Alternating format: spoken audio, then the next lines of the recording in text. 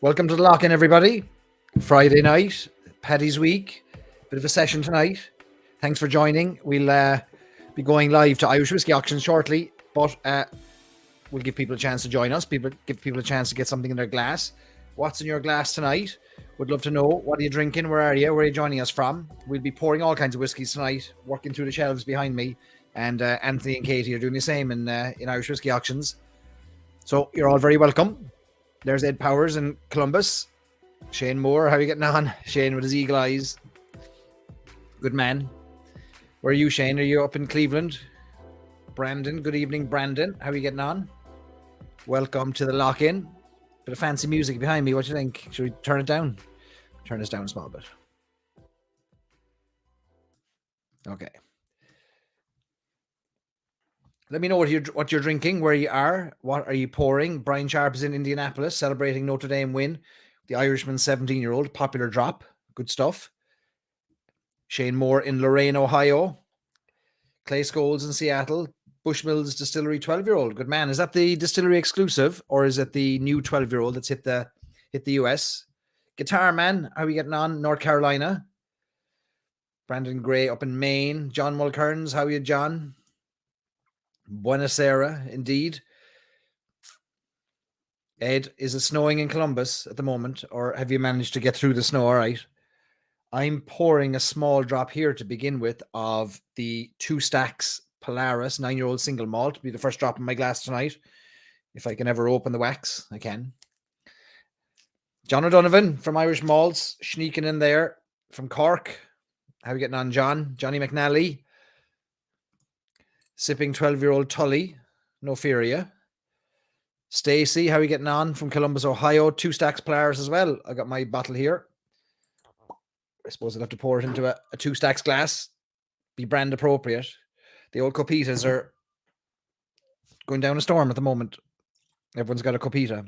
Who else have we got? Jeff Ray with Redbreast Cask Strength, 12-year-old, good man. And a Guinness. Jeez, there's a mighty pairing.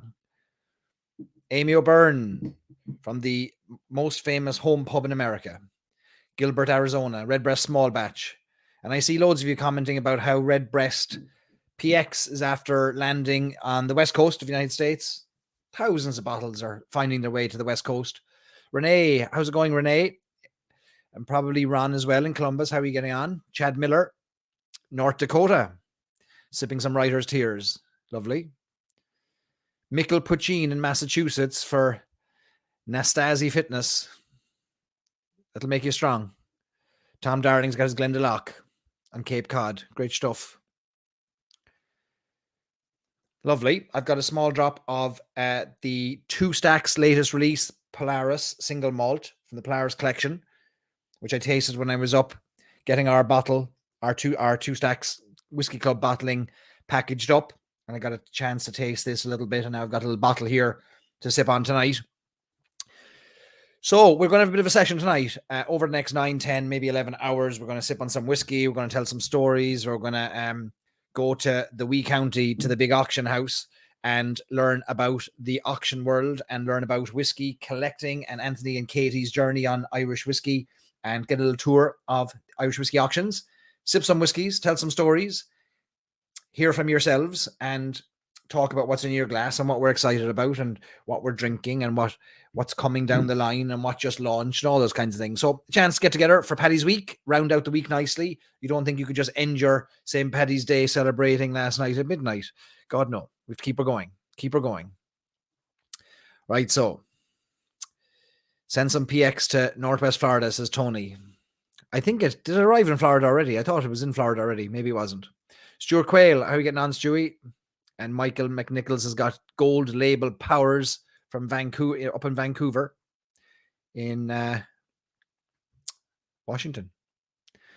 Good man. All right, so I think what we're going to do is we're going to cut into it and get into the action and go live to our buddies Anthony and Katie at Irish Whiskey Auctions. Many of you will be familiar with Anthony and Katie. the first Irish whiskey auction site to launch there a few years ago. And while there have been many others came along since, Irish Whiskey Auctions has gone from strength to strength. And many of the bottles I have on my shelf, I've managed to secure from Anthony and Katie from Irish Whiskey Auction. So a great service. I'm excited to kind of share with you the background and a little bit of a tour of what's going on and give you an insight into whiskey collecting, as well as seeing what's maybe coming up for auction in the final hours of their current auction. So let us go to the wee county and the big auction house. There they are. Evening all. Hi. How are you getting on? All right. No point in complaining, really, is there? Not with a collection of whiskey like that behind you. Yeah. Well, this is my office. This actually is my office. You're wobbling the table. Yeah. Yeah. This actually is my office. So I thought you had the shakes there for a minute. Did you? The start of it, I was on with Laurie. Laurie done it's his second birthday for his podcast. So I've been on drinking since 8 o'clock. So look. No fear, yeah. Yeah, the shakes are to be expected. All right. I might be dancing on it. There might be a bit more wobbling on the table in a while when I'm dancing on it, That's what we're banking on. That's what we're here for. Yeah. That's why we're trying to snake the pizza under the table, Larry. Did we not give you enough time to have the pizza, no? Pull it out there. Bring the pizza out. What flavour is it? Pepperoni, is it? What did you say you're drinking? You're drinking the Polaris. I'm actually on your compatriot. I'm on Cologne this evening. Well, lovely. Batch 1 and raisin. Oh, very good. Yeah. What are you? You're on Redbreast 12. Redbreast 12 kickoff. So that was nice. Redbreast 12. Very good. Yeah, the Polaris is a lovely drop, isn't it? 9-year-old single malt. Savage. We were blessed. We had them with we had Shane and the guys up in the Louth Whiskey Society and our new society last Wednesday or Wednesday before. I don't know. I've lost track of time. Okay, fair enough. And they had that with them. It's ridiculously good. It is really, really good. So they know how to select a cask. Fair play to them, and they know how to marry them together. Again, it was one of the things that was mentioned actually earlier on tonight is that the quality of stuff that's coming out of GND, the age stock that's coming out of GND, and the old Cooley stuff that they're sourcing is phenomenal. What some brands are doing with our Cooley whiskey, our whiskey that was sort of nearly gets dismissed, I suppose. It's doing really, really well. So it's long may it last. You're no strangers to Irish whiskey, and obviously to launch an Irish whiskey auction house and put blood, sweat, and tears into launching it and draining the piggy bank to get it launched must have meant there was a bit of passion about Irish whiskey long before you launched the auction site. Have you been involved or interested in Irish whiskey for a while, the two of you? You have. I have, yeah. Katie's one. Katie's her claim to fame is that she didn't even drink whiskey before we started this thing, this journey. I mean, when we were living in France for a few years, we came back to Ireland Christmas 2007, and when we came back to Ireland, it was. I mean, I'd been drinking whiskey in France, and we were getting stuff that was made in Cooley that you couldn't buy here. It was ridiculous. So it was great to have it. Bugger off. Invaders. We've an office full of people here, and they're all blah blah blah blah in the background. All I can hear is noise. So we were collecting whiskey, and I sort of seen a bit of an opportunity. Yeah, well, I say we. It's the royal we, darling. Yeah. It's all one bucket. Isn't that the truth? I've been self-employed forever and a day, so it was a way of saving money, investing in the future. I mean, I always think of myself as not the brightest person in the world. So to me, rather than stocks and shares and other investment funds, it was putting into something real that was whiskey. And I always sort of thought that, we would buy bottles, and when it came to retiring or something like that, we'd take out a bottle and sell it and go on a cruise, or Katie would buy a new handbag. Or give it all to Jade. Yeah, Jade would probably want most of it as well. Yeah. Smart. Yeah. No fear of it. So we that's how we started. I mean, again, we had the idea in January the 21st, 2018, and sort of thought, how hard can it be?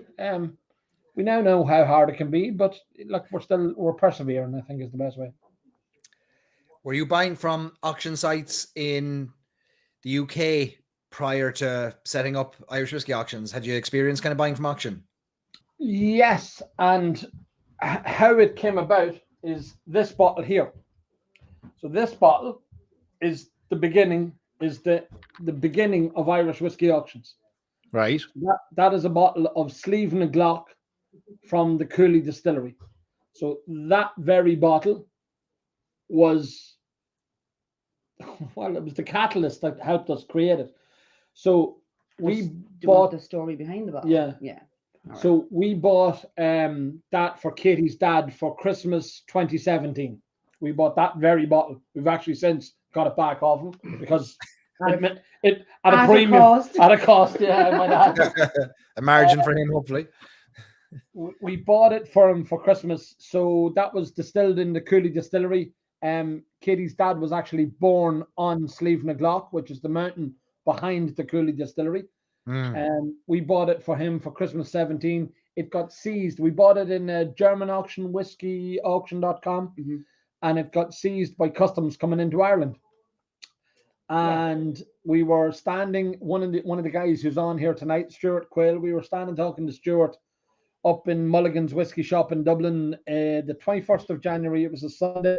I remember it as clear as day. So I think Stewie nearly planted the seed, didn't he? Well, let's not give him any credit because he'd be looking for shares or something like that. We were standing in Mulligan's Whiskey Shop and we were saying about the bottle. We were telling the story about the bottle and saying that it got seized by customs. And he says, it's a shame there's no whiskey auction site in Ireland.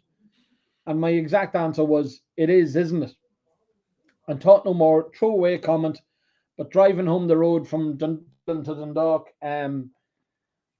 Katie often says she could hear the cogs whirring in my head. No, I could hear the hamster. I had the hamster, sorry, spinning the wheel. And that very night I came home, and I mean, if anybody looks, again, this is why it's not a story. I'm shaking the table. If they go on, they'll see that our Facebook, our Twitter, and our Instagram were created on the 21st of January 2018. So I was literally up till 4 a.m, telling the world that we were going to create this fantastic whiskey auction website and buying the domains. And I sort of knew that there wasn't a whiskey auction site in Ireland. Nobody else had done it yet. And set about creating the business. And look, it didn't know whether it was going to work, Barry. I mean, that's the truth of the matter. I mean, we were taking a punt. We didn't know. Well, don't they say there's two reasons why if you think of an idea and it hasn't been done already, it's either because it's too difficult to do and everyone's failed trying it, or there's really no market for it and everyone has just gone away. Or is there a third option, which is it was all ready for you? I'll never forget. I mean, again, in the first couple of months, we were going around telling people this is what we were going to do. I remember, going on social media, going on Facebook and going on Twitter and Instagram and telling people that we were creating this business. And it was, the amount of people that came to me, oh, I had that idea years ago, or, I was going to do that. That was mad, wasn't it? The amount of people that said they were going to do that. And I sort of went, well, why didn't you? Why, what was the catalyst that stopped you? And again, we've been in self-employed, so we own another business as well, and we take risks. It's what we do, or I take risks, and Katie usually standing behind me ready to pick up the pieces. And nothing venture, nothing gain. Yeah, that's the Jane says there. Exactly. Yeah, 100%. Yeah, no, a lot of it for other people, I think, is fear. Yeah. Fear of the unknown. You just don't know. But like we've always, like some of the stuff that we've done in the 24 years we've been together is mental. Like, and he does have these, as I like to call them, brain farts. And you just kind of have to roll with him sometimes. But at the same time, we've been at the very bottom in our lives. So we know what's going to happen. Yeah. You know what I mean? Like people are nice kind of like to feel comfortable in their life, and they're afraid to take that risk in case that comfort is gone. I know. But we've been broke. I mean, we've been I'm not, like flat broke to the point. I'm not ashamed to say it, and there's no fear in me in saying it. That there's a time in our lives we didn't have money to feed our kids. We literally were stone broke. I mean, literally stone broke. Where stuff that we tried to do didn't work, and other ideas and that. So it holds no fear, and when it holds no fear, you're unleashed. You're literally unleashed, and that's what happened to us. I mean, and everybody jokes about Katie being the real boss of Irish whiskey auctions, and you have no idea how much it's true, because without Kate backing me up, without Kate supporting me, without Kate, minding the kids and looking after the kids at times, and sort of telling me I'll be all right, because part of my personality is you've massive highs, but then you've lows as well, because you're charging full charge, and then when stuff doesn't work out, you hit a wall, and it and without her, I mean, it wouldn't work. So none of this would work unless, she dug in and give us a hand. And well, we know she's the boss because in the first 10 minutes alone, she's told us about how there's a hamster in your head and there's loads of space for farts. So there must be no space in your head at all. So Katie has to be running the business. Yeah, I never thought of it that way, Barry. That's brilliant. That's exactly how it is. Yeah, it takes two. Larkin commenting there about how much you do behind the scenes as well for charity, and how the Irish whiskey community, you've kind of leveraged the platform, or used the platform, or given the platform as a vehicle for raising money for charity. And I know when I walked in the door of Irish Whiskey Auctions there 2 weeks ago, see all the copies of the checks on the wall, that you've been behind all the charity fundraisers as people donate bottles to charity and use the auction site to raise money. That's a massive part of what you're doing, isn't it? Yeah, but again, because of where we've come from, there's an element of, why wouldn't you pay it forward? Why? I mean, again, only for the grace of God. At times, again, it's a hard thing for me to admit, but there was times when, as I said, when we genuinely didn't have the money to sort ourselves out. Sorry, I've just seen Shane Moore's comment. It can. I mean, we had nothing, and again, Kate's dad stepped in at times and helped us out in that. So why wouldn't we pay that forward when we're in a position to do it? I mean, it costs us nothing. I mean, it literally. I'm saying it costs us nothing, but I mean, we our time, and we throw the commission in. I mean, that's one of the things that we always like to emphasize as well, is that we still charge the commission on the charity items when the person buys it. But that commission also goes to the charity. So 110% of the hammer price goes to the charity. So, and in most cases, Katie usually rounds it up. I mean, if it comes in at an odd figure, she rounds it up and makes sure that it's a nice solid figure. It's a nice solid figure to going into the charities. Why wouldn't you? I mean, when you're in a position that thank God, we're now in a place in our lives where, we're not too worried about the ASB bill coming in or the gas bill coming in, and so you'd have to do these things. You have to do these things. So there's a big difference I've noticed between Irish whiskey drinkers in a more mature Irish whiskey market like Ireland versus the United States. In the United States, I'm seeing far more people who drink Irish whiskey versus collect Irish whiskey. But now we're starting to see people realizing, there are whiskeys that I could maybe put on the shelf, might appreciate in value. And if they don't, sure, I can drink them and nobody's the worse off.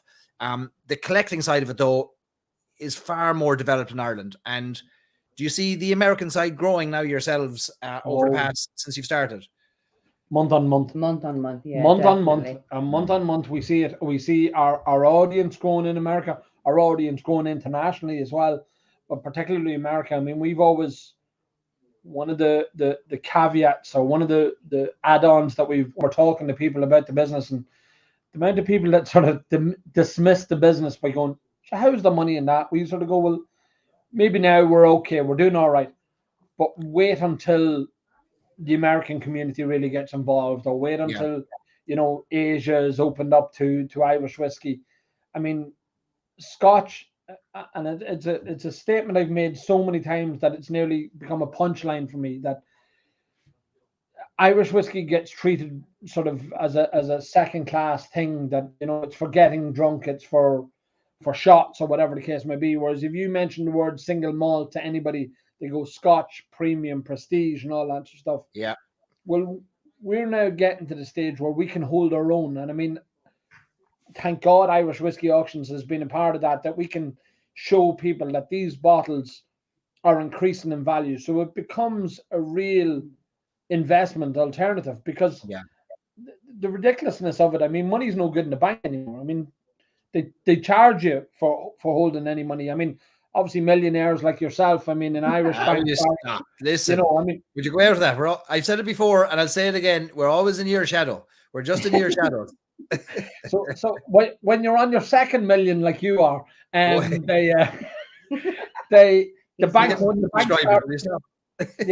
banks charge you for holding money, and it's saying it's no good in the bank. I mean, not even is it no good, it's actually worth less with commission and all that sort of stuff. So with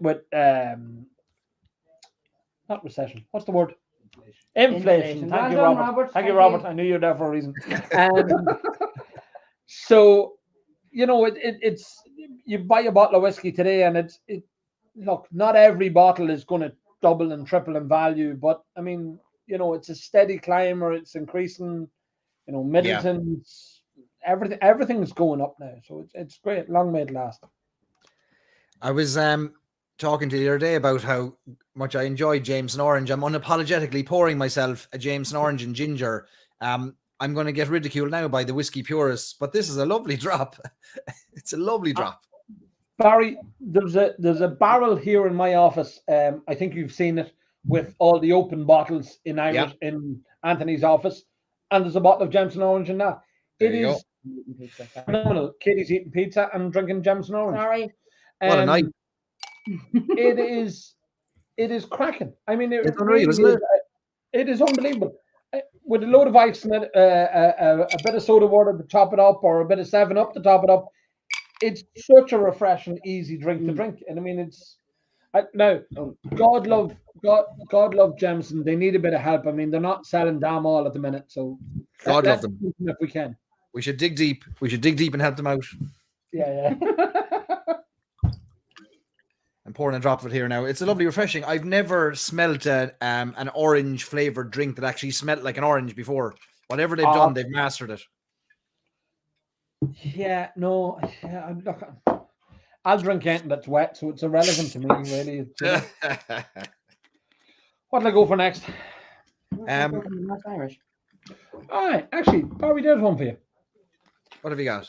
Oh, Lost Irish. I have one here somewhere. Yeah, I'll try the Lost Irish. We had samples of it as well, hadn't we, Bob? Oh yeah, we did. Yeah. We did have plenty of samples of it. So, do you want some of this? Pick me a winner. Pick you a winner. Pick me a winner. The Roman raisin's lovely. This one, the back one. Give us some of that. Thank you. It was here a minute ago. I might let Jade take my seat for a minute and eat a bit of pizza. Yeah, go on. I'm just gonna let Jade sit here for a minute, Barry. So I'm gonna go. Just like the Oscars, getting the seats filled. I'm gonna stuff my face. Jump in. Play it, yeah. In you go, JD.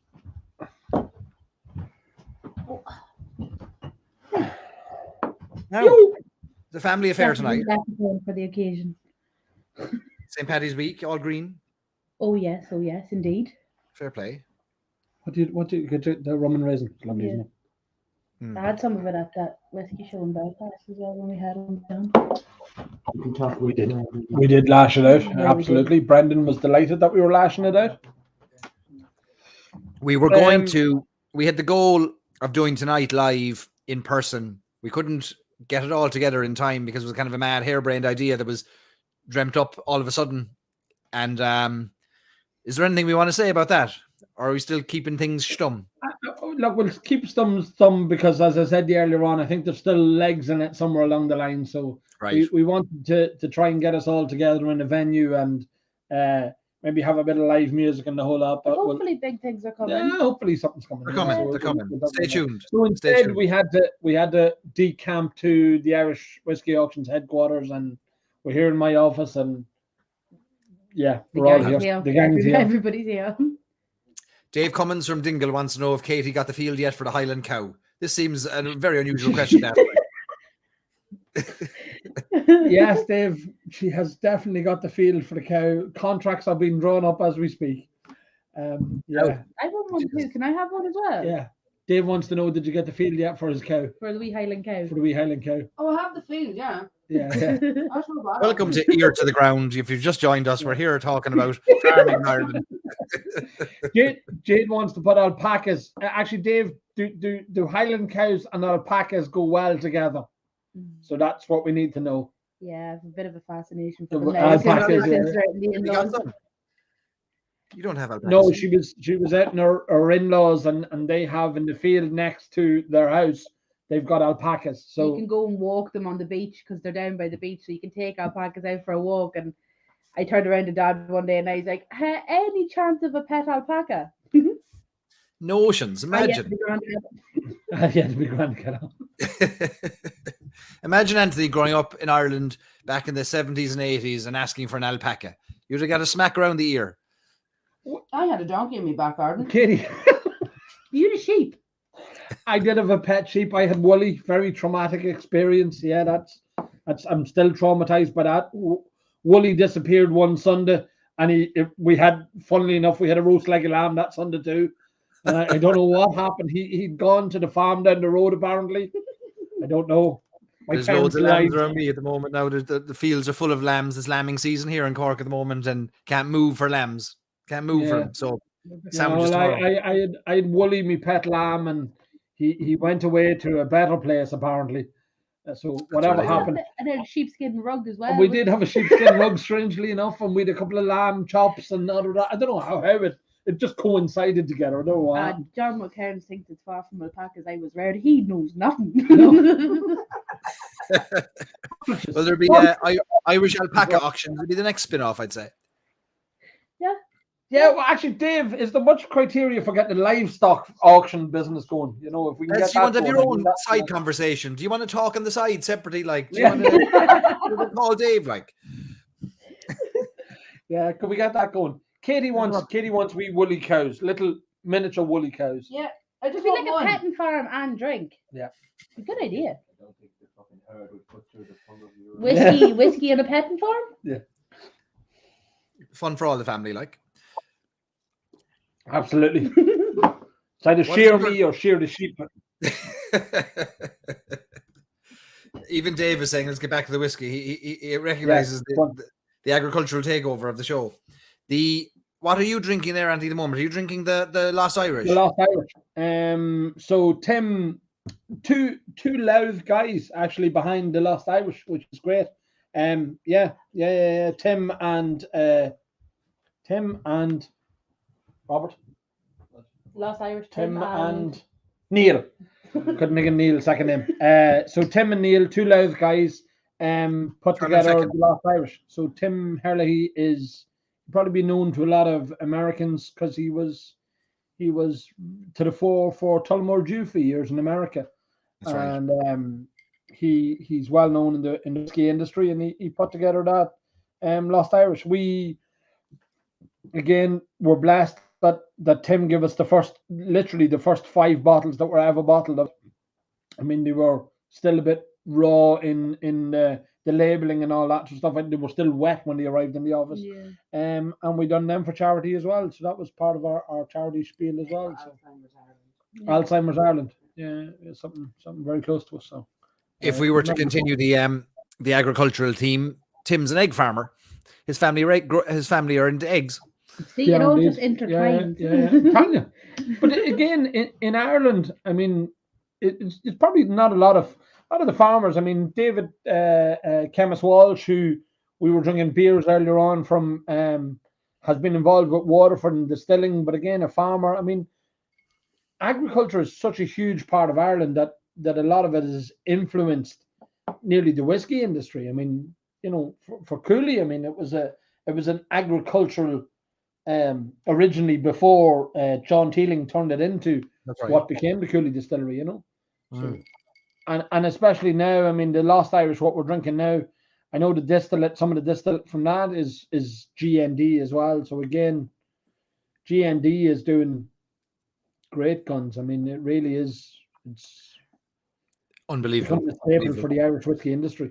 Big expansion coming too and growing their capacity and no shortage of They demand. can't make it fast enough, Barry. I mean, I've been talking to Brian, who's the head distiller, and even to John himself, and they just can't make whiskey fast enough at the minute. And to me, with Irish whiskey auctions, and to you and to everybody who's involved in the whiskey community and the whiskey industry, it must be so reassuring that somebody who's as seasoned a businessman as John Teeling can't invest in it or can't grow quick enough to keep up with the industry, to keep up with the demand. The demand is massive. I've heard him say on interviews that it's the first business he's ever run where the only marketing he's ever had to do is to have a telephone and an email address. Yeah. And everybody comes to him, which is incredible. And he seems to be a man in the right place at the right time a lot of the time. Yeah, I mean, look, you couldn't. I agree with you, but you couldn't dismiss it as being something that simple. He's luck, though. He's such an astute businessman. Yes, he really yeah. is. I mean, he's one of the few. There's few people in this country where, when they talk, you listen. Mm-hmm. You know, they literally, he can hold a room because everybody wants to hear what he has to say. Yeah, yeah. And no sign of slowing down either. Not a man for the retirement side of things. He loves the meet and greets. He loves the people. He just loves it. He loves whiskey. Yeah, genuinely. Their GND isn't far from our headquarters here in Irish Whiskey Auctions. Oh, He 2 weeks ago, was it 2 weeks ago? 3 weeks ago. 3 weeks ago, Katie was over at the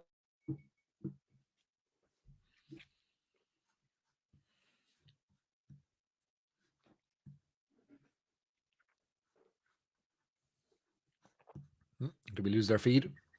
Oh. No. We're back. There we go. I can hear you, I think. Yeah. Can you hear me? We'll keep chatting anyway.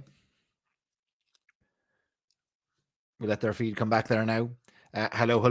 Let me know, folks, if you can hear me. And we'll let Anthony and Jade and Katie come back there now in a second. I think you can hear me anyway. So, Stewie says, hello. Yeah, pedal faster, says Jason. We'll have to keep her going. Let me check my internet. Mine seems to be fairly strong. Yeah, they've dropped there now. Okay, they'll come back. We let them back in, but we'll have to charge them a fee this time for extra labor. Shane can hear ye. All right, so what am I drinking now? For those of you who just joined, I'm on Jameson Orange and Ginger. And folks, I was a skeptic. I was a big skeptic, and I'm really enjoying it. Jameson Orange and Ginger Ale, ice, pile of ice. That's the drink of the summer here. It's not a whiskey. It just contains whiskey. So it's 30% ABV, which legally can't be a whiskey because it's not 40%. Natural orange flavoring. And honest to God, the smell of a fresh squeezed orange juice or the skin of an orange the zest. It's unbelievable how realistic it smells and tastes. So that's what I'm on at the moment. And then I'm moving on to the old Lost Irish to catch up with Anthony and Katie. They might have lost internet up and loud. The hamsters in Anthony's head aren't going through the wheel fast enough. Stuart says, you're fine. No bother, Robert. You take your time. I'm not going anywhere. Steve says he's got me. Who tripped over the cord?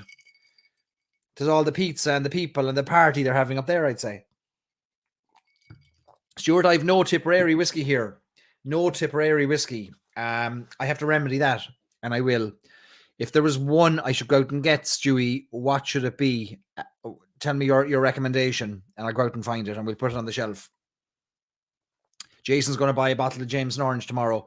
Look, it's about, what is it, $25, $28 a bottle, and it's a fantastic mixer. It's not a sipper. You're not going to sip this slowly in a tour glass for the next 10 hours, but you'll pour it into a rocks glass or a highball glass all day long. Children's ibuprofen, says Steve. Smells like an orange Tic Tac. That's a great description, Scott. Great description. It does. Orange Tic Tacs. Yeah. Brian says, reminds me of McDonald's orange drink. Yeah, this is a lovely, refreshing drop. This is my summer drink now, no doubt about it. I didn't even realize they released it in Ireland. I saw it on the shelf in the distillery in Middleton. Nina says, my daughter makes French toast using Jameson orange. Now, that's a smart daughter there now. She knows what's going on. $22 in Ohio, says Stacey. Look at that. How do you beat that for 30% ABV, supporting the Irish whiskey industry, and a little mixer all the way, a little mixer to go with it? So for €25 or $25, you'd have a bottle of this, a bottle of Jameson orange, and a bottle of ginger ale as well. Sure, listen, you can't beat that. $25 to cater a party. Jason loves the Tipperary Watershed. I have not tried it. Adrian wants to know, what's my daily go-to? You know, Adrian, it's a tough one. I don't think there's just one. I do find myself kind of gravitating towards sherry cask finished or full cask maturation sherried whiskies, redbreast, older redbreasts, or the spot whiskies a lot. So a big fan of older pot still whiskies, Middleton pot still whiskies for the most part. But put anything under my nose and I'll try it at least twice. There's Anthony now. He kicked over the cable. Yeah, I don't know. We exploded. Something happened and the whole thing went down. So I don't know. It's all the servers going haywire for the end of the auction. Well, obviously, the big bucks or somebody's starting to bid big money on it or something like that. Throw that there behind. I've gone to get one of the backup routers that we have here in the office, so we're just going to get it and plug it in, and so we can connect into the office.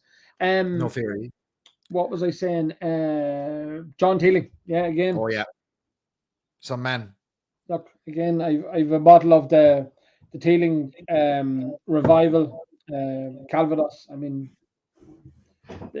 I don't think his full impact has been appreciated yet in Irish whiskey. Yeah. I think it's. I'd agree with that. Going to come and people are going to go, oh my God, we really don't. I have another bottle there. I've Dunville's. I have a bottle of Dark Silky. I mean, again, all Cooley or GND derivatives, and it's such a legacy that the man has created. So, where was Brian? Was Brian Watts with him before at Cooley? No. Brian was in Scotland. Brian was in. Oh, I can't remember. Brian was in a grain distillery in Scotland. So that's where Brian really, has been special. I mean, and again, we've been lucky enough to taste some of the new grain distillate that's come out of GND, and it's phenomenal. I mean, again, I don't think people in Ireland or Irish whiskey palates gives grain whiskey enough kudos. Oh, grain whiskey's lovely. Yeah, I mean, there's one there now at 63%.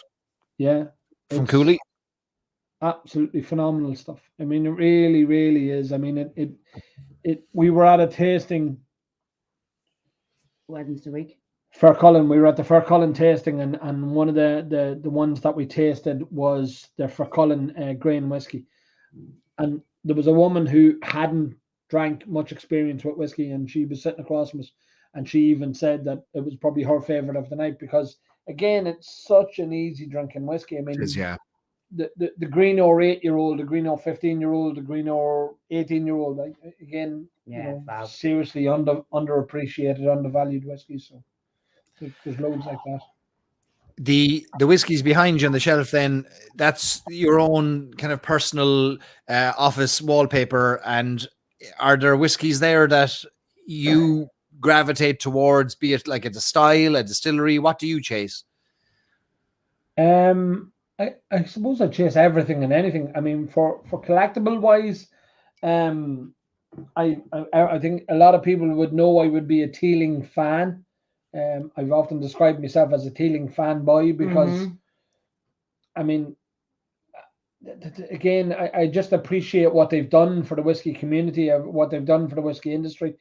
Some of my earliest experiences with being a collector and being a drinker of whiskey was they used to have open days. They had a couple of open days out in the Cooley Distillery, and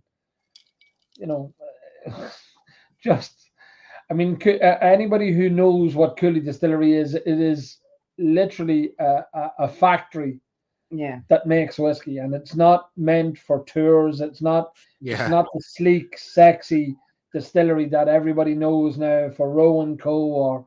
or Pierce, or even the modern Teeling factory. Cooley was just a shed with some pots in it and a bit of grain stacks in it as well. So when we had open days out there, I remember I've an empty bottle somewhere that's definitely a pridey place. Kilbeggan 18-year-old that John Teeling was pouring into my glass one of the times we were out there to drink it. And so I always liked the stuff. I like their whiskey anyhow. So I have a huge here behind me. I have a lot of the aged Teelings, the 30s and the 33s and the 30-year-olds and stuff like that. Mine is Dunville's. Yours is Dunville's, yeah. Katie's. So here, what everybody can see is we have the full bankruptcy collection. Sorry, Charlie. Sorry, you're not trying to bankrupt me. It's the Dunville's collection. So they've produced some fantastic. And whiskeys. it's not just the all their bottles are very eye catching. Like beautiful. Yeah. Like their whole thing, like they've done the single casks. And everybody thinks of Dunville's with the lovely red labels, but they've done single casks, and they've put fabulous green labels on the custom ones, yeah. Like Palace Bar, and like that's it there, like it's beautiful, yeah, stunning. Like even that is extremely eye catching. It's so elegant, isn't it? It just has a presence on the shelf. Yeah. Now, obviously, Jarlath wouldn't have a clue. He would know a good whiskey from a bad whiskey, and because he reckons that the Bushmill 16-year-old isn't a good whiskey, but I mean, Era, don't listen to the bean counters. Yeah, what would he know? I mean, he's an accountant. He hasn't a clue. It's one of the points of contention for me and Jarlath all the time. He prefers Bushmills 21. I prefer Bushmill 16. I think old legacy Bushmill 16s are savage. Really. Bushmill 16 is a fantastic drop of whiskey. I'm trying to see if there's any other nice, because an awful lot of the companies now are honing into that whole magpie thing. People buying with their eyes. Oh, yeah. Some of them are coming up with fantastic eye-catching labels or weird-shaped bottles. But we already had the whole Dunville thing. Yeah, but I'm going to open this one. No, this the new 10-year-old. The Voice from the Wilderness. Oh, okay. But What's that one? 10-year-old. The 10-year-old PX, the new 10-year-old PX. Yeah, it's another one. This is what happens when you send bottles up to Anthony and Katie for auction. Some of them make them to auction, the rest just get opened here and sampled. But look, that's the risk you take. It's the risk you take. It's quality control. Yeah, I mean, we can't be selling stuff that we don't know what it's like, Barry. I mean, that's shocking. I believe it. Breakage. John Mulcairn, make sure you give Teeling United as we stand a shout out. All proceeds for Ukraine. Yes, absolutely. They're sold out, are they? Yeah, sold out. Again, I was lucky enough to get a bottle. It's going to be a good one. There is yet to be disclosed. There is another brand that's coming that is releasing quite a few bottles for Ukraine, and we're going to put them all to auction. There's about 150 bottles going to auction. I know the one, I think. Is he not disclosing it yet, or is he's not disclosing it 100% yet? Well, I don't know actually. It's hard to know. I don't know what he.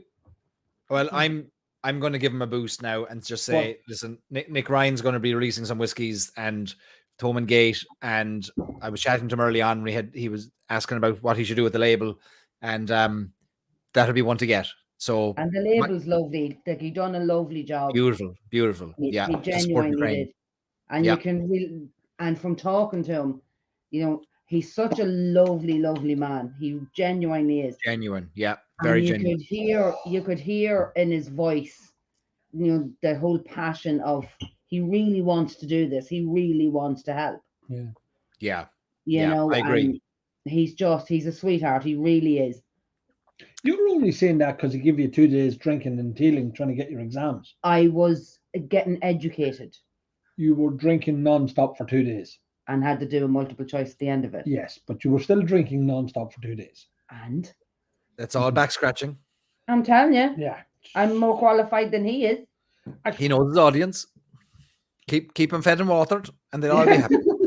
There was no doubt about that. So yeah, Nick reached out to us and sort of said that he had these bottles that he wanted to do something with, and I said, look, we're at your disposal, whatever you want to do. So it is coming. Mick McGuire. So He knows what you're up to. He yeah, opens the bottles before he sends them up to you. yeah, yeah. So if you get an Actually, open bottle, You'd be surprised, Barry. I mean, I don't know. Something we haven't said. You gone? He's going on the raz. No. Something that we haven't said is that it's happened a few occasions where we've got bottles in. People have sent bottles in, and we're sort of processing them, and they've been sort of drank. you drank them, or the people who sent them in drank them. I'm going with that it was other people. I don't really want to blame us for it. No, because it wasn't. Well, Niall could have been added in there in the back Niall office. doesn't like whiskey. His, Oh, yeah, well, he so- does, but his scale on his whiskies, you know, like we all have our tasting notes and we all have our finishes. Niall it's the scale of Burnie. Yeah. So Burnie, if it's very not Burnie. too Burnie, it's grand, and then it gets, oh, that's very Burnie, and then, oh, that's really Burnie. I don't like that. Don't like that. What I love so far is that the takeaway for some of the audience is going to be the seeds of doubt that have been sown about the safety and security of their bottles. Because now, I mean, I feel like now maybe the bottle will make it to auction, maybe it'll make it to your bellies. Who knows? I mean, you roll the dice. I'm going with the why did anybody have any doubts beforehand? I mean, it's not as if I've been shy about being on videos of going, I'm an idiot. I mean, I've long said that I'm an idiot. So, you know, if you're trusting me with your bottles, I mean, on your own head be it, really, you know. That's the small print. That's the size 4 font in the terms and conditions. Yeah. See, now you've really set, you've said, because like, I know you're only joking, but I'm sitting here going, will you stop? There'll be calls now on Please, Monday. please. Is that true? Is that true that you open the bottles? You've opened loads of them, Katie. Here, we'll change the subject here. How's that 10-year-old? Steve wants to know how the 10-year-old is. Unbelievable. It is exactly a Dunville's liquid. It's, I think Jarlath describes it as unctuous. It's chewy. It's like all the other stuff. I mean, it really is heavy PX influence. It is just, it gives you exactly what it says it's going to give you. It's a real big, chewy. I'm not going to taste it. I'm going to smell it. I Jesus. can't believe you took the glass. in your hand. Relax. Unbelievable. The only Dunvilles I have is the carry-out 14-year-old, and I haven't opened it. For that little boutique off license in Killarney. That very small under-the-table operation. Yeah, but he's Well, look, maybe you should give him a plug because His honor. he is I- His Excellency. You know, He's I on the would bread talk line. about it- He's on the bread I would line. talk about him in a chow. Yeah, His Excellency, the Lord Mayor of Killarney. We struggling distillery there. We struggling off license there. He's trying to. I know. He's not a great man for making money. God love him. No. So we need to support. Yeah, God love him. I mean, I have to say, John Fleming, who is the owner of Carry Out Off Licenses, 2 of them in Killarney, they're on the roundabout in the Muckers Road, and he's a gas man, and you'd think he's a Kerry man, because he's the way he does business, he's not a Kerry man at all, but he has refused to adopt online selling for the very simple reason that he'll sell you far more if he gets you on the phone, and he knows it well. And I don't know how the man manages the launch of 200 or 300 bottles at a time and insists on taking all the phone calls himself. But I'd say half the people leave those calls having dropped 2 or 3 times as much money as they were planning when they made the phone call in the first place. But he is the quintessential Irish whiskey person. He really is. I mean, he's like so many of the community. I mean, Dave Cummins was on there earlier on. There's so many guys like him. I mean, that are just genuine in their love and their passion for Irish whiskey. And it's look the business. I'm not saying it's secondary, but it nearly is secondary to it. He just wants to drive it on. He just wants to liquid and lips. He wants to put his whiskey in as many people's hands as possible. So and make a few pounds while he's doing it. Well, If he does, he does. You know. I mean, he throws it in the pile with the rest of it. I mean, he's going for Taoiseach next, I believe. I heard that's what he's going for next. Yeah. It's either that or a president. I'm not sure. No, he aims high. It'll be president. President, yeah, he'll probably go for president. You know? I went down to Killarney after I came back from California there in September. I one of the first trips I made was down to see John down in Killarney, and he said, "Come on till I show you the new distillery out the road." And he threw me into the truck and drove me out there as if he was building the place himself. And he walked in the door and he grabbed a hard hat and he grabbed a high-vis vest. And didn't he tour me around the place, waving to everybody, the foremen and all, and they're all tipping their own hard hats to him. The bishop was after walking through, you know, giving tours, and that's the Lord Mayor. It is literally the Lord Mayor. I've called him. I christened him the Lord Mayor a year ago, if not more. I christened him the Lord Mayor. He's literally. He's known and loved by everybody in there. Just ridiculous, and as you say, for not even being a Kerryman, it's ridiculous. I mean. I joke about it, but there's an element of truth in it that he's so well known, he's so well respected. I mean, I don't think I don't think there's anybody that'll have a crossword to say about John and Kerry, apart from Foley. Call him Foley, Mike, because he's another one of them. You know, I think he's going for a deputy Lord Mayor, so maybe that's what it is. That's probably what it is. He's a whiskey selling machine, says Dave Cummins. Yeah, he is. He's unbelievable, and but it is his personality. I mean, look, if I can be half as good as him, I'll be happy. I didn't want this bottle of Dunville's from Carry Out, and I have it because as I went to pick up something else, John said, "Do you want to carry out Dunville's Carry Out?"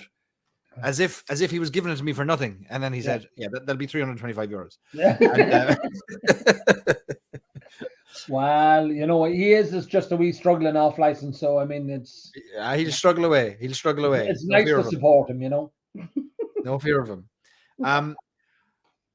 Will we give people this evening a bit of an insight, a bit of a look around at the operation that you've got going there? We can, surely, yeah, absolutely. We'll have to switch to a mobile device, and we can go for a walk through the building here. No fear. We're not shy. I mean, one of the things that we've always tried to do is open up the building to. I mean, COVID really put the stop to it, but we hope that. Look, anybody who's been here knows that we open the door to them and come in and talk and see and come into my office and go and see the stores and all that sort of stuff. I mean, it's something we want to see the turtles. See the turtles. See the staff. See the staff. Yeah, first members of the staff. We have to get them on the tour. Yeah, we'll see. They only got a refresh this morning, actually. So their tank is lovely, crystal clear. Crystal clear. They got a crystal clear tank this morning. Yeah, we're happy to do that, Barry. I mean, we're happy. As I say, anybody from America, if they're in Ireland, they're absolutely welcome to call to us here and see the setup and see the bottles. I mean, I've often said that it's very impressive the racks of whiskey when the team here have set it all up for the auction. So what we do is, I'll explain it to you when we go down and show it, but it's really, really, you know, it's impressive. Thank you, Peter. It is impressive. But before we do the tour, so I want to know the cadence and kind of frequency of the auctions. Is it every month you do an auction, or is it every 6 weeks, or what's the frequency? We try and do it once a month. You'll have inevitably a fall down. I think we're doing 10 a year at the minute. Yeah, we're doing 10 a year of the drinks auctions. We have more than likely we have 2 memorabilia auctions as well, right, shoehorned in there somewhere. January is always a bad month. I mean, January is a tough month for a lot of people because the bills are coming in after Christmas, and the wages don't come in until the end of the month. So we usually have an auction. Actually, usually we're only 3 years old. So what we done was we made a decision on our first year to have an auction live over Christmas. So it ends in the new year. So then you've got literally a 4 week until the next auction, which brings us to the start of February. So then you literally go, roughly, it's a 4 week cycle between auctions. We need the 4 weeks, if the truth be known, between. I mean, our normal cycle is the auction's live for 9 days. Yeah. When the auction ends, so the auction ends this Sunday coming up. Monday, Tuesday, Wednesday, Thursday is mental here in the office. We're chasing payments, we're allocating payments to bottles, We're sorting bottles to owners and getting the packing done, because when we started this with a very small auction, Barry, right? Very small auction. We had loads of time. I think we only had like. Well, our first auction I had 167 bottles. I mean, again, just to go back, I mean, I said that if we get 100 bottles in our first auction, we'd be doing well. 30 of the first auction, I think, were my own bottles. Some of my own bottles. And I said if we get, if we increase by 20 bottles per month, we're all right. The end of year one, you lose a few quid. Again, I always say to people in business, if you make money in year one, you haven't paid somebody. So, and it's so true. It is. If you owe me money, actually, I'm convinced you owe me money from year one, but we won't talk about it now. Just send me in the invoice. Make sure actually send me 2 invoices so I can claim them both. And then we kicked on for year 2 and year 3, and the growth was there. But how much we underestimated how big this was going to be was what we thought was going to take us 3 years to do. We've done it in 5 months. So by month 5, we had superseded what I thought was going to take us 3 years. And still at that stage, it was still only me and Katie. So we were literally doing everything. But we're not getting to my point here. Of sorry, is that we had loads of time in them sort of Monday, Tuesday, Wednesday, Thursday for packing. Yeah. Oh yeah. Right. On the early days. Right. So that was grand, and people got their bottles. But you're going from 100 and odd bottles to now. Our highest was 1,400, 1,500, 1,700, whatever, 1,700. Wow. Yeah, he still wanted them out in the same space of time. Jeez. That's that hamster in his head, or the farts in his head, or something. And the hamster was just. There's 24 hours in a day. I don't know why they couldn't do it. I mean, that's it. Yeah, that's it. Yeah, listen, come on. I worked for a man one time, and he said he had a belief that everyone in the world should only work a half day. He didn't mind whether it was the first 12 hours or the second 12 hours. So I understand. Absolutely. I mean, that's. But jokingly, we did. I mean, at the start, when it was just me and Kate, we were doing 15, 16-hour days. Yeah. Trying to keep it all going, and that same attention to detail is still true now. I mean, even when we've got staff, I mean, I say staff. I mean, some of them are all right. They're not great. Yeah, some of them have 4 legs, like. Yeah, we've got them as well, but I mean, the 2-legged ones. Robert's waving at me. So, the things that we set out at the start to do and to be and to that we adhere to, we try and still adhere to them. As Katie's referring to, that sometimes it's just not practical because the pure volume of bottles that we have. But I mean, we still work hard to try and get bottles out as soon as possible after the auction.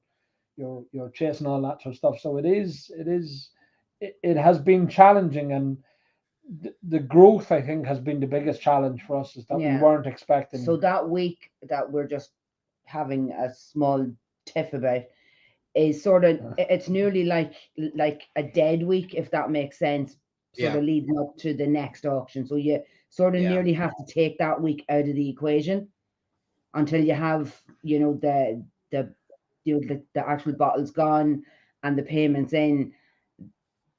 I think then you start focusing on, right, so we need to get the next auction ready to go. Well, it goes in a cycle. So week one after the auction ends is packing, shipping, all that sort of stuff. Week two is then making sure that everything's been boxed off, And all the Yeah. and American then you have to start chasing, making sure all that you have all the bank details to pay all our sellers. Because I mean, again, that's part of the cycle as well. Yeah. And then you're another 5 days later, you're at the deadline for the bottles for the next auction. So you're Yeah. literally It's non-stop. receiving bottles the whole time. So it's the 4 weeks. Like we joke that we have January off.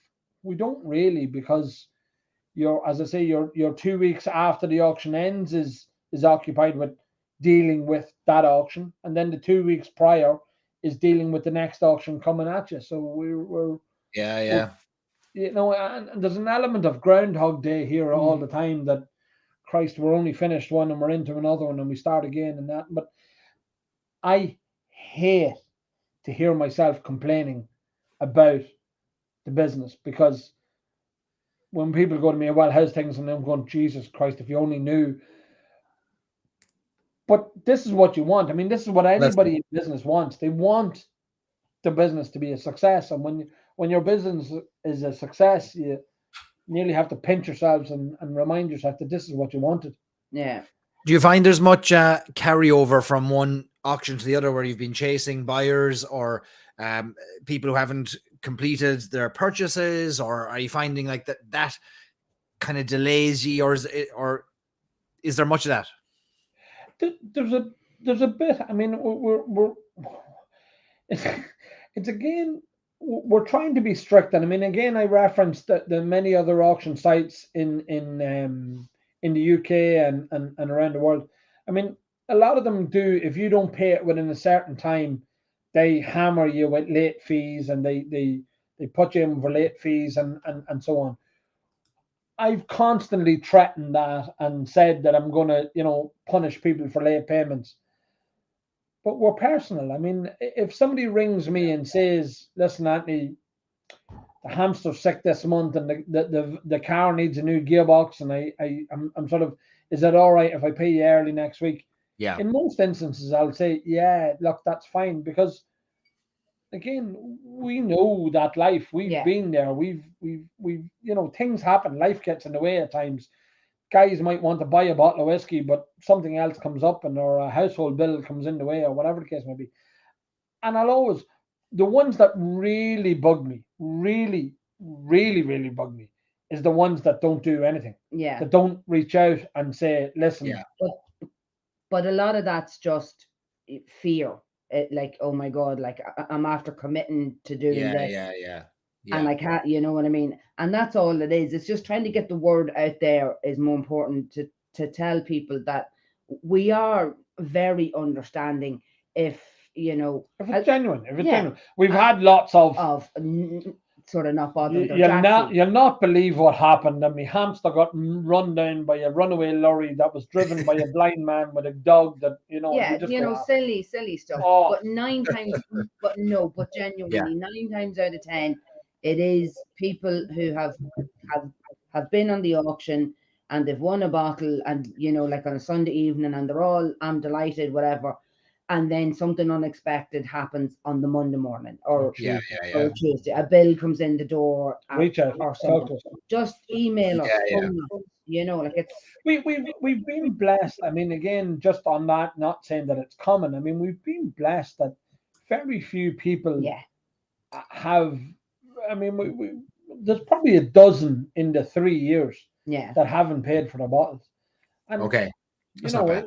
No, it's not. It's not it's bad. Genuinely not. not. We try and be. If somebody says to me, "Look, this is the scenario," I'll always try and help them, or whatever the case may be. But you just got to be aware of people taking the proverbial. I think is the best way of answering it. I mean, we try and be.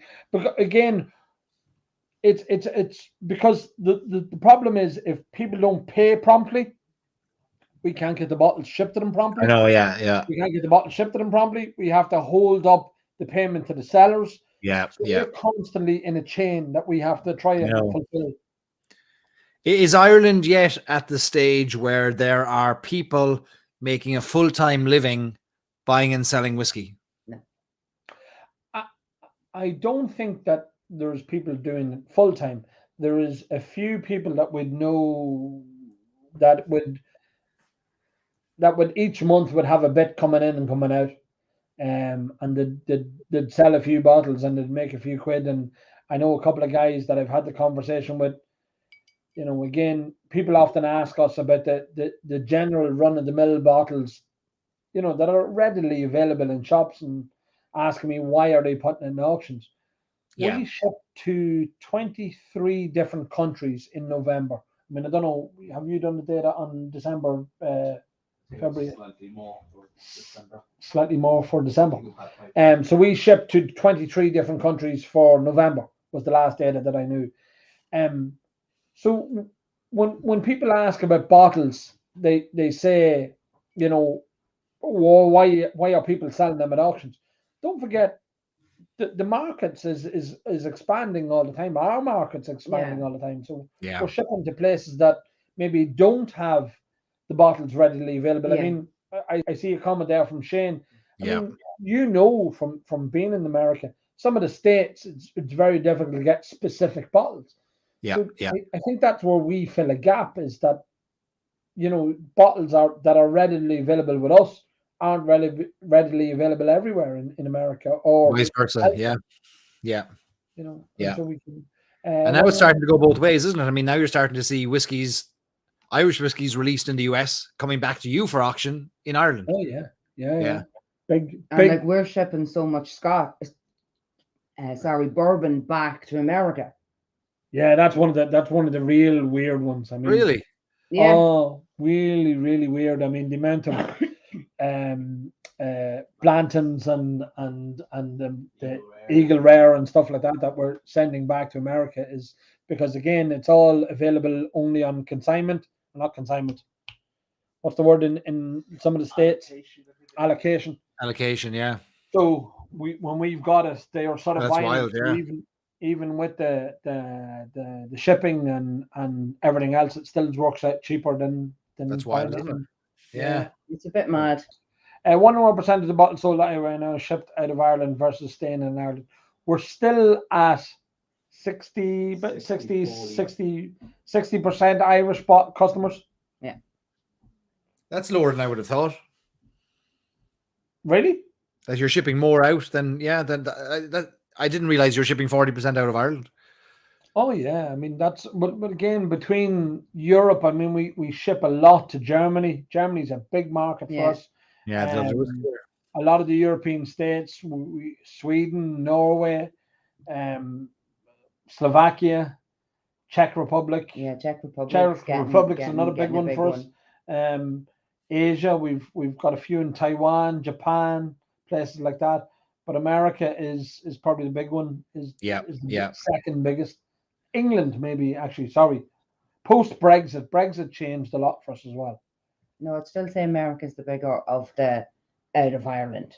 If you percent, right, well, about 20%, Robert. Yeah, no, it would be. Yeah, no. Okay, and that's only going to grow. I think, like, the US market's only going to grow and grow and grow. And that's one of the things that we've done recently. Is one of the reasons why we're here tonight as well, is that we've done this tie up with you. I mean, that's, to us, it's trying to remove as many barriers for people to buy whiskey in America as possible. I mean, that's one of the things that we're working hard to do.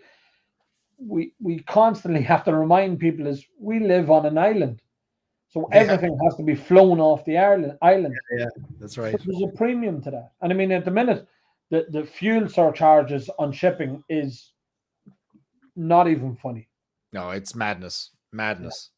I mean, I'm just working at the moment to ship 240 of these to California, and shipping costs are significant. There's no way around it. Otherwise, people won't get their whiskey. We just it has to be baked in, and still we have to keep the price affordable and low. But yeah, it's madness, and I don't see it going away anytime soon. But like you were saying, you've been very kind to offer our Whiskey Club members in the US 25% off shipping, which is a big saving, because I know we've got some big whales of purchasers who buy lots of whiskies from yourselves, and there's others who maybe haven't bought a whiskey yet, never bought a whiskey at auction, weren't sure how to do it, weren't sure whether the shipping costs might even be more expensive than the bottle they bought. So this is a big help, I know, and I've seen lots of members already be very appreciative of that. So look, if you're not a member of the Whiskey Club and you are interested in joining up, you do get 25% off shipping with Anthony and Katie to the US, which is fantastic. And I hope that gets utilized, and I hope it works out well, that you get new customers, and maybe we'll get some new members because I think we're both kind of looking for the same thing, which is just more people to try Irish whiskey and enjoy it and realize how amazing a community it is that you're part of once you get into it. Yeah, but that's the thing that, I mean, and so many, I've had this conversation so many times.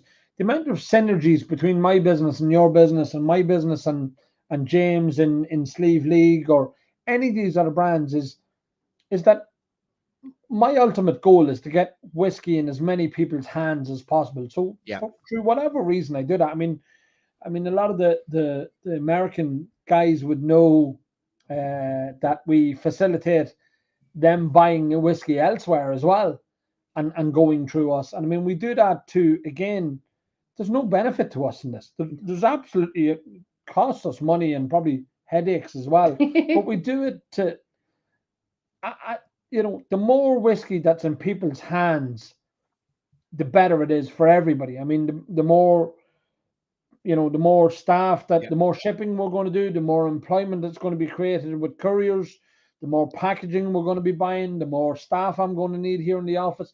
The knock-on effects for the Irish whiskey industry growing is probably, the direct employment is 1%, but it's tenfold in the indirect businesses.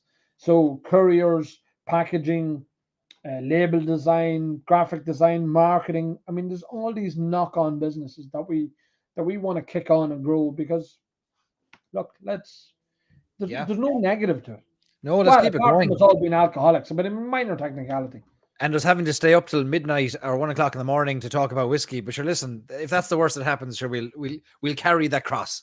Barry, if I wasn't talking to you, I'd probably be sitting at home on my own, drinking the face of myself, telling everybody, talking to somebody else, shouting at the wall or the dog or something like that. What time is this? The alpaca or something. No. 12:15. No, I'll be in Barry, bed. No, I'll be in bed. About an hour past bedtime. No, that's about an hour Kids will be past up bedtime. He gets to a certain point in the evening and he taps out. Yeah. Who goes to bed first? He does. Anthony? Yeah. Are you an early start? Are you an early riser? Yes. Whereas I no. You like to lie in? I'm a bear in the morning. Oh yeah. Yeah, no, I really no. I know people say, "Oh, I'm not a morning person," but I'm genuinely not a morning person. Really. What time do you get up? 10 o'clock? 11 o'clock? Oh no. Office is open at 9 o'clock. I was going to say. Apparently, I have to be in for 9. But my argument is, but you see, my argument is, I'm the boss, so I'm not late. Everybody's just early. Yeah. But that doesn't fly around here, no. But no, like if I wasn't working, like I think I fell out of bed this morning. I'm not ashamed of this. I think I fell out of bed about maybe 20 to 1. I was in the office. You fell out, like you rolled out of the bed, like. Yeah. Mm-hmm. I was in the office at 10 past 8 this morning. Oh no, I didn't literally fall, but you know what I mean. Yeah, I thought, I kind of looked and I went, I better get up. And do you come into the office separately? Oh yeah. Well, I'm usually unfortunately, I'm a workaholic. I can't not work. Yesterday nearly killed me. And Katie even commented on it today. There was just a bad juju about me yesterday. I could feel it just emanating of him. I have to be working. I have to be doing something. If he's not here, he gets separation anxiety. But it's not even here. If I'm not doing something, whether I'm here with Starsat or whether I'm here with IWA or whatever I'm here with, you have to channel the nervous energy into something. Yeah, I don't know what it is. It's just I'm a grafter. I've always worked, so I can't not work. I as I say, I'm just a grafter. I'm That- here. I'm here. That- I think that's why we sort of That's fit. but this is Yeah. again, Katie's after saying it exactly that this is why it works. I mean, we're together 24 years. 24 years. Glad you reminded me of that, Pat. No joke. No, it's no joke. And I mean, Nobody's I laughing. know Like, that I'm a saint and I deserve medals for putting up with her and all that sort of stuff. You know, I mean, stuff. I know it's Yeah. tough. Yeah, it's tough. a head full of hamsters and farts, putting up with. I'm Yeah. telling you, yeah. But you see, I think that's what makes us work is because we are literally polar opposite. Yeah. Like he's like stressed Eric, you know, but I wouldn't be I'm more of a just chillax, it'll happen, it'll work, it'll be grand. When he's more like, you know, "Ugh, just go the whole time. Yin and yang. Yeah, you need Oh, that. definitely. And that's what works. And that's I Yeah. think that's one of the comments we often get when people watch the videos of us or they talk about us, and they sort of say that it is that madness of the madness between the two of us that they Yeah, because they I respond to. often put us down as if there's any Father Ted fans out there, they'll know exactly who I'm going to refer to. Is the couple who owns the shop Dick and Mary. on Craggy Islands. That's me and Anthony. I fucking kill you. Yep. And then when there's somebody around, it's Oh, hello, how are you? Hello, no, Father. that's very much so. Yeah, that's very much. So. I've never threatened to kill you. You have on video found items and going, just this is nice and heavy. I could bludgeon you with this. There is video evidence. Yeah, I remember that. It's Can we honest delete on it? video anyway. Can we delete them videos, please? I don't know them. videos like that. Okay, so a question here, because we just touched on the shipping discount for our club members, and Jeff Adams, who is a great man for the collecting and buying and purchasing and enjoying of Irish whiskey, wants to know how that works.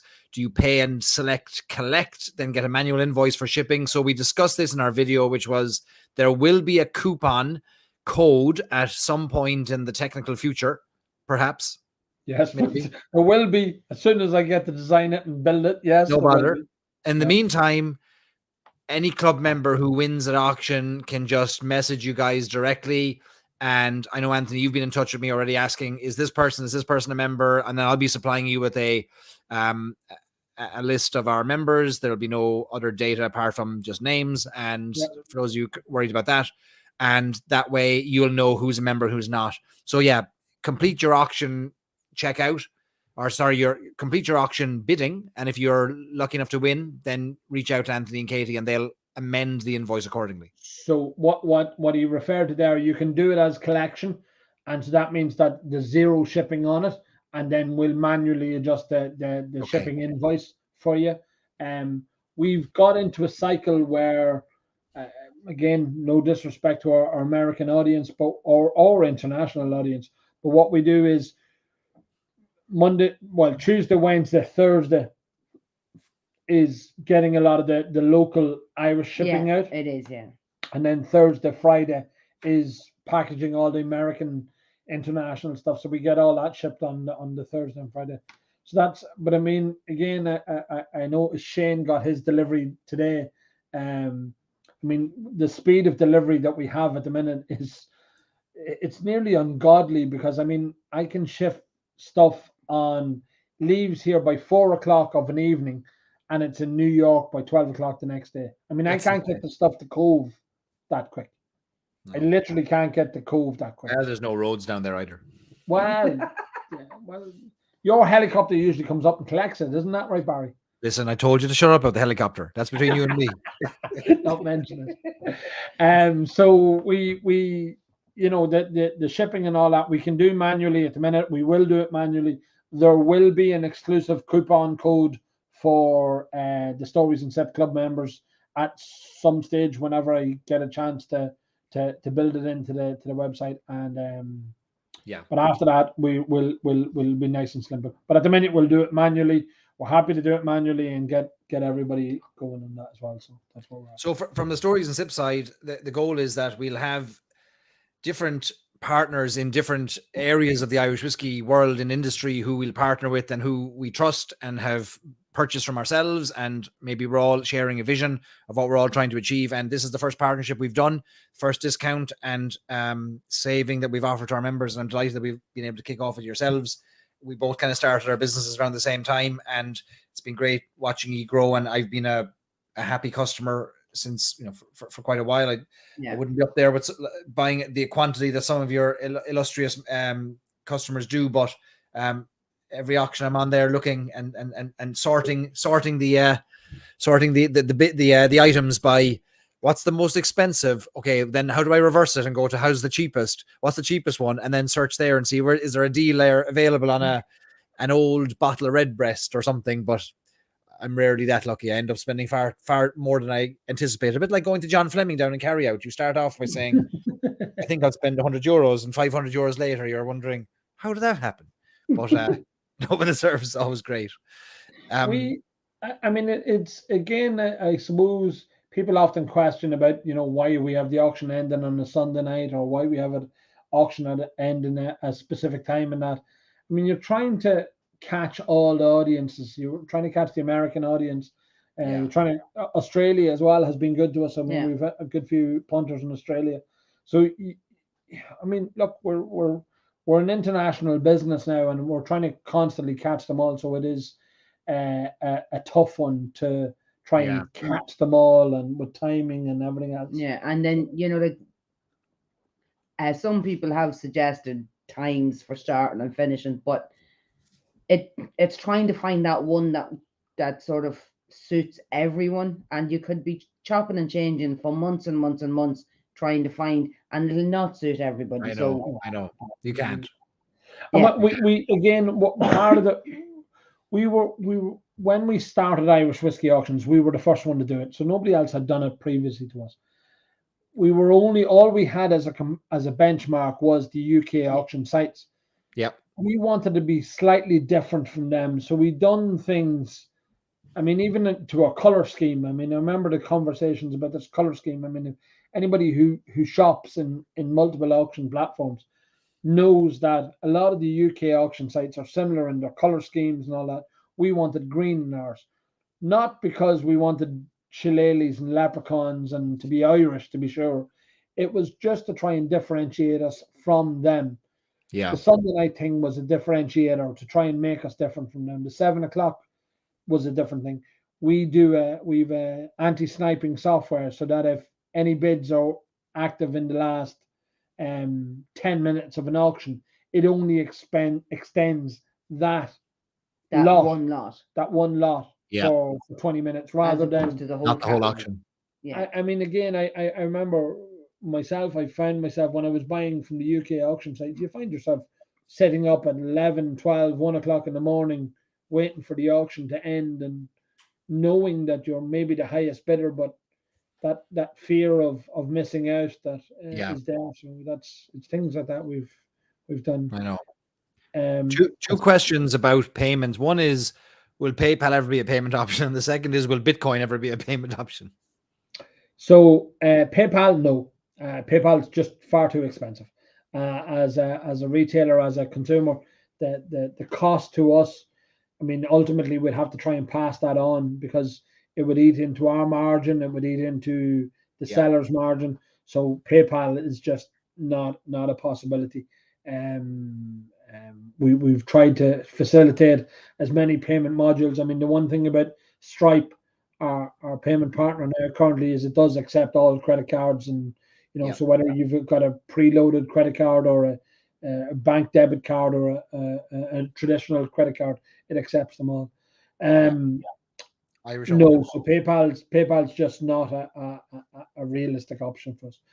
The Bitcoin thing is something that we're looking at. I mean, again, I know a lot of people out there that have put into cryptos and put into Bitcoin, and the problem is that I've seen with it is that people have made money from crypto, but they can't spend it. I mean, there's very few marketplaces where you can actually spend the money. I mean, I know a few. I've anecdotally I've seen that a few of car dealerships in America. I remember Tesla was doing it. They were accepting Bitcoin for their cars and that, because people couldn't spend the money that they'd accumulated, or they had this wealth in Bitcoin, but they couldn't actually translate it into an asset or a real world thing. So it's something that we're looking at and have been looking at for quite a while, and it's just getting the right way of doing it. One of the big challenges with accepting cryptocurrency for retailers is the fluctuating nature of cryptocurrency and just how quickly it fluctuates. And so you'll accept payment at a certain price, let's say 0.2 Bitcoins, but by the time you go to then convert that to cash, it's now worth less because of just the fluctuating nature of it.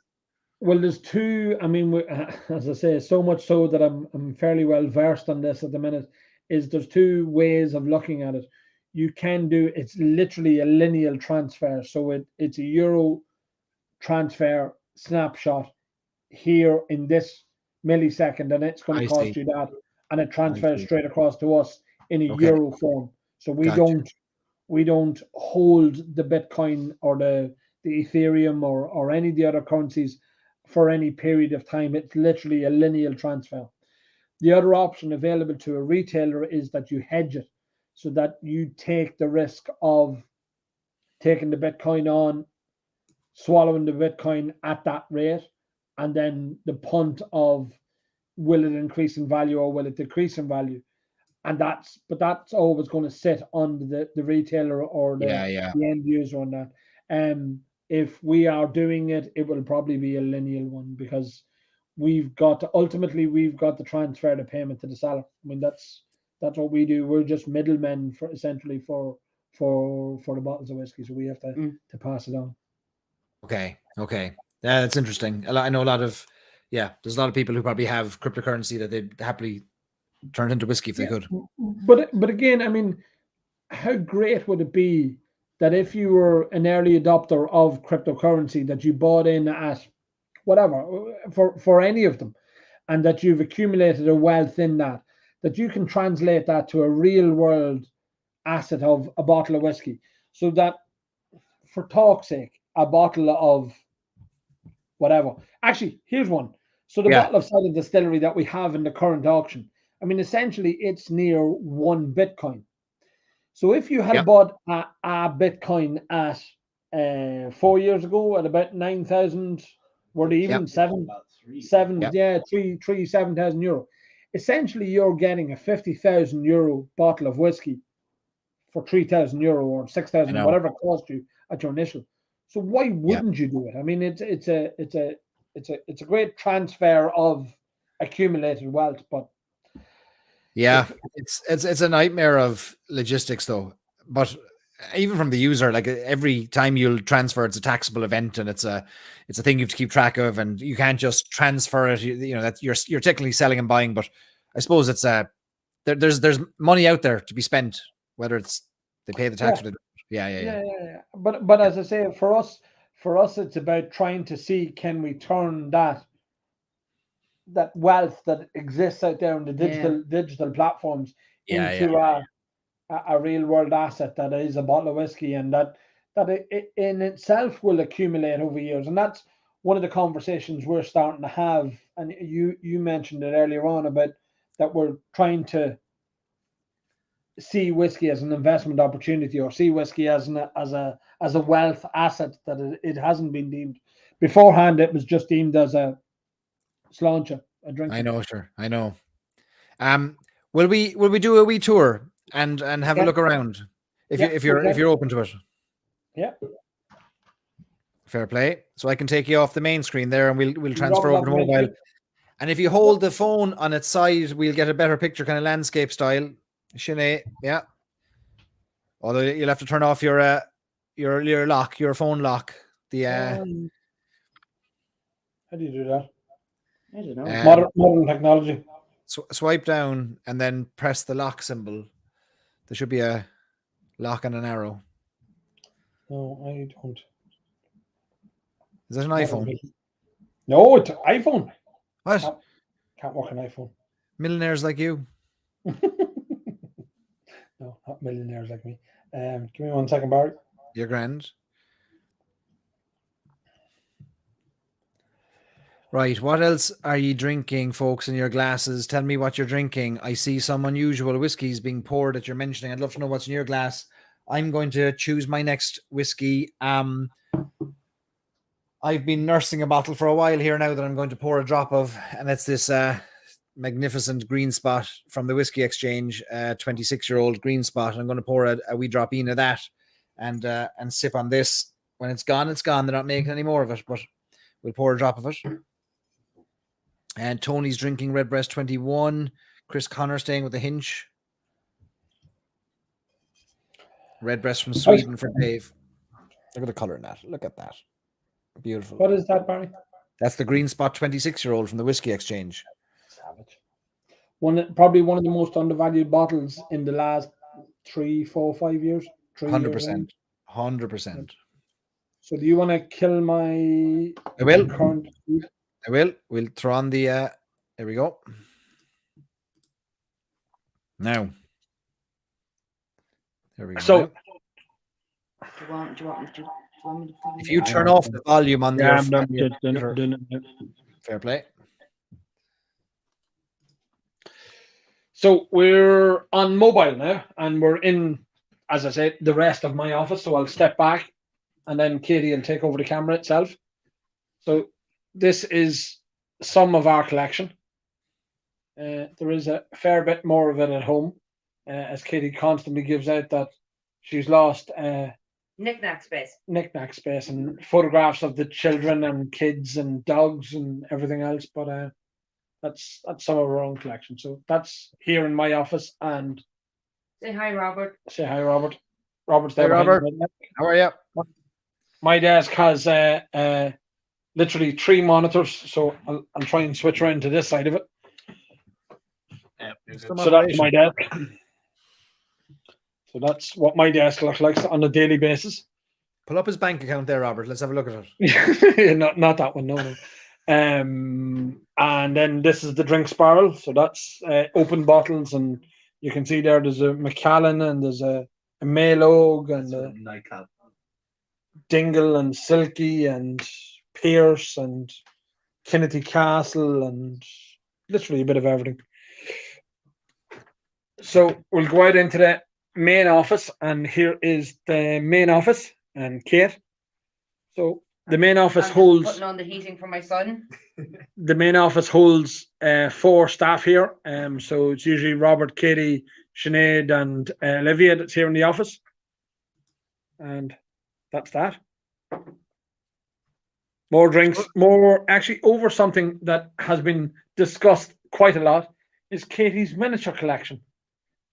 Oh, yeah. Oh, that's lovely. Katie's desk. I And, spot a couple of KLM gin bottles there, Geneva bottles. Geneva, the houses. The little Oh, houses. absolutely. KLM Yeah. type. Yeah. Yeah, she likes them. And my baby I have to show them my baby Blantons. And her baby Blantons. She loves the baby Blantons. Shows the baby Blantons. Does it have the wee Look. horses? Look. Ah, look at that. And are they all running in different? Are they all in different kind of positions? No, think these so. 2 boys are the same. They're the same. Yeah, Very it must good. be just from the They, same. they don't have the letters on them. Maybe They the don't have the same. letters on them the Okay. same as the full size bottles. I'd say it's because they're from the same rack or barrel. I just want to introduce the turtles. So there you go, Barry. There's the 4 original staff members. The most important staff members. So Look at them. literally, This boy here, he's Mr. Teeling. because he's the biggest one in the tank. He's some mover. And then you've got There's Barry. that's Barry Crockett, No fear of him. That's Brian Nation. Brian Nation there looking at us there, and then that one is Master Uguay. So from the film Kung Fu Panda, yeah, Kung Fu Panda. So there we go. That's the lads. They were the 4 staff members here in the office. I've been told to ask Katie about her whiskey badges. Oh, her pins, yeah. Yeah, Actually, I don't have them with me. They're actually at home. But So- I love collecting them. So this is the main reception area. Oh, the lights are off. It's all right. I have my phone. I'll put Oh, it you on. put them on. So this is the main reception area. So these are the charity checks that people talk about. There they are. There's quite a few there. There's still a few missing from later on this year. Katie's going to try and get the lights. There we go. The Yeah. lights are on. So that's all the charity checks we have up there, and the sort of who they were raised by. So there we have one by the Boylock Distillery, 100 quid. Marie Goretti Foundation by Kinahans. You have IDL here. So for IDL Birdwatch Ireland. for Birdwatch Ireland. We've got that. That's great. €960 and all that sort of stuff. Lovely to see them all there. in one Yeah. place. Look, Yeah. it's again, it's nice to be able to sort of show them off that that's what we do. This is what people were on about was Katie's crocheted blankets. So this Savage. is one of Katie's hobbies is these crocheting. Katie crochets in the evening, so that's what she does. When you're gone to bed. Usually, yeah, that's usually the case, Barry. I mean, that's how eventful our life is. Maybe she's doing that while we're in bed. I mean, that's let's not discuss these things. So, come in the front door of Irish Whiskey Auctions. We've got the big mural of the stills in Middleton. I'll take over the camera and you can go talking to people because then it's easier that way. So we've got that. Yeah. Cool. Lovely. So come on into this is the first room. So when bottles arrive into Irish Whiskey Auction, so we've now got is it 7 depots in total? Yeah. 7 depots in total. So when the bottles arrive into us here in Irish Whiskey Auctions, they come in onto this rack. Niall's desk is there, and what Niall does is Niall processes the bottles. So every bottle that arrives into us will arrive in with a yellow piece of paper that came from the depot or came from the office here itself. Niall processes it. It gets a necktie which has the lot number and the barcode on it. So what we'll do is that's an item for our upcoming memorabilia auction. It'll go onto this rack here. So there's some bottles of whiskey on the back there as well, and so on and so forth. We literally photograph every single bottle in Irish Whiskey Auction. So the photograph you see is exactly the item that you're going to receive every month, every time. We take in the region of this month, we probably took about 7,000 photos in total. So we have our own wee photo studio here that we take it all. So part of the challenges for us at the start of the business was setting it up right to get the photos right so that they're photographed uniformly every month, every time. It's the same sort of background and all that sort of stuff. So we do that. So we had to build a way of doing that, and that was one of the challenges. So once it's photographed, it goes onto this rack here, which is empty at the minute because we're obviously live, and then we move down the hall. So down the hall we go. Oh, wait, I want to introduce Tina. Oh yeah. She's the Natterjack Toad. She's a fine looking toad. I'm telling you, she's a lovely lady. She's very kind looking. So in the office here, we have one of our pride places was we have a framed poster of the first time that we sold Middleton Silent Distillery #1. So that at the time when we sold it, it was the world's most expensive Irish whiskey ever sold at 42,000 back in March 2020. So that was it, and we framed that, and we got a lovely photo of that, and we framed that on the wall. So it's nice here for us to sort of celebrate what we do. A few of the paintings from Orla Walsh. We have them. Lovely. We like them. So then ultimately we come into the room. So all our rooms are, as you can see, they're all access controlled. So you need a swipe or a PIN number to get into the rooms themselves. So this is the room that most people would probably know because this is where we shoot our videos every month. So if you come in, you'll see the racks. So the racks are now finished, Barry. I mean, it's one of the things that happens every month is we literally rack the. If I come along here, so I'll know the bottle there is 4442.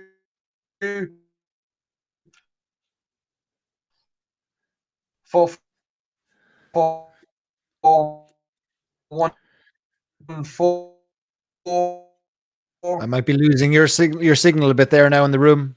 If you can hear me, I think we're losing you. a little bit.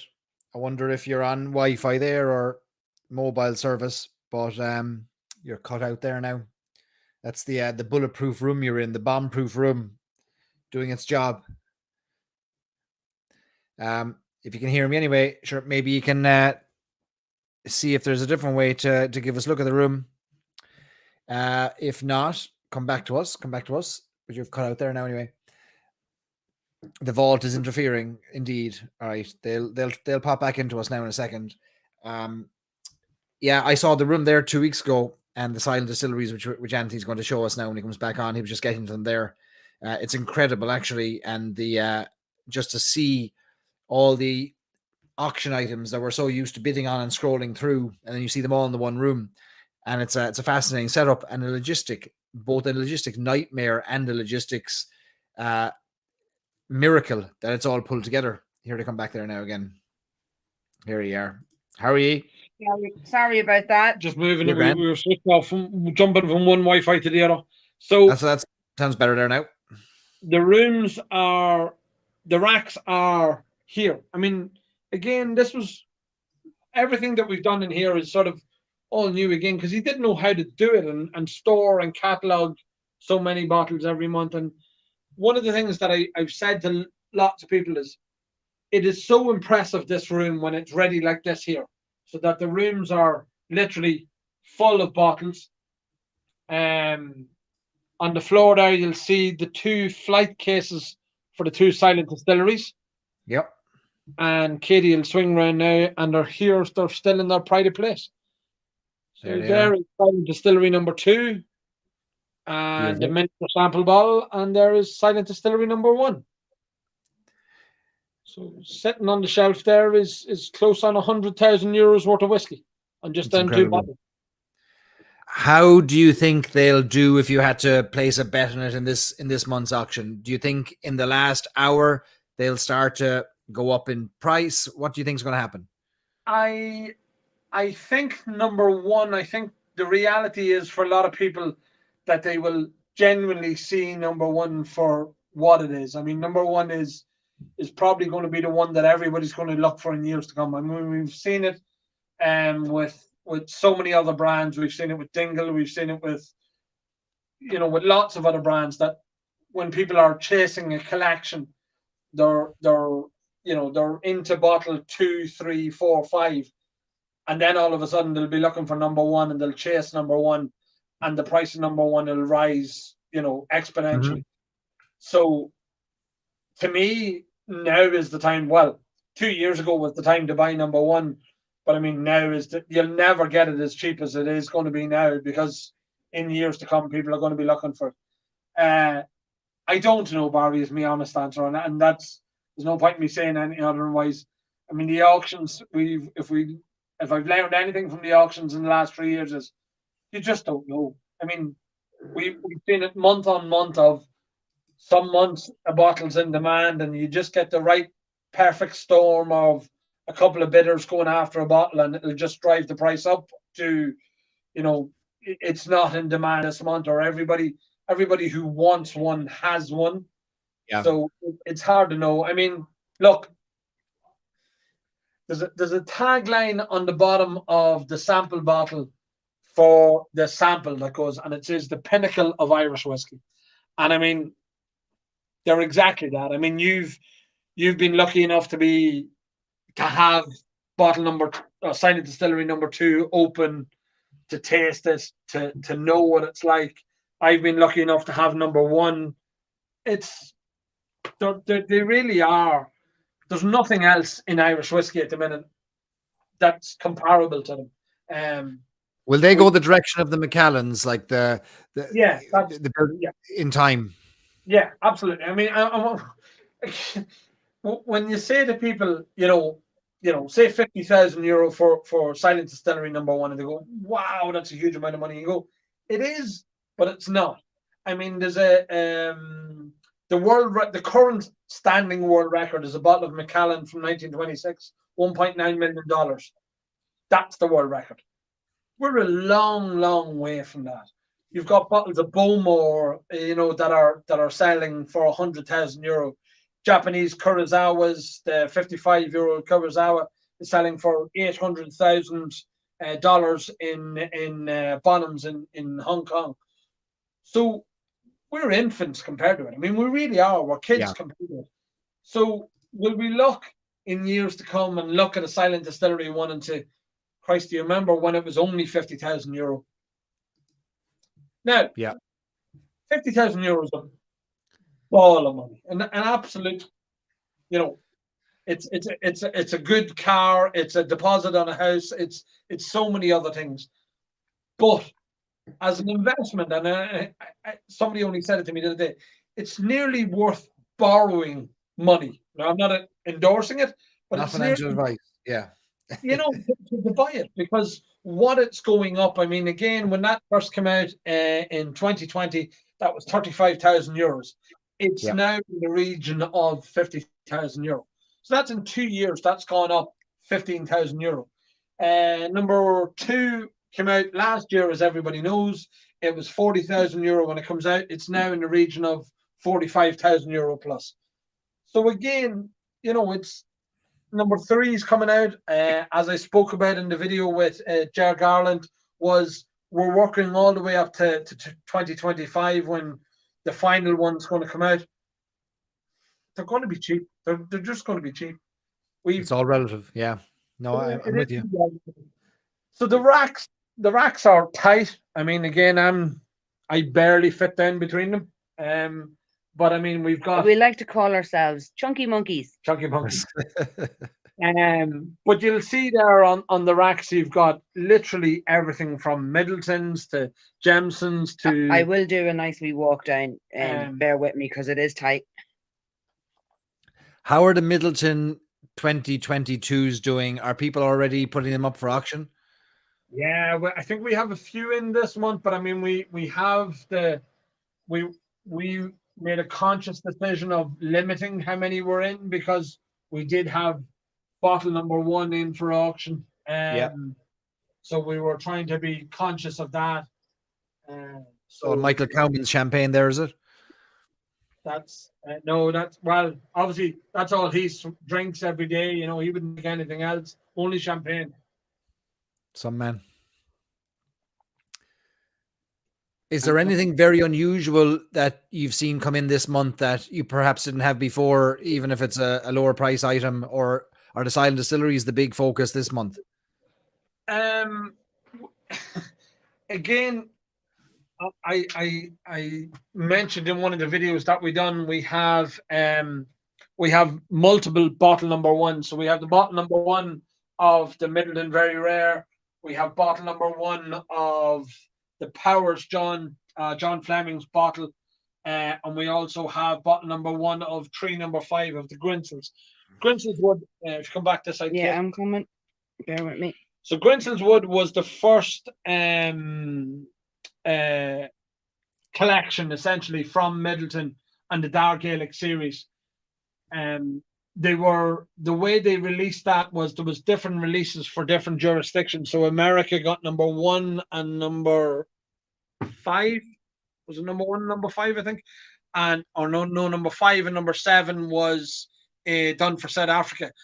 So they had released different bottles to different jurisdictions. So they were really, really hard to put the collection together, which in turn has translated the bottle number 1. I mean, the last bottle number 1 we sold, the only bottle number 1 we sold, tree number 1 we sold, went for 7,600 euros. That's incredible. So it's huge for something that originally was, I think, 225 or 275 when it first came out. Writer's Tears, here's another set that there's a full set of Writer's Tears. So every year Writer's Tears has come out with an annual release. Again, Strength, yeah. 1,900 bottles, 1980, 1,800 bottles, 2,100 bottles. So people talk about Middleton being very rare. But I mean, Middleton, a normal release from Middleton Very Rare is 50, 60,000 bottles. I mean, these guys here have got, 1,800 and 1,900 and 2,100. So it's, I think that the 2020 release, which is just there, I think it's 1,500 bottles. No, it's not. No, that's 2021. The number 4500. Write this down. So, Well, a question there while you're looking at those from Steve about the silent distillery bottle, whether it has an organic or a synthetic cork. Well, it's got a rubber cork with a glass topper to it. Yeah. So you can take out the topper. It is a kind of it's a clear rubber sealant, but I think it's a Waterford crystal topper to that rubber. it is indeed, yeah. And the difference between the two is silent distillery number one. Obviously, the cabinets is different. Something that I think Jer said it to me, that each cabinet, the front facade, obviously when they're closed, is totally unique because the different woods that were used in each cabinet were different. So I mean the pattern and the grain on this one won't be the same as the next one. But I mean, from a display purposes, I mean, look, It's stunning. It's It's art. It is just art. And again, things that we mentioned in the video with Jer is, you know, the cleft on the bottle design itself, how it reflects the modern design for Middleton itself. The silver edging on the front of the display, but also then on the back or the front, whichever way you look at it, is the actual silver plate that says the Middleton bottle and the cask number and release number 1. Obviously, that says on that one there. So that's 45-year-old. There's a few smudges on these things. I mean, I probably haven't been as delicate, and I mean, there's an element of blase about it. You can't avoid. You need my white gloves. I'll send you up a set. Yeah, They come with their own. They do come with the white gloves, but we've also been trying to not interfere with the packaging too much, because I mean, ultimately that will be for the person that buys these bottles and has these bottles themselves. Interesting nugget on the design. So the designer of the cabinets, his name is John Galvin. He grew up in Youghal in Cork, and John Galvin is the designer also of the Chosen's case. So JJ Corrie's case for the Chosen, which at the time was released back in 2019, the most expensive Irish whiskey in the world at the time. John Galvin, that was his first ever Irish whiskey cabinet design, and now he's gone on to do the Silent Distillery collection as well. And he runs a design studio up in Clydebank in Scotland and makes cabinets for the likes of the Macallan, Bowmore as well. An unbelievable designer, cabinet maker. What we showed you there briefly is in the base of the bottles themselves. So if you lift it out, it's got a ring of solid oak that were from the original staves, or not the staves, the vats themselves that blended, that was doing the blending for Middleton, the original old Middleton distillery. Those rings are cut from the side barrel vat straight edges. So, I mean, again, there's a piece of history in each one of the very bottles. I've been lucky enough to have 2 Silent Distillery number 1s beside each other, and the minuscule differences between the two, the canters themselves, that the glass it's in, how they're all uniquely and individually done, that there's just the slightest little differences between them. I mean, it's minuscule, but you notice it when you've 2 sitting beside each other. Again, in the cabinets themselves, that you can see the difference in the fronts. I mean, they're solid wood. The grain is different. I mean, look, beautiful, stunning. We're blessed to. How often in your life will you get to stand in front of 2 bottles like that and talk about them? And again, I've been lucky enough to taste number 1. It is. I'd imagine a man of your means, almost every day you get to stand in front of bottles like this. Absolutely. I mean, you know, we were making Irish whiskies with number 2 there earlier on, but no, look, sorry, it's special to have them there. It's special to have to be able to talk about them. You know, when's number 3 coming? Number 3 is coming this year. Middle of this year, perhaps, or between now and the summer. Yeah. And that's, but again, it's as we progress further into the collection, that number 1 will become. So number 1, there's only 48 bottles of it. I know bottle number 39 was the one that we killed at the tasting 2 weeks ago. I know Adair Manor have also one open. They've sold some measures of it. I think it's €4,500 a shot in Adair Manor. So your tasting that you had in Ohio was a bargain. Was literally a bargain. For nothing. Number 2 is only 70 bottles of it in existence again. So that's again the second release of it. There's only 70 bottles of it. Another will be one that'll be hard to find in years to come as 3, 4, 5, and 6 come out. Will it matter to collectors the size of the bottle? So 700 mils versus 750. Will that matter in time, do you think? No. It's a constant conversation we're having about the general Middleton very rare release. I mean, some people say that the 750 mil is worth less, but in my mind, I can't see the logic in that, because in truth, like the early years of Middleton very rare, so I think 84 to 89 was it, or 84 to 89. So the first 6 years were here. No, wait, he's away. I'm coming. you have them there? I have one of them there. So there's 1985. So there's the 1985 release. Yeah. So these were all 750 mil. Yep. So you can't have a 700 mil collection No. of Middleton very rare. So anybody who says that the 700 mil is worth more than the 750 mil, it's sort of, I'm not saying this, it's only a new phenomenon, that, because to me, if somebody had a 750 mil full collection, that would impress me. I mean, because Right. Impossible almost. exactly. I currently don't know anyone that has a full 750 mil collection. I know a few people that have a 700 mil collection. I know quite a few. There's quite a few in Ireland.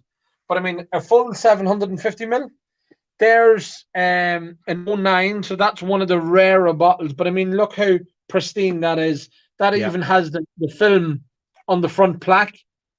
So there's 20 beside it, but there's the 2009, and it's got the plastic film on the front of the plaque for that. That's one of the harder bottles to get in the Middleton Very Rare collection. What about between the Middleton Very Rare? I'll call them the regular Middleton Very Rares. I suppose I don't know if there's anything regular about them, but between them and the Silent Distillery, you've got back in, was it 2012 or 13? You had the release of the Middleton Pearl, which was the 30th anniversary, 2014. Yeah, so the 30th anniversary of the Middleton Very Rare collection.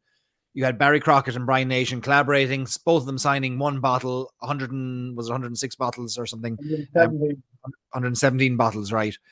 We don't see that coming up for auction very often. Were a lot of those opened at the time? Are they still sitting in collections? There's a fair few still sitting in collections. I don't know if you know the story of Bittles Bar in Belfast. It's a great story. Tell that one, yeah. Photographs, I can share that with you, of John Bittles in Bittles Bar. He had one of them on display in his bar.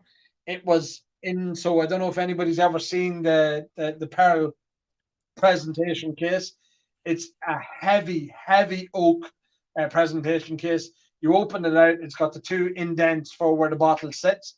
He had it open on his bar, and he had the bottle of the Pearl in one side. Normally had a metal collar on it that held it in place, but because he had it out on display, he had it shown to people. And on the other side, he had a bottle of Jameson 12, I think it was. No, it wasn't Jameson 12. It was the Jameson Tanks a Million or something like that. Was it? It was the Tanks a Million. That he had the two bottles sitting in either side of it. There was a builder in doing construction work in the bar, and he was the other side of the wall doing some construction work, hit the wall with a hammer, and the two bottles jumped out of the presentation case, fell to the ground. The Silent Distillery smashed, and the other one survived. Pearl smashed. And so John, that's a €20,000 bottle, right? Like it's the equivalent of when it was released, it was €6,000. In 2014, it was €6,000 a bottle retail. I can only imagine the builder sort of going, it's all right, I'll replace that for you, or I'll go to the local off license and I'll buy you a replacement. But so 117 bottles is all that was originally produced. We know for definite there's only 116 now in existence, and there's a few bars with them open as well. I mean, I know there was one open in Galway for the Galway races one year. I think in Revolution in Waterford has one open as well. I think Adair has one open, and there's probably been a few others as well. So, but it's now a €20,000 bottle whiskey. Yeah, that's amazing. So that price point that you were talking about of €6,000 in 2014 is now €20,000 plus in 2022. A few people have fainted at that story. We've lost them now for the night. They won't get over it. Honestly, what I'll do is I have a photo of poor John standing with the smashed bottle in his hand, and you can see the remains of it. I'll send it to you, and you can share it with your Stories and Sips group. I mean, it's, Jesus. To bring a tear to the eye of a statue. So it would. So it's a fair big one. I hope he was insured. I think the builder still charged him for the that was, and I remember talking to John about it after the fact. I remember John saying to me that he was gutted that this had happened, and then the builder still submitted his invoice for the works to be done. That's a whole level of cockiness or hard neck. How long is left? So the auction ends on Sunday evening at, is it 7:00 Irish time? It ends on Sunday night, 7:00 Irish time. So what happens if with our auction, I don't know if anybody's not familiar with it. So if there's any bidding activity, hopefully in this bottle, in the last 10 minutes of the auction, it extends that lot by 20 minutes.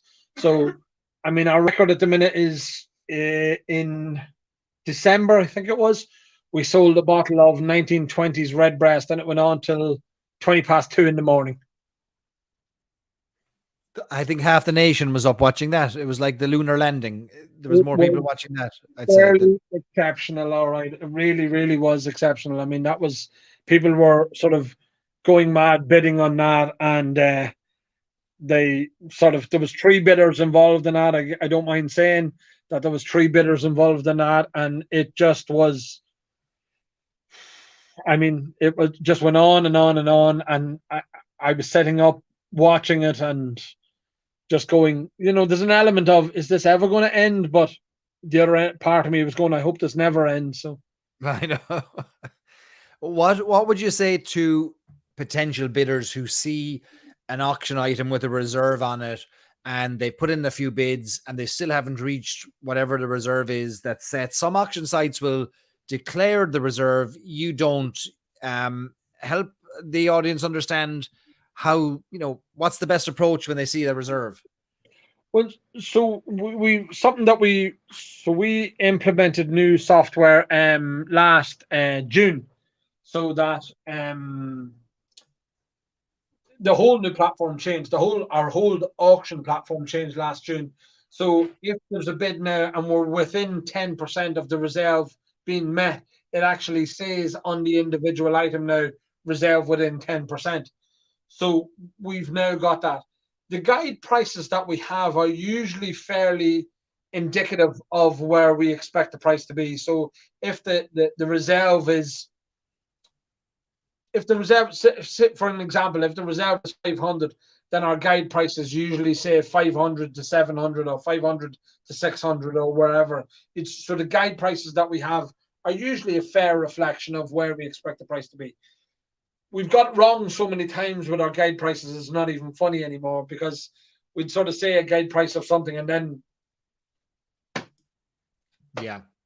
something happens and people just chase it. I mean, we're a passenger as much as you guys are watching it at the time when something, it just gets, 2 guys want the bottle and they're chasing it, so they'll drive the price on. So we're just sitting there. I mean, so much so that in some instances I'm alerted to it, that the price is going up, and we're looking at it to go, is everything all right here? Is the bidding genuine?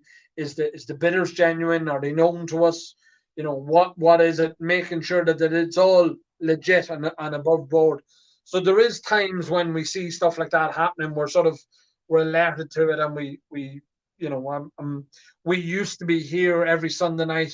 I mean, again, one of the things that me and Katie used to do was every Sunday night when the auction was ending, we were here in the office answering phones, dealing with the, customer inquiries, or dealing with, whatever came our way.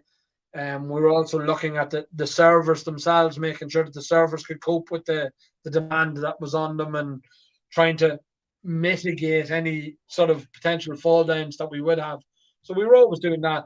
Since June, since we put the new software in place, it's been lessened, so much so that I think was it September, Kate, that we actually stayed home for our first auction, which was a big step for us. We were starting to get our life back and do that. But I mean, still the Sunday night happens now, and I'll have the laptop on, and I'll have the phone on. And I mean, the phones are still diverted to my mobile, and we're still paying attention and watching what happens. But you're not yet at the stage where you could go to bed before the end of an auction, like. No, and I don't know if I ever will, Barry. I don't look. Yeah.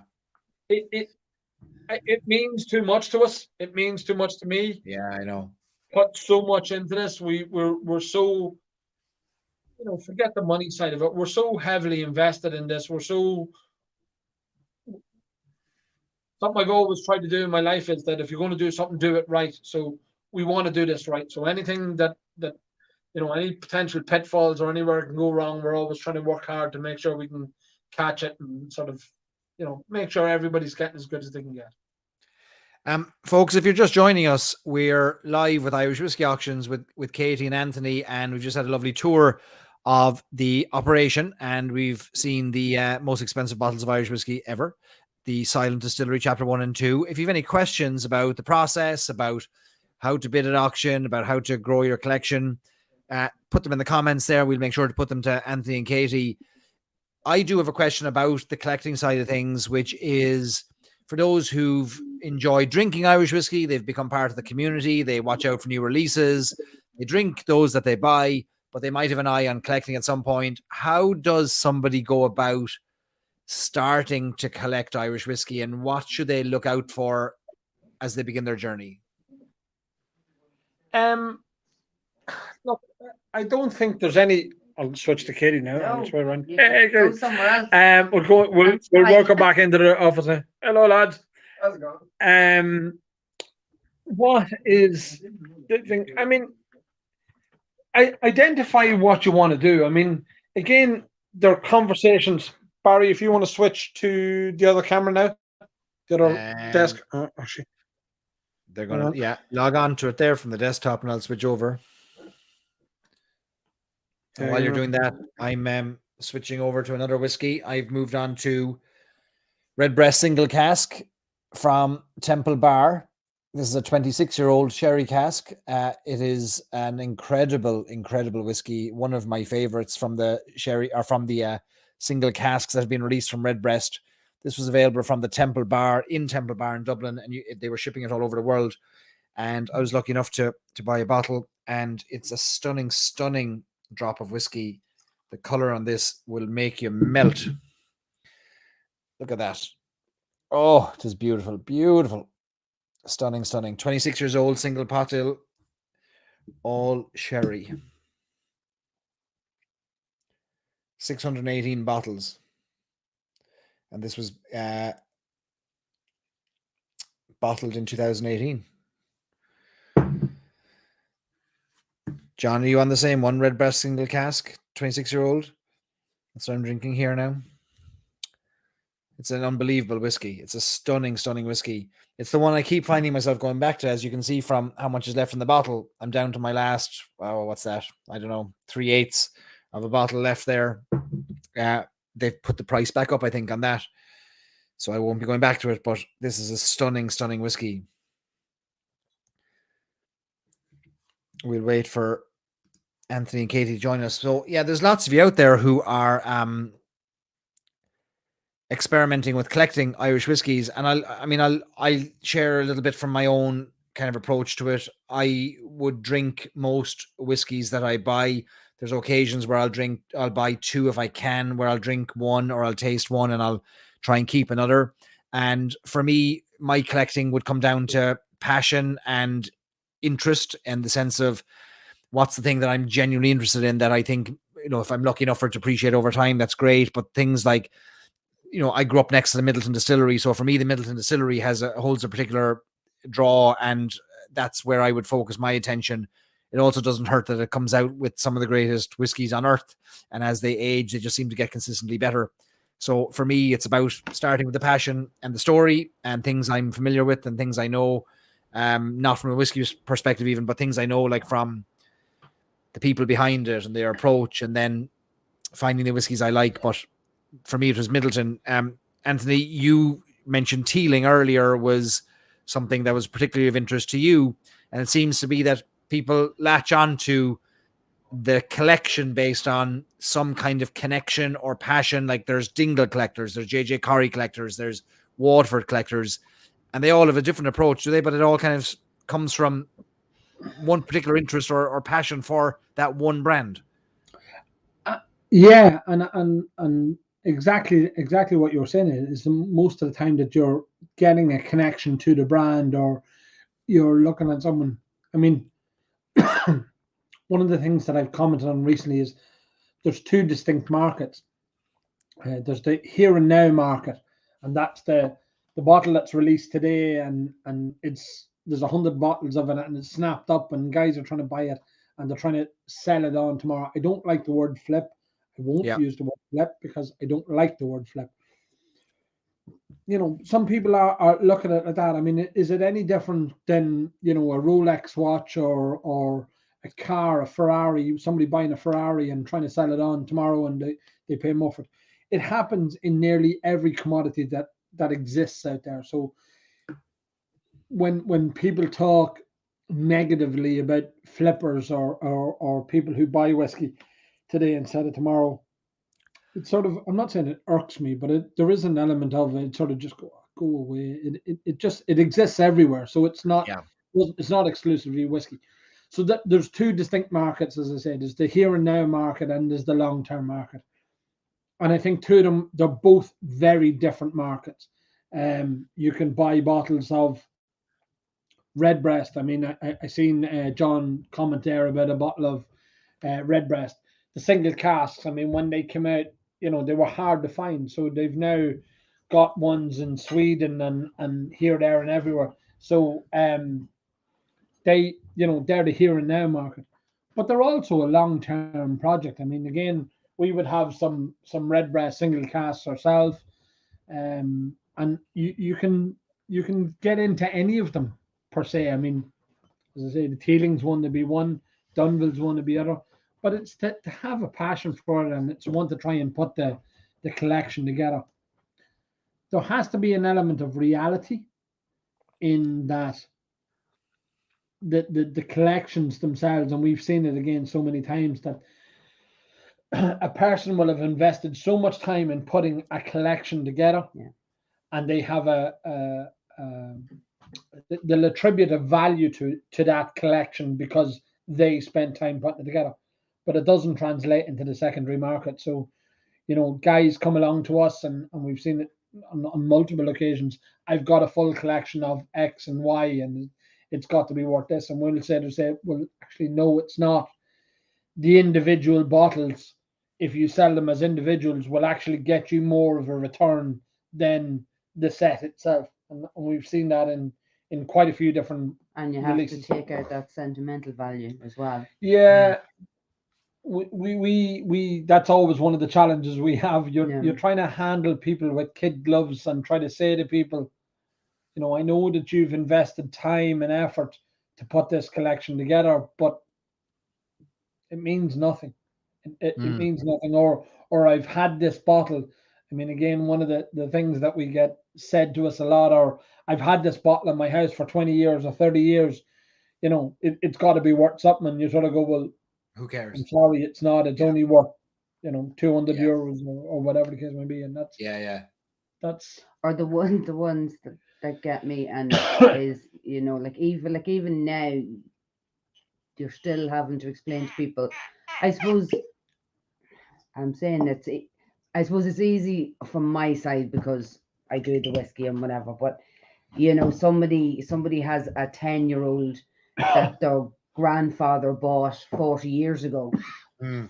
So in their mind, it's a 60-year-old whiskey or a 70-year-old Yeah, whiskey, and then you have yeah. to explain to them that no, it's still only a 10-year-old because it Yeah. doesn't age when they take it out, and like some people are still gobsmacked by that, you know, like they Yeah. can't sort of wrap their heads around that fact, you know, that it hasn't aged as such, that it's still only a 10-year-old, even though it's from, say, the 30s or 40s.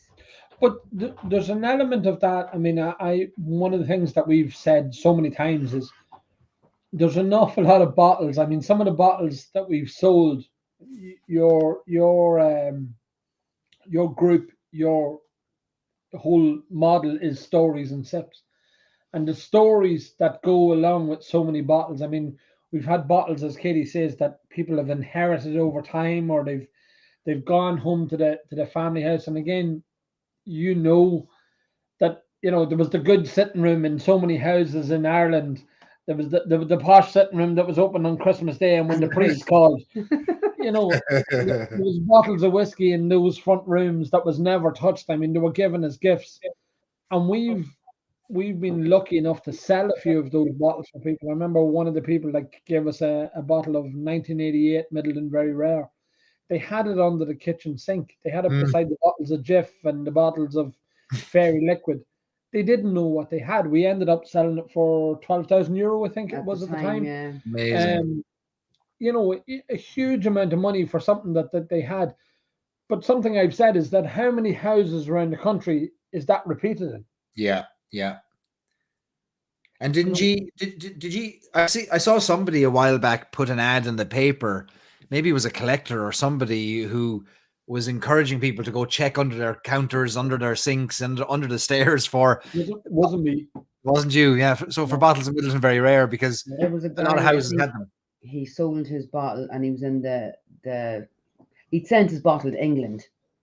Oh no, that was a different story. That was no. Is that not the same one in the same article? There was an ad. There was an actual ad. A guy had taken out an ad in the Irish Times or the Irish Independent, looking for bottles of whiskey to check under your cupboards and check under your sinks and everywhere like that. But I mean, again, that's something that I've said, and I mean,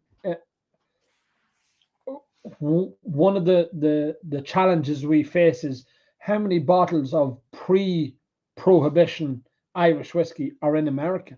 Yeah. That are in under sinks and in presses, and that haven't. I mean, the old William Jameson stuff. I mean, we all know John Jameson and Son, but we don't know William Jameson. I mean, they're the bottles that potentially could be, you know, real collector's items. How many bottles of Middleton went to America and were given to people as gifts, or brought from Ireland as a gift to somebody in America, and they don't know what they have. I know. Sitting in the good press, or in, you know, for the holy days and that when the priest calls. I mean, do you know what we should do? We should rent a bus, right?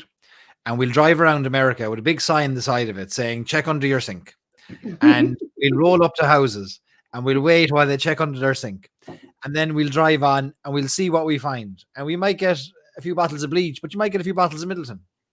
Absolutely, and I mean,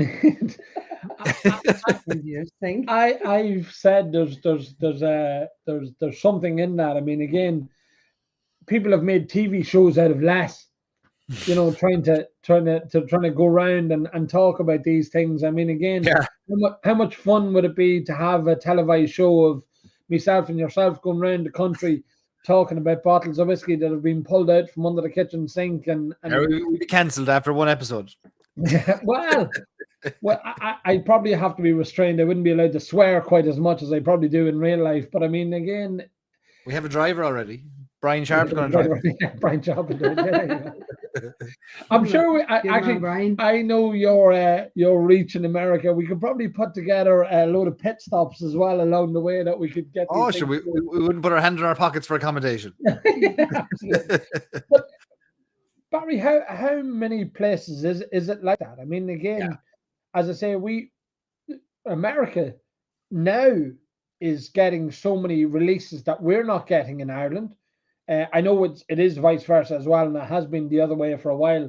But I mean, now we're getting to the stage where we have things like the Redbreast 14-year-old.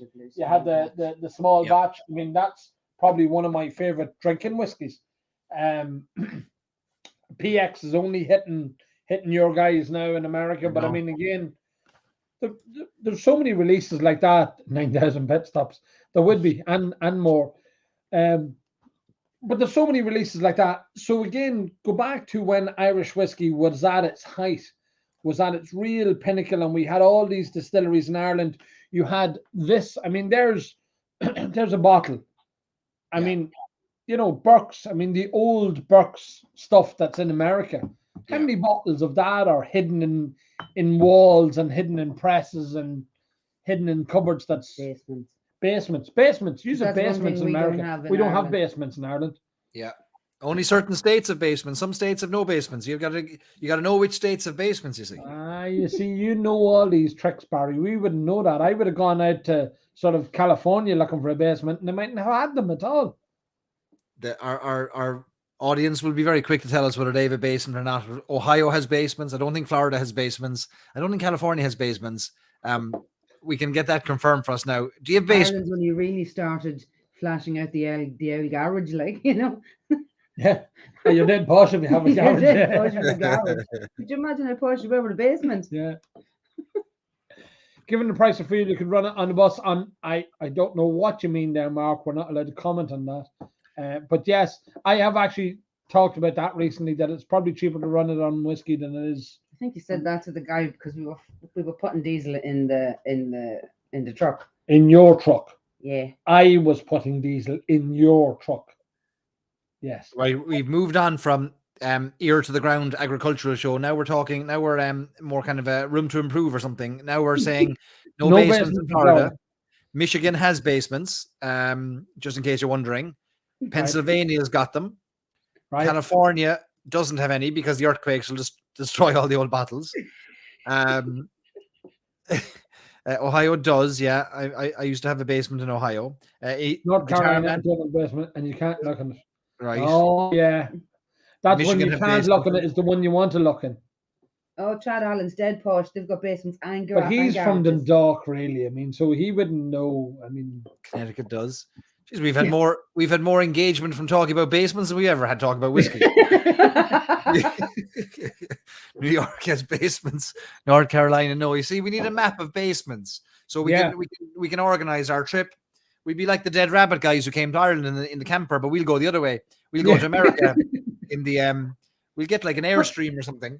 Wouldn't that be class? Be class? I would love to Made go in Ohio. In one of the proper big American campers. You know, the ones where the sides like go in. Yeah, the side expands out. Oh, that'd be class. A car in the drawer. If anybody in the Stories and Sips Club has got one of them and want to accommodate us for a month, I mean, we'd do it. I'd go over. Do that. I mean, I'd be down for that. I think we could do a combined. I'd have sponsors. What do we call it? Do we call it like sort of just the tour? That tour? No need for further elaboration. You know the way you've got the lock-in. This would be the tour. It could be the great. Well, what's the goal of this thing? Is it just for a bit of an ease up, or is it for actually to find whiskey? No, let's not say that it is just for an ease up, because it probably would end up that way. But I mean, we'd say that we're trying to source whiskey. But again, as I said, sourcing. Yeah, no. Here, Troy's got a mobile bar. He'll give us. He's got a bar that he brings around the place. Yeah, that Troy would be on that. There's, as I said, and again in Ireland, how many bars have closed down even in recent times with COVID and all that sort of stuff, that would have old bottles of Redbreast and stuff like that they mightn't have. I remember having a conversation with a guy who had a pub in Athlone, Mullingar, and they had boxes of Middleton, old Middleton, that they bought at the time was, at the time, like 88 Middleton. So our highest one was 88 Middleton was sold for 30,000 euro, 30,000 euro, 400. And at the time when it was released, it was 30, was it 35? 32 punt when it came out in 1988. Because we Unreal. actually had one in the auction that still had the price tag. Still had on the it. original price tag on the front of it. And people wasting their money on Bitcoin, and they should be finding the old Middletons. But again, you've nearly hit the nail on the head. Here's what we do. We need a month in America, right? Where we'll host sessions in different cities and states. We'll have a driver, so we won't have to worry about it. And then I'll recruit new members to the club, and you'll recruit new auction bidders. So Barry, I'll let you into a massive secret. Would this be called the Irish Whiskey Auctions Roadshow? Where do I fit in? Well, because you'd be the stories and you'd be the promoter of the whole thing. I mean, the way like when all And these you can things be go, one of our My cut on experts. this. we've long maintained that we've actually tried It's to get what we this off the want to ground. do. Is the Irish Whiskey Auctions Roadshow. So you go to a town, you go to a place, and you announce that you're coming in and talking. You're going to have a team of guys there, not dissimilar to the Antiques Roadshow that's in the UK, but you're dealing exclusively in whiskey, and you tour But listen, America. here's where I come in very handy, because I'm the only one of the three of us with an American passport. And the two of you be knocking on the door saying, "Can I come in? Can I come into America there and look for some holiday? whiskey?" Well, obviously, we wouldn't be working. I mean, if You'll just be sitting in the back of the camper. if anybody asks, we're here on We're on holiday. our hollybops. We're on our hollybobs. Yeah. They're just my buddies. They're here to watch. Yeah. We deny everything, Your Honor. Yeah, I would be down for a month trip around America. We'll get the bus. Listen, we could do it. We'd cover our costs within the first week. We'd find that we'll sign people up. I'd pay for it at this stage. It'd just be for a bit of crack. Come That's on, true. how much That's fun would true. it be to go, I'm down state for to state? I don't need further conversation about this. Well, there you go. Well, that's look, the ball's in your court, my friend. You just have to pull it off now. What do you need? I want one of those big campers like Katie was talking about, the big RVs where there's a drawer on the side and the drawer opens up and there's a small little portion inside it, and everything's contained inside it. Oh, have you seen them? Like, I mean, but they're proper. I mean, there was a guy in Germany doing them, and I think they were about $250,000. And it was like literally, as you say, the Porsche comes out underneath, or the Porsche comes out in the back. And can you imagine? We'd bring a film crew with us, and we'll sell the film to Netflix. But again, I've often said these things. I mean, we joke about it here in the office. There's nearly a documentary I've sat and watched worse on Netflix. I really genuinely have sat and watched worse. There's just fly in the wall now. There'd be an awful lot of bleeping. There'd be probably a fair bit of bleeping and censoring on it. That Anthony, you're not allowed to say that. You're not allowed to call people that. You're not allowed to abuse your staff like that. All of them sort of things, But you get a cult following. I think we do it. I say we do it, and we take a month, and we'll actually get Board Fáilte or Board Bia to sponsor it because of the promotion of Irish whiskey. And every day we'll live stream along the way. Can you imagine it? Come on, Barry, we've got to do this now. We really got to do this now. I think we should do it. I think we should do it. I'm down. I'm going to follow it around like the Grateful Dead tour. It probably would be the Grateful Dead tour because we'd be very grateful and we'd probably be dead with the amount of alcohol. We're doing it. Yeah. I'm going to buy an RV tomorrow, and that's the end. Sell it to Netflix and then buy a castle. There you go. That's the trick. And then we have a base in Ireland to do it on from. Actually, there was a castle, Barry. I don't know if you were paying attention recently. There was a castle for sale not far from Dundalk recently. Listen, there'll be no castles bought in Dundalk or near Dundalk. If there's any castles bought, they'll be down near Cork if they're anywhere at all. Yeah, but we want one that'll stay standing, so we don't want one down in Cork. Listen, they've been building castles down here now since the before times, and there's been no fear of them. We got to go to America. I wouldn't be able to visit. It's in Cork. Have you ever been to Cork? Like, Listen, not you're like- down in Cork. You're down in Cork twice a week, picking up 800 bottles. Like, Not twice a week, once a week. Excuse you. No, we go to our depot in Cork once a month and drive down there and collect it. We always get a good reception in Cork. There is. Oh, we do, yeah. There's. It's amazing, and again, one of the things that we're joking about now is that how many bottles of old Cork liquid or old Cork distillate is around the Cork area that, you know, might have come out the back door or might have been staffed there or whatever the case may be. No different than here in County Louth. I mean, yeah, you know, every second person in County Louth has asked me about a bottle of Michael Collins. Yeah. Because they all had one, you know. yeah. So in I Cork, know. it's no different. I mean, Yeah, but there isn't the same kind of allure to an RV trip around Cork, like. So we do you know what I mean? That could be like Barry. We've suffered 2 years of the lockdown. Never mind the lock-in. So you've suffered 2 years of the lock-in as well. a two week tour around Cork and West Cork and down into Kerry sounds like my idea of heaven at the minute. Could be good Really training. does. Could be good training for America. Yeah. I'm sure I can convince my accountant that it's all necessary expenditure. You know, you'd have look at the distilleries you'd have to visit as well. I mean, again, I'm sure we could make phone calls between us all and get us in behind scenes in all the new distilleries that's in Cork and Kerry and that. It'd be exceptional. Well, if you want to do either the Cork thing or preferably even the American thing or both, then we have an audience here now listening in who are our witnesses that we would commit to it and who would already start the ball rolling. Like there's 9,300 people there in a Facebook group that would be giving us accommodation. I know, but the problem is you have to slow the ball because, I mean, you nearly bought a castle there about a month ago, did you not?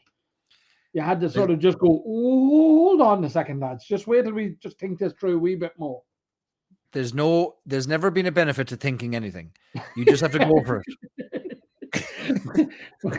Barry, I am the poster child for that. For nothing. Nobody ever got rich. Nobody ever got rich thinking. It's like let's start an Irish whiskey auctions business. How hard can it be? That's it. Let's spend a month here in America. Yeah. What if we started with this, right? What if we picked a 2-week period in the next 6 to 9 months? Now, this is an achievable thing. A 2-week period where we got a bus and we got a driver and we did the Irish Whiskey Auctions, Stories and Sips Distillery Tour of Ireland. Oh, yeah. Yeah. 2 weeks. And we, if it's a 50-seater bus, we'll sell 50 seats in it. People can fly in and we'll go around and we'll video the whole thing. Easily. We'll start with that. Easily, Barry. And I mean, sign us up. I mean, we're happy to do anything with that. I mean, we're happy. Again, as I say, our whole objective from day one has been, let's get people drinking Irish whiskey. I mean, your business, your Stories and Sips is exactly that. Let's get people talking. I'll be back in a few minutes. Let's get the pizza. do it. Yeah, no, I have to walk in the back. All right. Let's trying to get more pizza. Let's get people drinking Irish whiskey, because the more people that's drinking Irish whiskey, the more people that's talking about it, and yada yada yada. So we'll do it. We're going to do it. Absolutely. We'll get a film crew, follow us around, and every day we'll broadcast and we'll share videos and we'll create such buzz and crack. And we'll pick up bottles. We'll stop at every sink. So we'll look under the sink to see if they've got bottles. And then I'll sign people up to be members of the whiskey club and we'll pay for the bus. Yeah, absolutely. You know what? It's worth it. It is absolutely worth it. I mean, again, people would love to be on that tour. Can you imagine the fun we'd have? I know. Jeff there, I'll buy you a ticket. Listen, I look, reckon if I we could sell that tonight alone. tonight, look, ready, fire, aim, Yeah. count me in, Yeah. or vacation time, sign me up. A wonderful start. Again, sign me. We can take the money now. Listen, Yeah. put your money in a envelope that's shaped like $100 bill and send it to me and Anthony. We'll take it. There And we'll of use it as a deposit. and we also get on to the pubs. I mean, again, the pubs in Ireland are only coming back after 2 years of real hardship. Can you imagine the crack to be sitting in the Palace Bar or down in the Shelburne or And the Dick Max hospitals. or any of We these get on to the places? hospitals. Limerick Hospital, Galway Hospital, Cork Hospital, Dublin. We'll get on to them at the same time. Well, that's for the aftermath, you know. And again, actually, we've a fair few. We've a good following in the Dublin Fire Brigade, so there's a fair few trained paramedics. So I reckon we've that boxed off as well. Omar following us around in a small car. There A you jalopy. go. Look, the man himself. I mean, you could just, you know, he'd be telling us what we're doing wrong, and then Air Sea Rescue from Omar. Yeah. treating us, and making sure that we're sort of. I wonder, sort of, can you, Barry, do you get them drip things? You know the way there's Oh, a yeah. thing at the minute? Yeah, the saline drips. Yeah. Yeah, just to flush out the liver, you know, from day to day. I mean, look, That's all you need. And then we get Laurie to do the podcast. He can podcast it. we can bring as many on board to do this as possible. It really How would big be is this bus? How big is the bus? You got 50 oaks following the You can imagine the entourage. Yeah, exactly. The president wouldn't have a looking with this thing at all. You know, We have to do it. We have to do, lads. Honestly, it wouldn't cost us a penny because we'll all pay for our seats. We got to do it. There's an element to it. I mean, a lot of the distilleries, a lot of the bars, that welcome you with open arms. I mean, again, we've got our society going now at the minute here in Louth, and you're doing things on Wednesday nights and Thursday nights, and you're going into the bars and you're bringing 20, 30 people in that's maybe having a pint beforehand or a couple of pints beforehand, and they're just chomping at the bit to get you in the door, because why wouldn't they? I mean, they've suffered 2 years of being closed and all that sort of stuff. There's Lorcan potentially knows a bit about film. He could film it for free. He only teaches it. He only teaches it. Yeah, he only lectures in it. But how long could you realistically do it for? Like, I mean, there's we're having the crack, and then there's I'm going to die. Like, where's the happy medium? I don't know if there is, Barry. We're just going to die. You're just going to die. I mean, you're going to die anyhow. I think it's one of them things that you could literally. I mean, what are we now? 42 live distilleries in Ireland. 44. 44. There you go. You'll correct me. I think that it wouldn't be hard to tour every single distillery in Ireland. Between the pair of us, we've enough contacts now that you sort of reach out to these people and say, we're heading your way. We're bringing a busload of people. You're going to have a crack. But that's 2 or 3 a day, like. No. You're doing it wrong. Because we're now gone for 2 months and we're doing a distillery a day. And so 60 days. For 2 months. No, we're in Ireland still. We haven't got to America yet. Hang on. We haven't left the island yet. We're 2 months in. We haven't left the island. We're loitering. We're stuck up in Donegal somewhere. We're above in Slieve in the Adra distillery. Bananas drunk, telling that we're trying to get over to Coleraine to go to see Bushmills, but we're not sure of the geography of the whole thing. All right, okay. Actually, Barry, would you know somebody who'd be able to drive the yoke around the country? I do, yeah. That's why. I have a few. I have a brother-in-law who drives all the fire trucks in Cork, and he's mad keen to do a bit of driving for us. Right. Okay. Well, there you go. There's the thing. He just doesn't know yet. You haven't told him yet.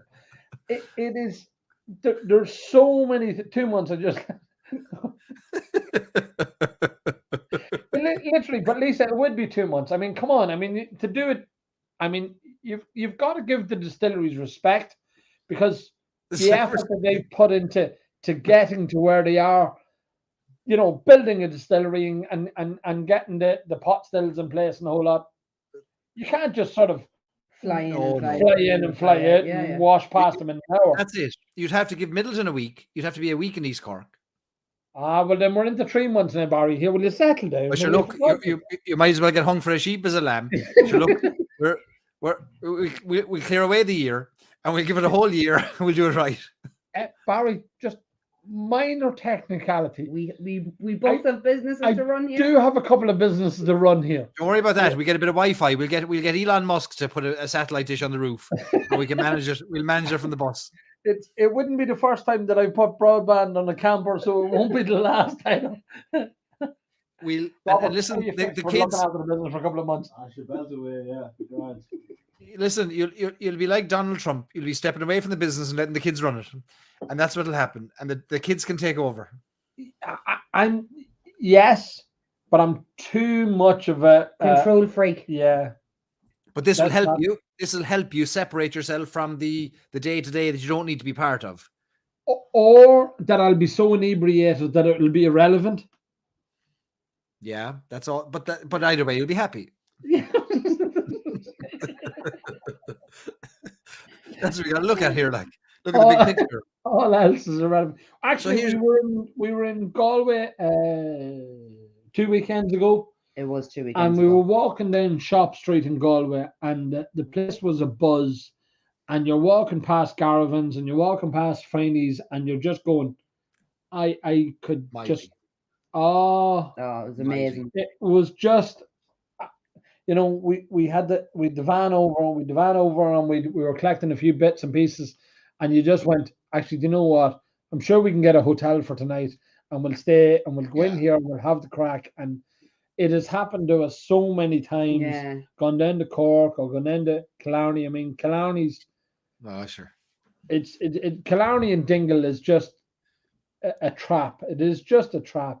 I'd say John Fleming could get us a Garda escort, a police escort into Killarney. Well, the Lord Mayor, I think he has outriders in front of him, behind him. I Yeah. think Omer is actually one of his outriders. And Dave O'Connell will get us through Dublin. Well, let's not. No, actually, don't. That's a bit sore point for me. Yeah. Do you know that Dave O'Connell gave me a ticket many years ago? Ah, fair play to him. What do you mean fair play to him? Because you're probably speeding. No, I wasn't. I was on the He was phone. on the phone. Ah, well then, there you go. He deserved Listen.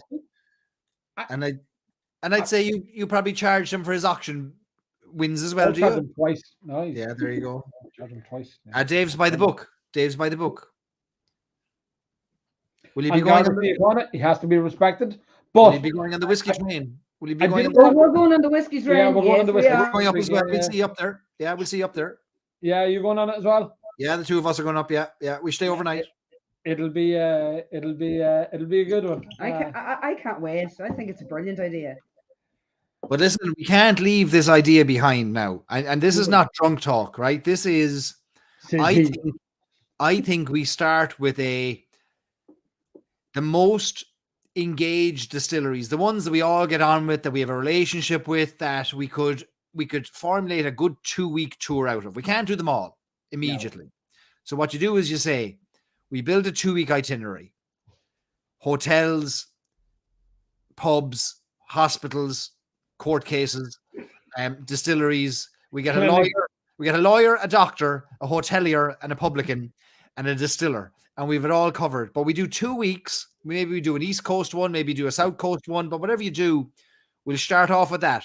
We'll have a film crew follow us around, maybe a helicopter and a drone, whatever you have, and we'll make a little documentary out of it, and we'll go Sell from it to there. Netflix and retire. That's it. No, We go no, from there. because then Netflix will fund our American tour then. See, she's the brains of the operation. I keep telling people. That's it. So we start with, like, we have to call ourselves something. It's like we take Ireland, and then we take America, like stories, sips, and auctions, or whatever you call the thing. I don't know. Barry, I don't care what you call it. As long as I'm drinking for 2 weeks non-stop, I'm down with it. But sure, you'll be drinking whether you go on the bus or not. Yeah, but that's as long as I don't have to do the driving bit. I mean, that's No, always no, the no. challenge We- for me. We won't be driving. We won't be driving. It happens more than I'd care to admit. That it's great in the amount of people that sort of embrace us and welcome us with open arms, and you're talking to somebody in the bar and they're going, "You having a drink?" And you sort of go, "No, I don't. I can't. I have the van." I know, sure. And, You you can't. know, it really, the amount of time that I'm going, I can't have a drink. I can't have a drink. Yeah. Which is great in a way, because I probably would be in a clinic if I was drinking every night. But You the other side of it is that it's that warmth of hospitality that we get extended to us everywhere we yeah, go. it's And mad. Yes, you know, I it's a know. laugh now. We get people saying to us, "Oh, I've seen your videos," or "I've watch our videos, and I love your videos," or whatever the case may be.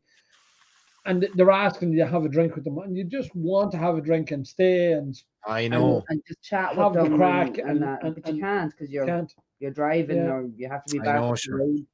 Plus, like you're in the same boat as I am. Like I'm doing whiskey tastings and things 3 or 4 nights a week, and you're looking at whiskey and opening everyone's bottles that come up to you, and you can't be drinking them every day because we don't have copper livers, and we're trying to No.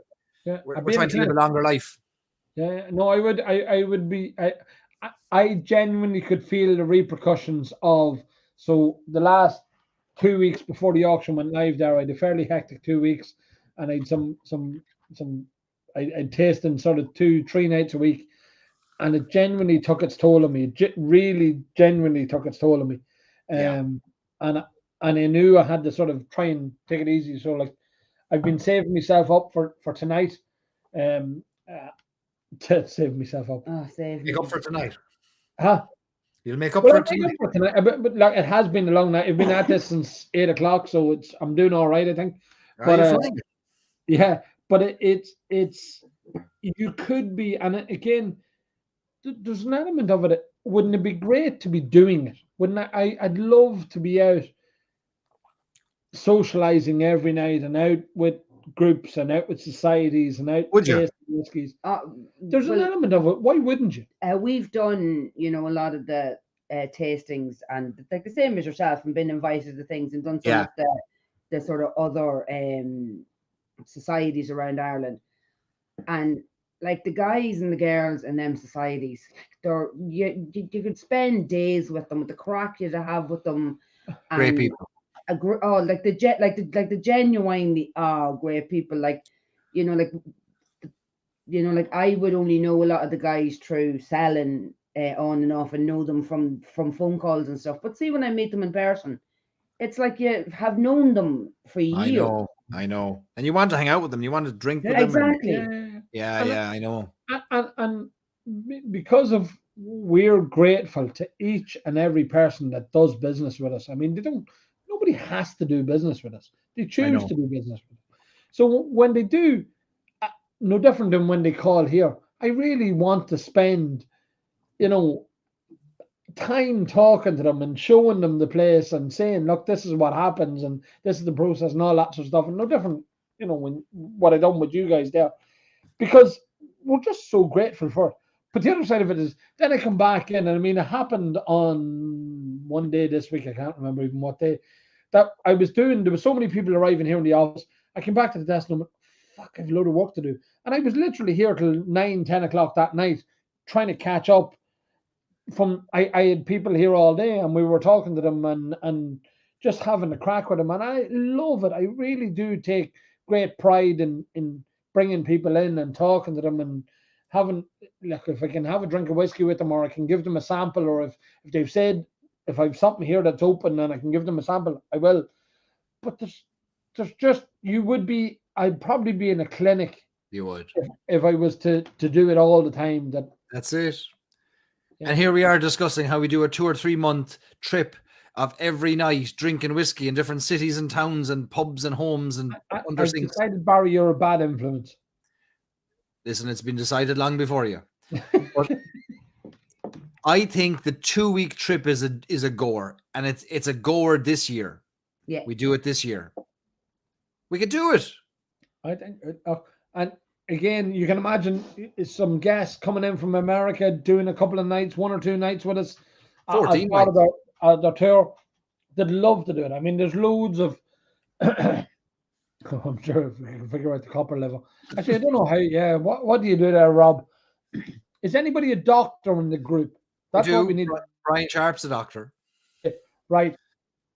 we Here, look. we need to get these Your on a doctor's drip. here. There you go, Brian.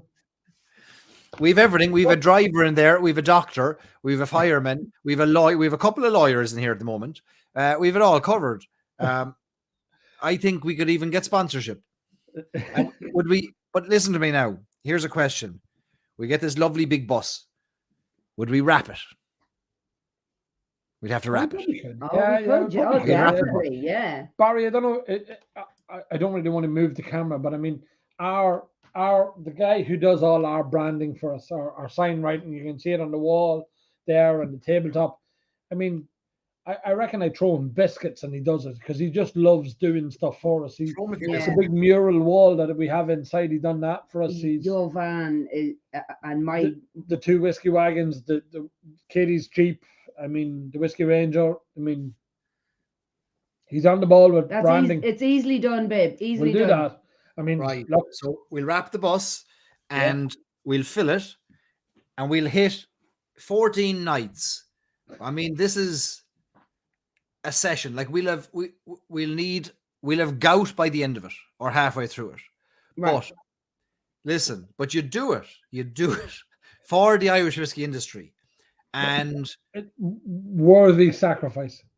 I will give my left foot for it. I'm willing to do it. Well, we don't want the left foot, but he lived gout, so we probably will get his left foot. I've had a couple of nights now where I haven't been able to walk for a few days. Brian, if Brian's coming over, then we just need sort of medication that'll just keep it, get us to the end of the 2 weeks. But Barry, then what happens at the end of the 2 weeks? What do you mean? What happens? Well, we bail each other out. No, but I mean, again, sort of great. So what do we do next then? Do we sort of start planning the American thing? Absolutely. You build on it. You show people, like we basically say that after the years of lockdown that we've had, no greater crack could be had than to be locked into a bus with us. And we'd even bring like a trad band between stops onto the bus. We'll find, they're easily found. Do you know what I mean? And you'd have them going. In hotels. All right. Castle hotels. We'll get them on the bus. We'll live stream. Like we'll build this big audience and community of people who they just won't want to miss us when it comes to America because the crack will be mighty. We'll bring on singers and songwriters. We'll compose our own songs on the fly. We'll make this something unbelievable that'll go down in history. No tourism authority could come up with this because it would be deemed too harebrained and mad. And we'll say, we'll do it. But we'll do it. Barry, Right? I'm beginning to think you're a bad influence. Don't worry about that. We'll have a good old time. And 2 weeks in and out. And then 2 weeks of detox in the Irish equivalent of Betty Ford or whatever else it is. Chris just came out and post there saying people would tune in every week. Chris, we want people tuning in every day. I mean, every day, yeah. I mean, this would be like what was that film with Jim Carrey in it? Truman Show. Truman Show. This would be the Chandler Show. There you go. That's what how it goes, and everybody will be tuning in to see what happens next. See what happens, Chandler. Yeah. Is he dead yet? Have you got rid of him yet? How big is this bus? Reading the comments, I think Barry, it could be more than a once-off thing because because everybody's asking about bus sizes and they're all going to come, and if it's the double deckers. Listen, everyone's big talk. Listen, folks, we'll get a second bus if we sell out the first one, maybe, because there's nothing better than one bus but a convoy of buses. And a convoy of buses turning up to the Killarney Distillery or down to John Fleming and down to see Sir Morris down there on the banks of Lochleen. Great crack would be had if we had a convoy of buses, but we have to sell the first one first. I don't think there'd be a problem selling the first bus. I mean, I think people would genuinely, and you'd have guessed special guests on each bus as well, that for a couple of days you'd have like Brian Nation. I mean, again, Brian Nation on the bus for 2 days, I mean, so that'll bring its own tourist Yeah. That's attraction. right, we'll bring Distillers on, and we'll bring and sure, listen, we'll have a seat for Christy Moore and all. He'll come on for now a few tunes. We can pick him up in Kildare Well, yeah, down the Curracam. There's plenty of lads there that is stringing out a tune together as well. Now, don't be expecting me to do it. I did warn you when I was, that there was no singing. No, if you get enough alcohol into him and the right songs playing, he'll sing like a budgie. What's the right song? I I can't remember. no. So we had a pub He Uh, he does 20 sing, but 20, how many years ago? 2003, we left the Broadway bar. So in 2003, we left a bar that we had with Lisa. And on the closing night, on our last night, and I can't even remember the song, neither can but I let fly. I absolutely let fly singing this song, but I can't remember what it was. Well, we'll find it. We'll dig it out here. Yeah, again, thank God. It's one of these things, as you get older, that you're grateful that there was no mobile phones around all those years ago, because, You'd be dead. Yeah. To be the end of you. Well, I'd probably be in jail. I don't know about dead, but jail definitely. I think we map out 14 days and Auction we, the seats in the bus. There we go. that's what you do. That's how you make your commissions. Dublin to Dublin, 14 days. We'll figure out which way out of Dublin. People will fly into Dublin or it'll start there. Yeah. And you could take 2 nights, you could take 14 nights. And Stewie Quayle was wondering, is it €1,000 ticket? To be more than that if you're doing the 14 nights. Yeah. For the pleasure of my company, sure. Where are you going with $1,000? Listen, get some of that Tipperary money and you'll buy yourself a ticket. But it'll be big money, but it'll all be important. It'll be well spent. I think you're going to have to look at Steve there. Steve's dissing us. He's saying, talk about notions. Notions. Yeah, but you're listen. You can't take We're it. Irish, we're full of notions. Should we drink cappuccinos, for God's sake? I know. So we were trying to buy a castle a week ago. We might as well start with the bus. So we were born with notions. I say we map out 14 days. Yeah. And there'll be special privileges and events for those who do the whole thing. It's a bit like if you did the World Cruise on the QE2, you'd get special dispensations and privileges and the whole lot. A blessing by the bishop in each port and what have you. So we'll figure that bit out. But I think we could do it. Yeah, it genuinely is something like that. And I wouldn't it be great? Wouldn't it be great to pull it off? I mean, literally to be pulling off something like that, to get people down into West Cork, to get people up into Cologne Distillery. I mean, I don't know if any of you have visited Cologne. Discords into several, yeah. A tale of grit and gout. I don't know if any of you have been to Brendan Carty's distillery in Cologne. I mean, the bus wouldn't make it up to the distillery. Would be the first part. You can't even turn a car there. No, there would have to be a hike involved.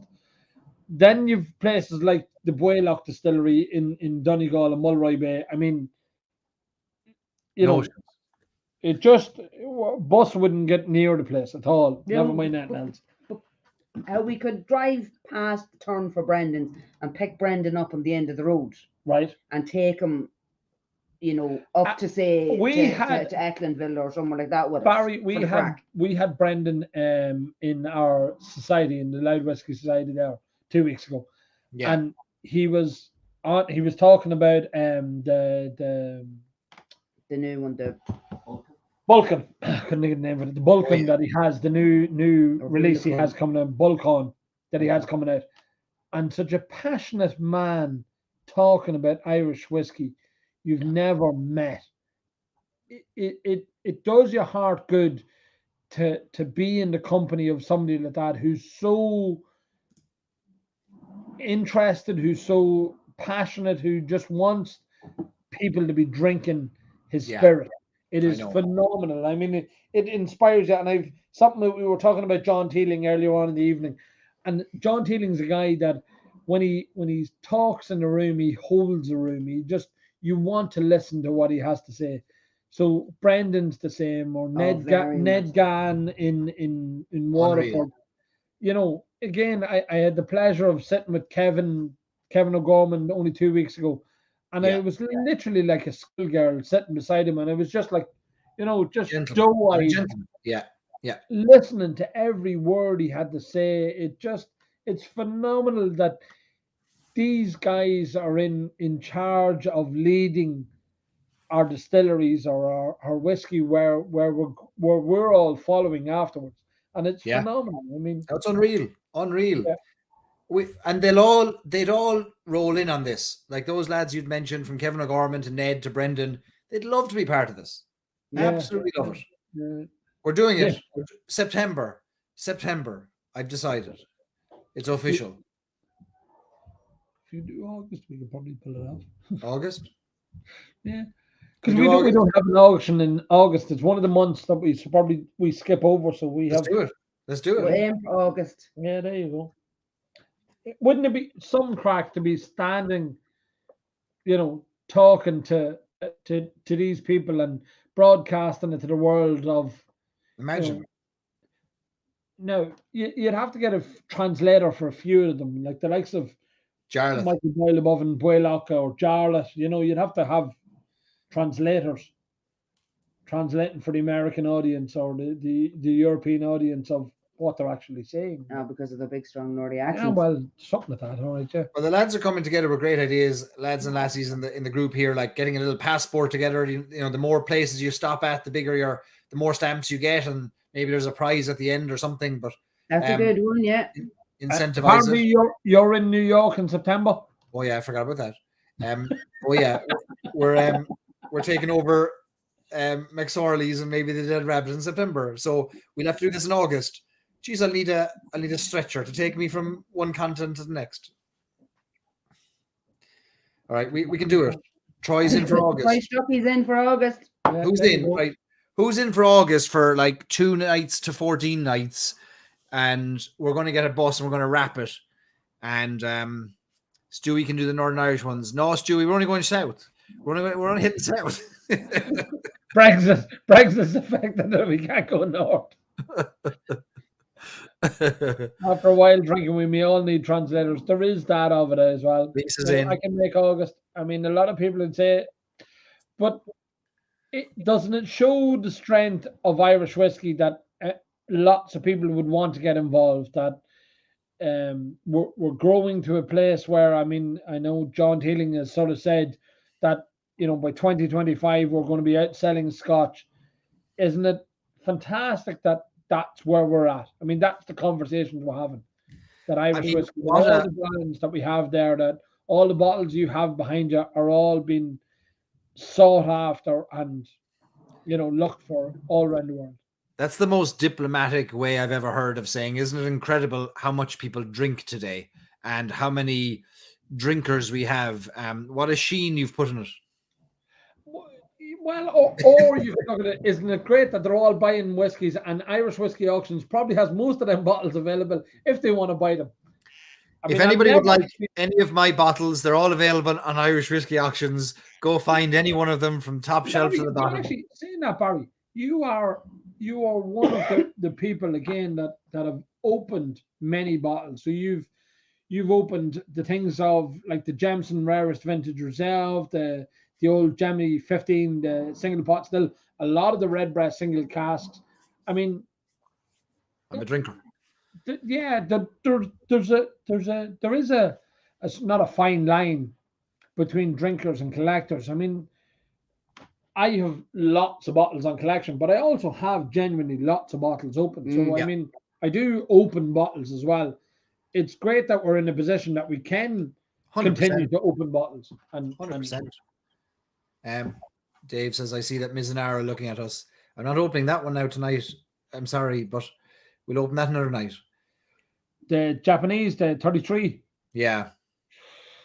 It is fairly the tasty. new Method and Madness? The new Method and Madness. Yeah, we were lucky enough to be at the launch of that, so it was yeah.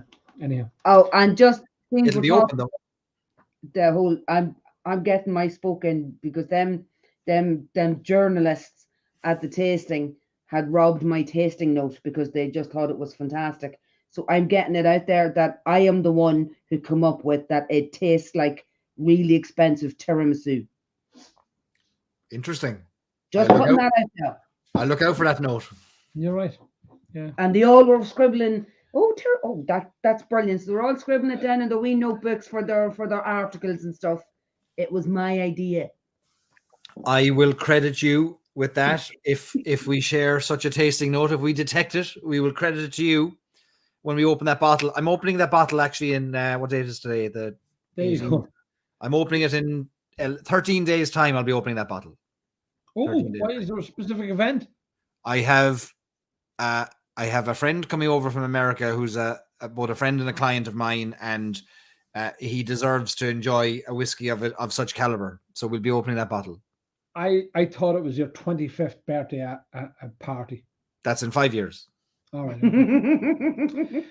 Lorcan done. I'll do 2 nights because that's equivalent to 14 drinking with Anthony.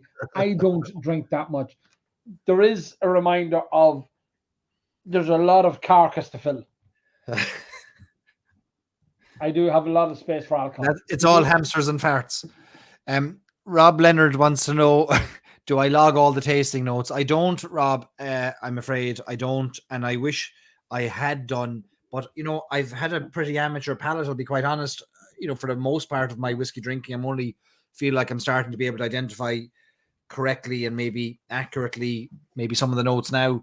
So I will start doing more of it. And I'm actually designing a tasting notes little journal for myself so that I can actually log it, and you're sure maybe we'll make that available to all of you as well. But I want to track it because there's things I'd forget, and somebody would ask me a question. I want to go back and look at something. So no is the answer today. No. But you've started to build. I mean, again, one of the things with the Stories and Sips Club is that you've started to build information and data from guys who have been involved in, so the likes of Gary Quinn there in Dublin, and you have a lot of guys now contributing to the club. Yeah. With tasting notes and with just tastings, full stop. Yeah. I think that's one of the things that, again, there's probably nowhere available where all that data is available in one. Because one of the things with societies is, I think more societies should nearly record their events, because some of the events can be so dynamic, can be so in the moment, that the tasting notes or the distiller themselves is there talking about stuff. I mean, as again, I reference back to Brendan talking with us the other night, or Shane from Two Stacks. I mean, it's just the passion and the knowledge that they speak from is just, you're just enthralled by it. You're just listening to it. So it's lovely to listen to. It really is. Yeah. It's one of the things we're trying to do actually with Stories and Sips is that we want to be completely independent of distilleries and brands, and all of our contributors are all paid contributors. So nobody submits anything, be it a cocktail recipe or a tasting note or an article, without being paid market rates, like writers' rates, whatever it is that people deserve, they're paid. And I think that's the idea of the club, is that the club funds the experts, and the club funds the producers and those who create content and write and are experts in their various fields. And so I think that's the model, is that if that can be self-sustaining, if we can keep growing the membership, it means we can keep growing the number of experts we can pay, because I don't believe anyone should contribute anything for nothing, because their time is valuable and their expertise is valuable. They've spent years accumulating their knowledge, and so they have to be paid. And so that's the model, if we can just keep that growing. And so you're going to see a lot more content coming out over the next few weeks and months. I mean, a lot of content that's going to come out. And I think the benefit for our members is that there's one independent place where no distillery or brand can buy their way in, or that I'm dependent on editorial or on kind of advertising revenue to kind of pay that model. Barry, sorry, I have to stop you there. But if any of the brands or distilleries want to sponsor a 2-week jolly around Ireland, that's very different. We will take your money, and we have a pocket set aside for the checks, and we will say whatever you want us to say. Well, within reason, I believe. We will say whatever you want us to say about your brand. Wow, the bouquet on this proper 12 is captivating. We'll be stopping at the Forge pub for 14 nights.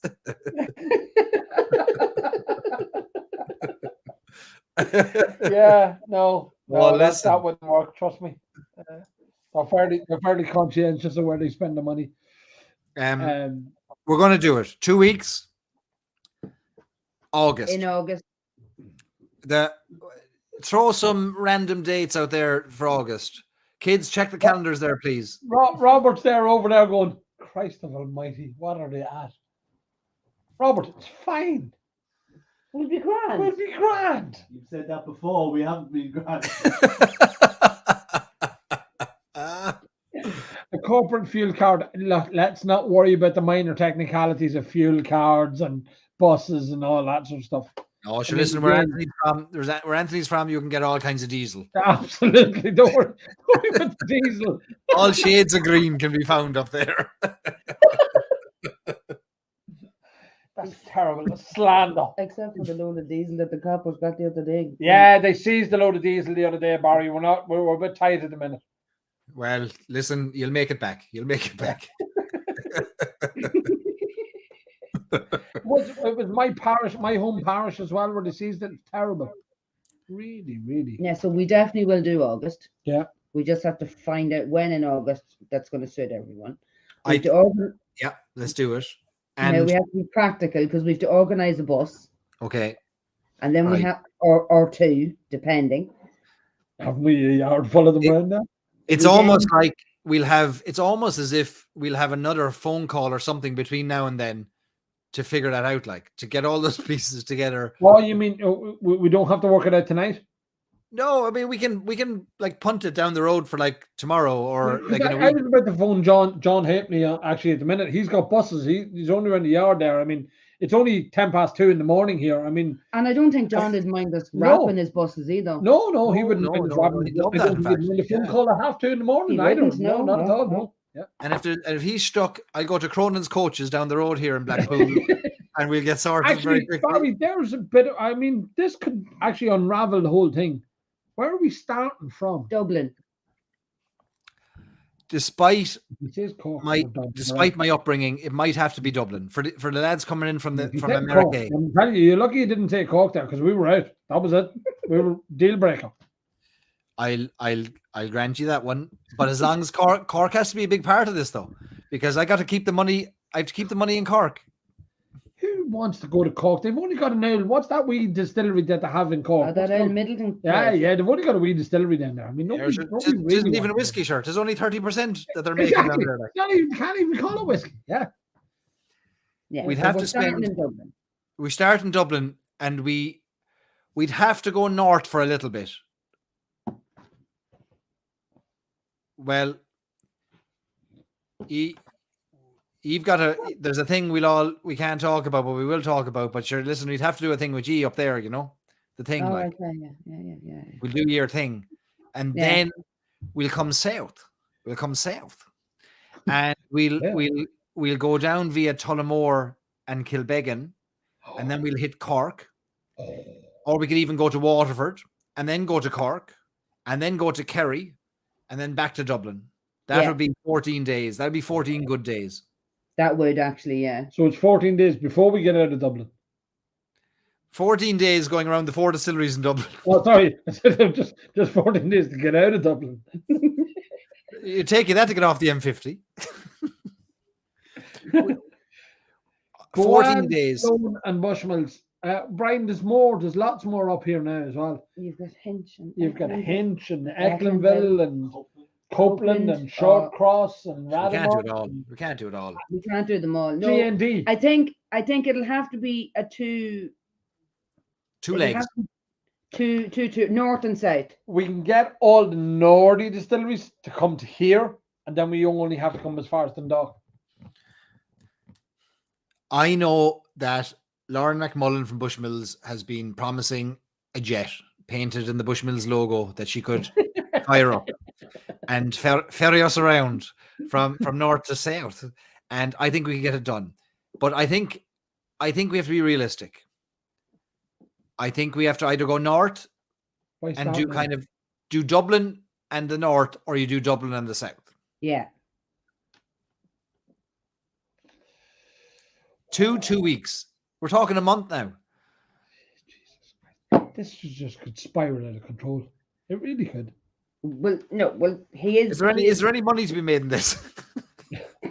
Barry, as I said to you at the start, money is a sort of incidental. If you do what you love, and if you do what you love right, the money will come. The money will come. It's irrelevant. Will you give us 50% off shipping to the US? So No, and let's not get carried away now. I mean, I have a I might limit. have I might have a few sherries in me, but let's not get carried away. Come on, I mean, 2 weeks. I think we'll sleep in it. We will. There's a lot to be discussed. Lisa wants a break in Galway. Lisa, why do you want a break in Galway? Yeah, listen. We'll get the lads in Mickle to send you a drop.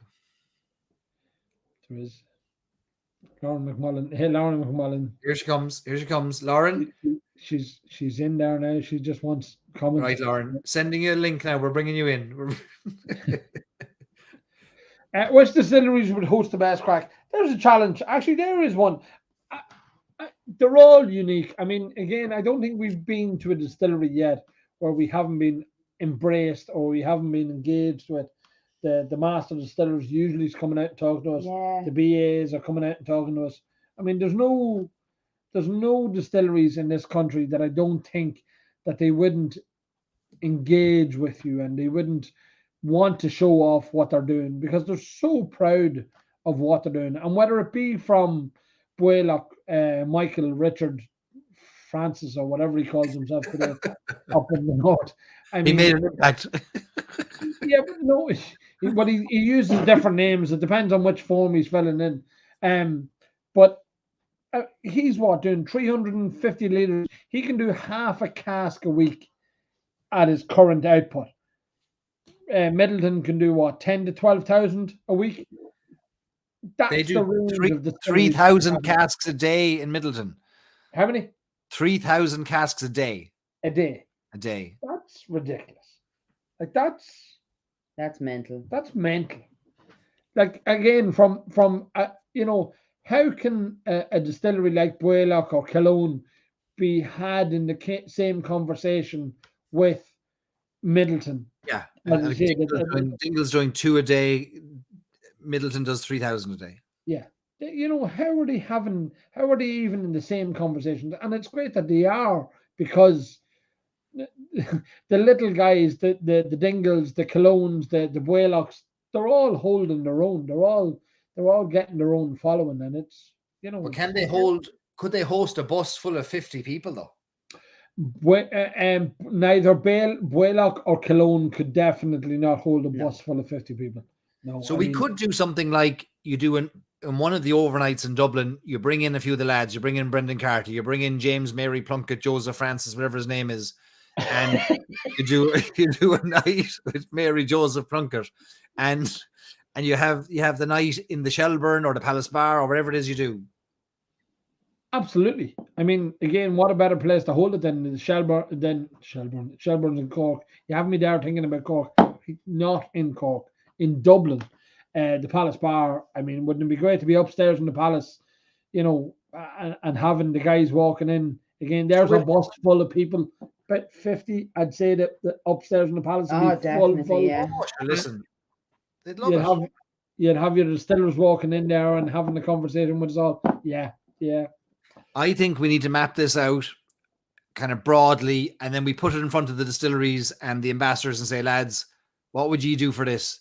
Because we're going to go big in it. And then we'll see who gives us the biggest, here's what we can do for you kind of thing. Oh yeah. I think any of them would be chomping at the bit to do it. Lauren toured 340 off her one morning. There you go. No. So what she's essentially saying is 2 bus loads would be not a bother. What she's saying is we need to find a few French people. And we've only the Americans here. Or we need to find a cruise ship. Let's never mind this with an old bus thing. We'll just get an old cruise ship. Now we're talking. That's another thing we could do then. No, I don't have sea legs. Oh, listen. Katie doesn't like the whole cruise thing. The whiskey cruise once a year. Can you imagine? Irish whiskey cruise. We could do it. We could book out a ship. I got contacts. I spent 4 years working on ships. I can get it done. It's you know what? But there's an appetite for stuff like this. What we're talking about this evening. There really is an appetite of people wanting to, because it's real. It's not. And you want it to be an experience because, like, I know I haven't been drinking tonight. I had a sip of this, but I've got a bad back and I'm a bit sore, so I haven't been drinking that much. Drugs. So I'm quite sober and used to or slightly inebriated. But but as you said, Barry, it's got to be something that is going to be worth somebody flying in from the States for, because it's not going to be cheap to do it. So it's got to be sort of worth it. So you need to be able to find the best sort of places, you know, like food-wise, hotel-wise. I forgot about the food. You got to feed them. They can't drink for the whole 14 days. A few ham sandwiches.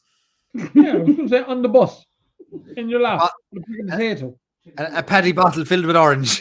Yeah, exactly. What the bloody hell? Where are you going with your highfalutin ideas about feeding and stuff? You should be giving them breakfast next. Yeah. not a bottle of whiskey. We're going to do it. What am I thinking? Yeah. Right. So listen. What are you moving on to something else, or are you wrapping up? What's your No, spiel? I'm moving on to something else because Okay. I'm sort of. I've had me. You put a dent in that, mate. I didn't put a dent in that. Sausage rolls from the Spar across the road from Bushmills. They're the job. Best sausage rolls on the island of Ireland. I've had them. Lauren, if we're bringing 2 bus loads, you want to put on a wee bit more than sausage rolls, Pat? I mean, I don't know. You've not tasted those sausage rolls. I haven't got a body like this by eating sausage rolls. Let me tell you. You know. Yeah, you haven't had a sausage roll till you're sitting in the passenger seat in Lauren's A3 eating a lovely sausage roll from Spar. No, Hospitality. You're talking from experience there, Barry. Hospitality. I mean, yeah, well, Laura knows how to lay on the hospitality and the sausage rolls. Mini bottles for breakfast, says Troy. See, now listen, this brainstorming is how it's going to happen. August, I'm down for it. Not a crumb dropped. She's dead right. We're very clever. We're very careful. There wasn't a crumb on her seat. I think we can get the distilleries will sponsor it. what is that pouring? That is Teeling Revival number Calvados. What was number was Calvados? 3, I think. 4. Teeling Calvados. It is one of the many bottles that sits on the barrel that taunts me from day in, day out. So yeah, Teeling Revival. Yes, Jeff.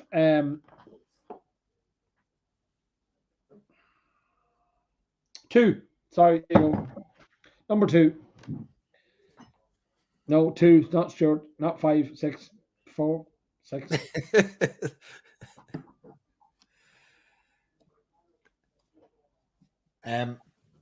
I'm gonna drink a wee something that I'm pretty sure I got from you.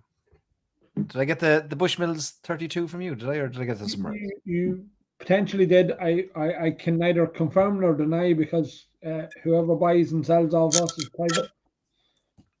I'm willing to allow you to share, to break GDPR rules. Just let's not, you know. All right, I'll have a wee drop of this.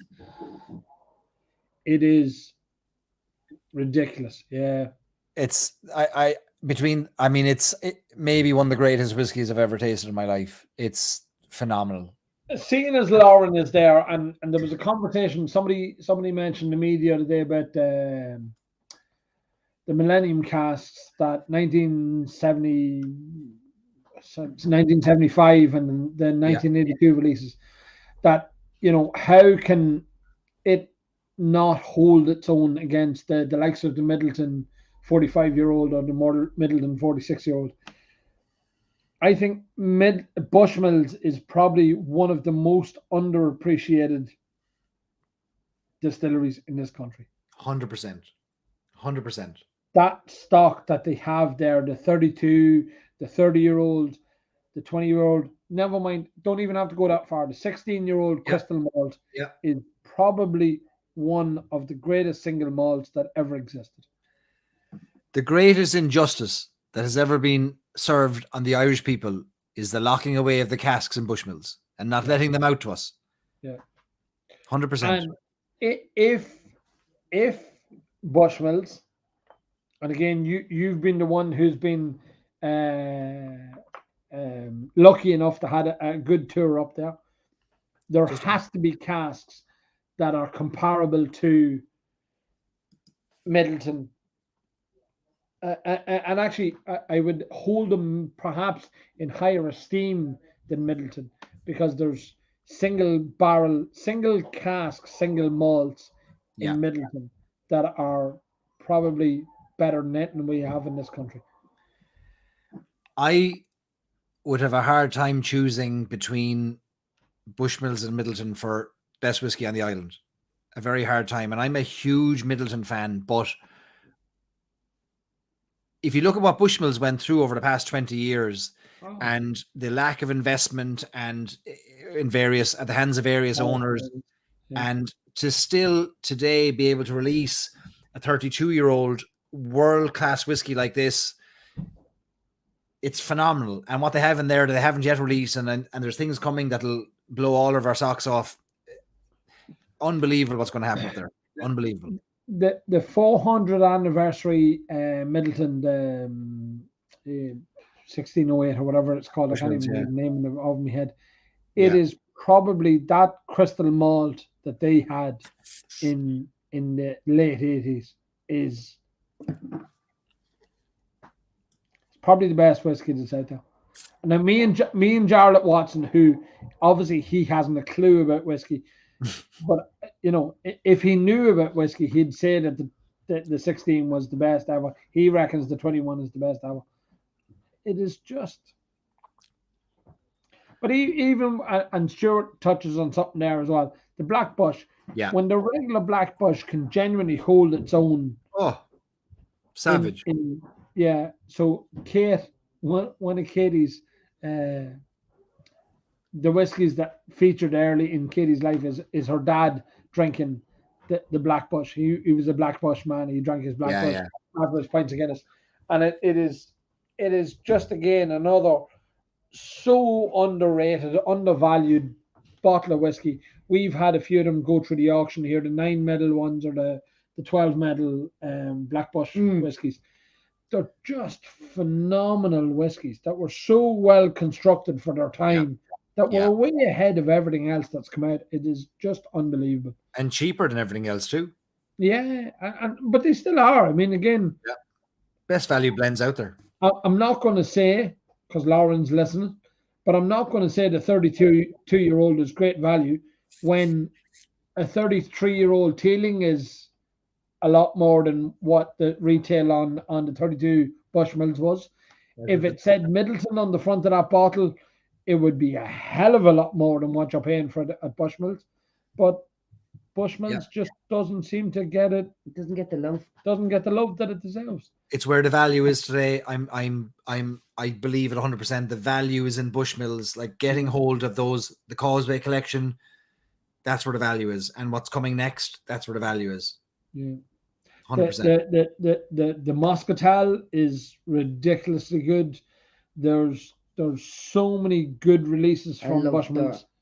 The Acacia Wood. Oh, the Acacia, the distillery exclusive. One of the greatest whiskies I've tried in years. That was amazing. Oh, it's like a 9-year-old whiskey, isn't it? 11-year-old, 11. And somebody else done an Acacia, and it wasn't that nice.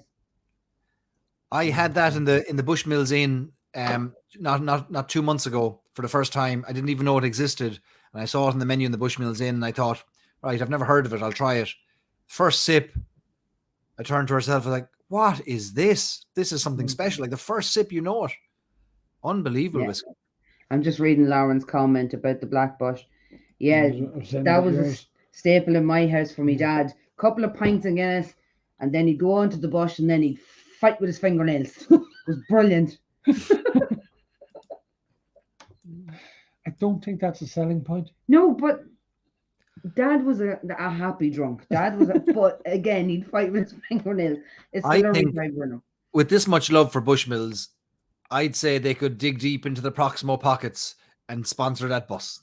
I'm telling you, and we'd even put their logo on the side of it. Oh, Lauren? yeah.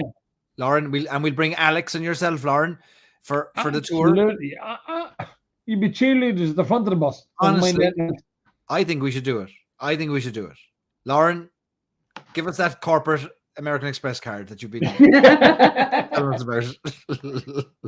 We'll spend it for you. Don't worry I'm about seeing that. that on the side of the bus will bring a tear to me daddy's eye. Yeah, absolutely. But come on, Lauren, it's got to be worth it on its weight alone.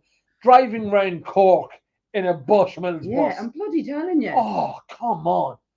Parked Even- outside the front of Middleton. Yes. We get Billy Lighton driving it.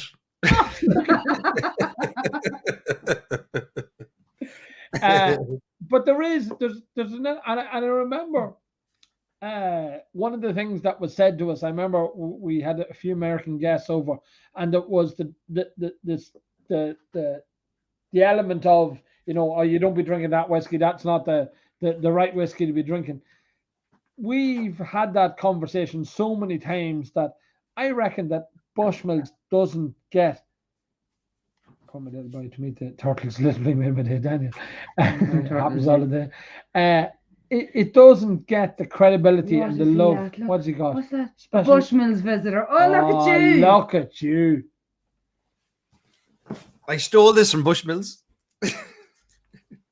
Look at the pride in him. Barry, you're not supposed to advertise the fact that you stole something. He out of the didn't. place. No, Barry, it's not called you stealing. It's liberating. It remained in my bag long after I left the gates, and I don't know how, but it did. Lauren, do you want this back? Yeah, she could like the bus, and then we could all get vests with our names on them and Bushmills on the back. Lauren, we got to make it happen. Barry, Right. you know the way you were talking about the Dublin North, Dublin South? Yeah, It's looking Dublin North now. that's No, all right. but If we, we can bring Bushmills to the Hang south. on. No, we don't. We go Dublin North, because then we've got Cologne, Dunvilles, Hinch, up to Bushmills, cross over to Donegal, over the Sleeve League and Buelock. Tell you, Dublin North's looking better. do you know, if we could do a proper Bushmills event, I'd be okay with. I'd even skip Cork.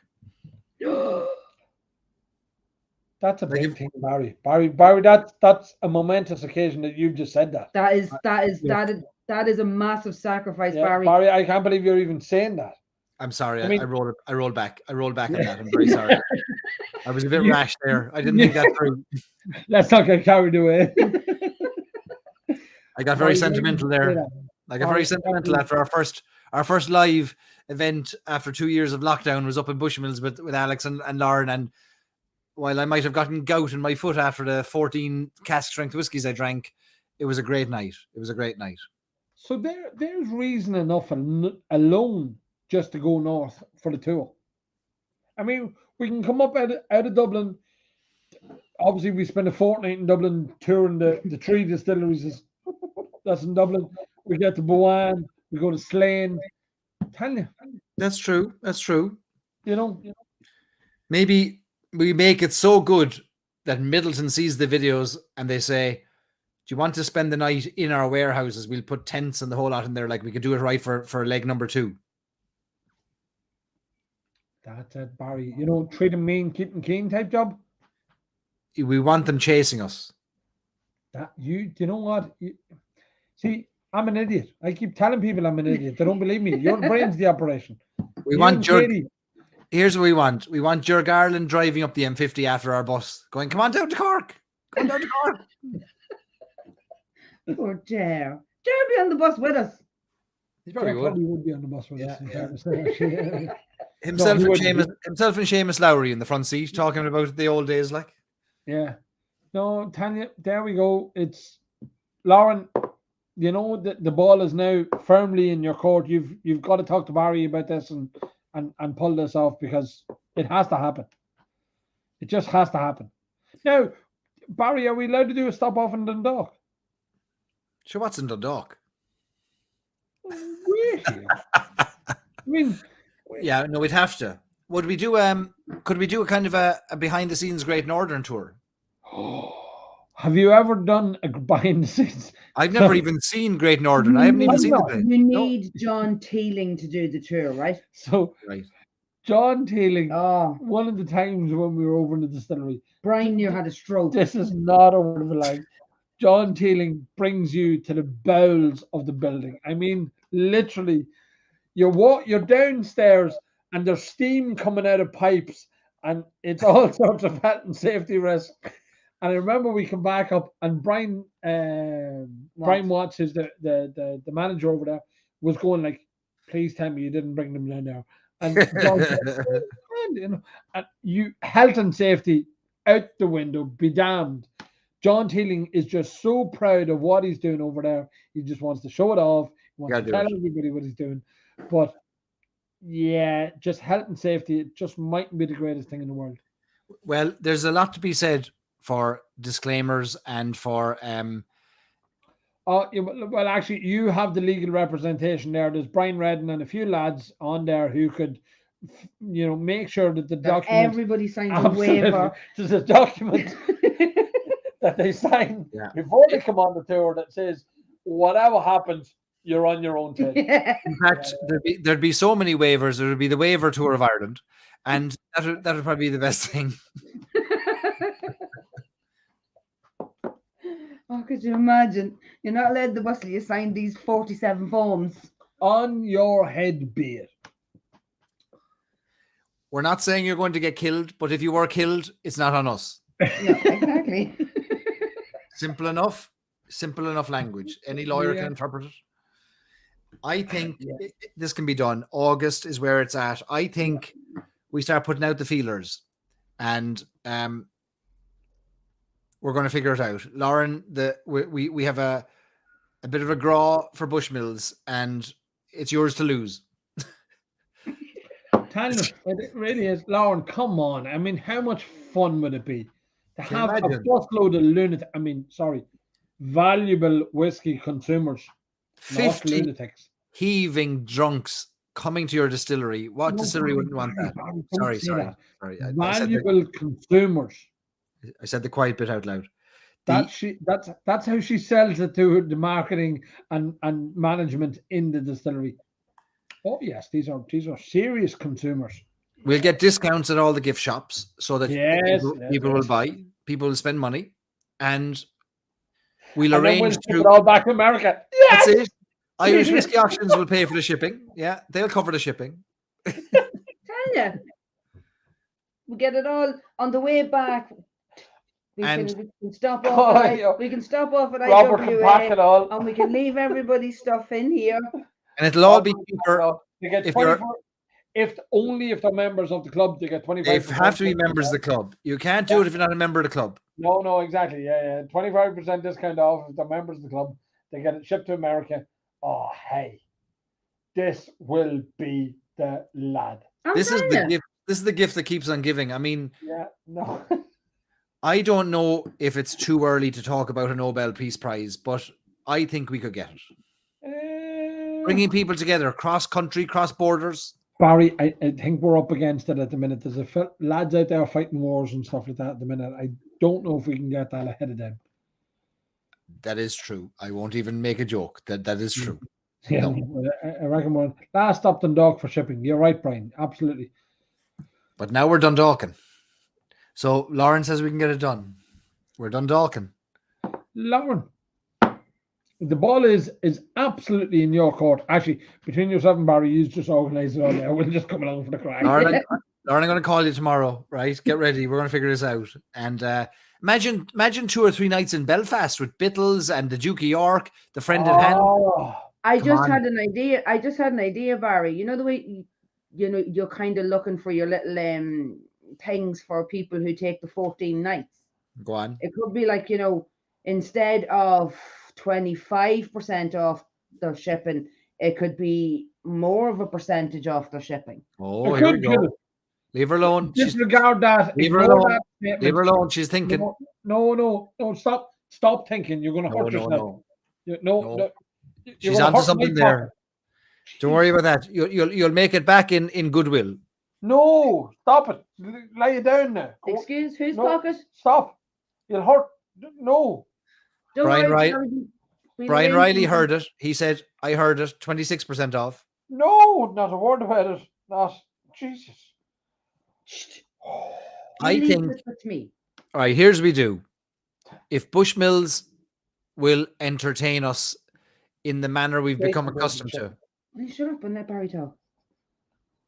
we could, if Bushmills became the center point of our trip, we do Dublin, we do Belfast, we do Bushmills.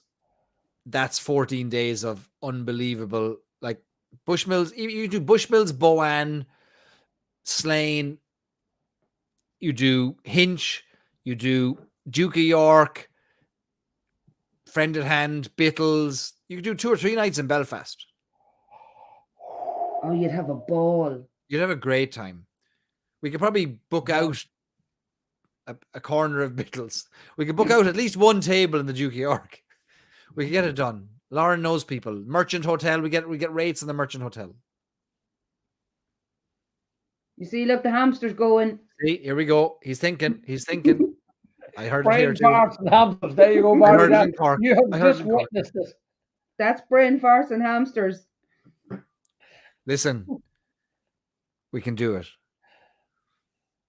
How much fun would it be to pull off something like this? To have lots of guys over, drinking whiskey, enjoying the time, spending the time in Belfast. The Great Northern Adventure. Oh, come on. Sponsored by Great Northern and Bushmills.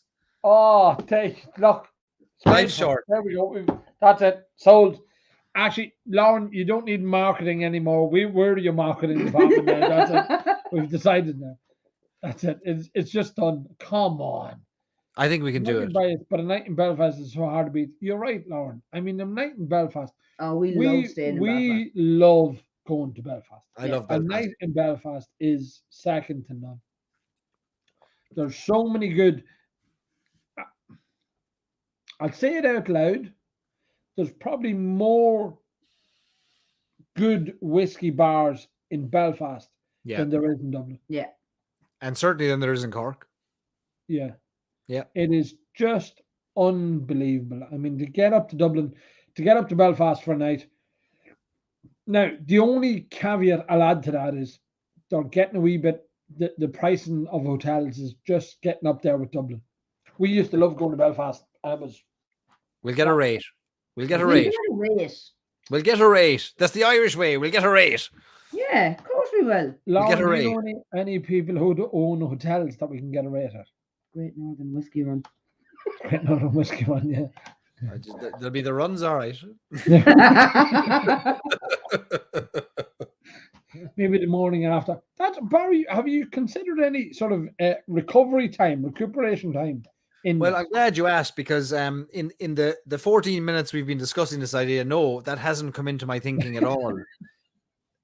But I do think that we could combine it with another idea of mine, which is the whiskey walkers, which is where a bunch of people go out and have an old walk. It might be up the mountains, it might be in a forest, and then we have a wee sip of whiskey at the end of it. And you have a bit of recovery. Barry, I'm sorry, Barry. I just have to burst your bubble there. I'm 21, Barry. I've never walked an inch in my life. I'm not going to start now. Listen. Listen, Linda. Listen, Linda. If only Bushmills had a hotel. I've thought of another name to try and entice Bushmills into this whole thing. Go on. The Great Causeway Adventure. Lauren. I just bought the domain name. Lauren. Lauren, I'm sorry. It's just done. It's done. And You can what get if half we Madden's, Kelly sellers. Yeah, there's loads. what if we charge people €1,608 a head? 1608. Barry, they just keep on rolling, don't they? They just keep on coming. Imagine this is free. This is free tonight. Can you believe it? Like, we're not charging people for this. Yeah. You're all chancellors. Lauren, excuse me. Excuse you. If People I had love it. feelings, they were hurt. I think we can do this. Yeah, exactly.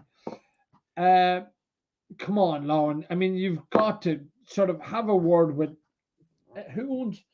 Does Conor McGregor own Proximo now, or he's bought Chelsea?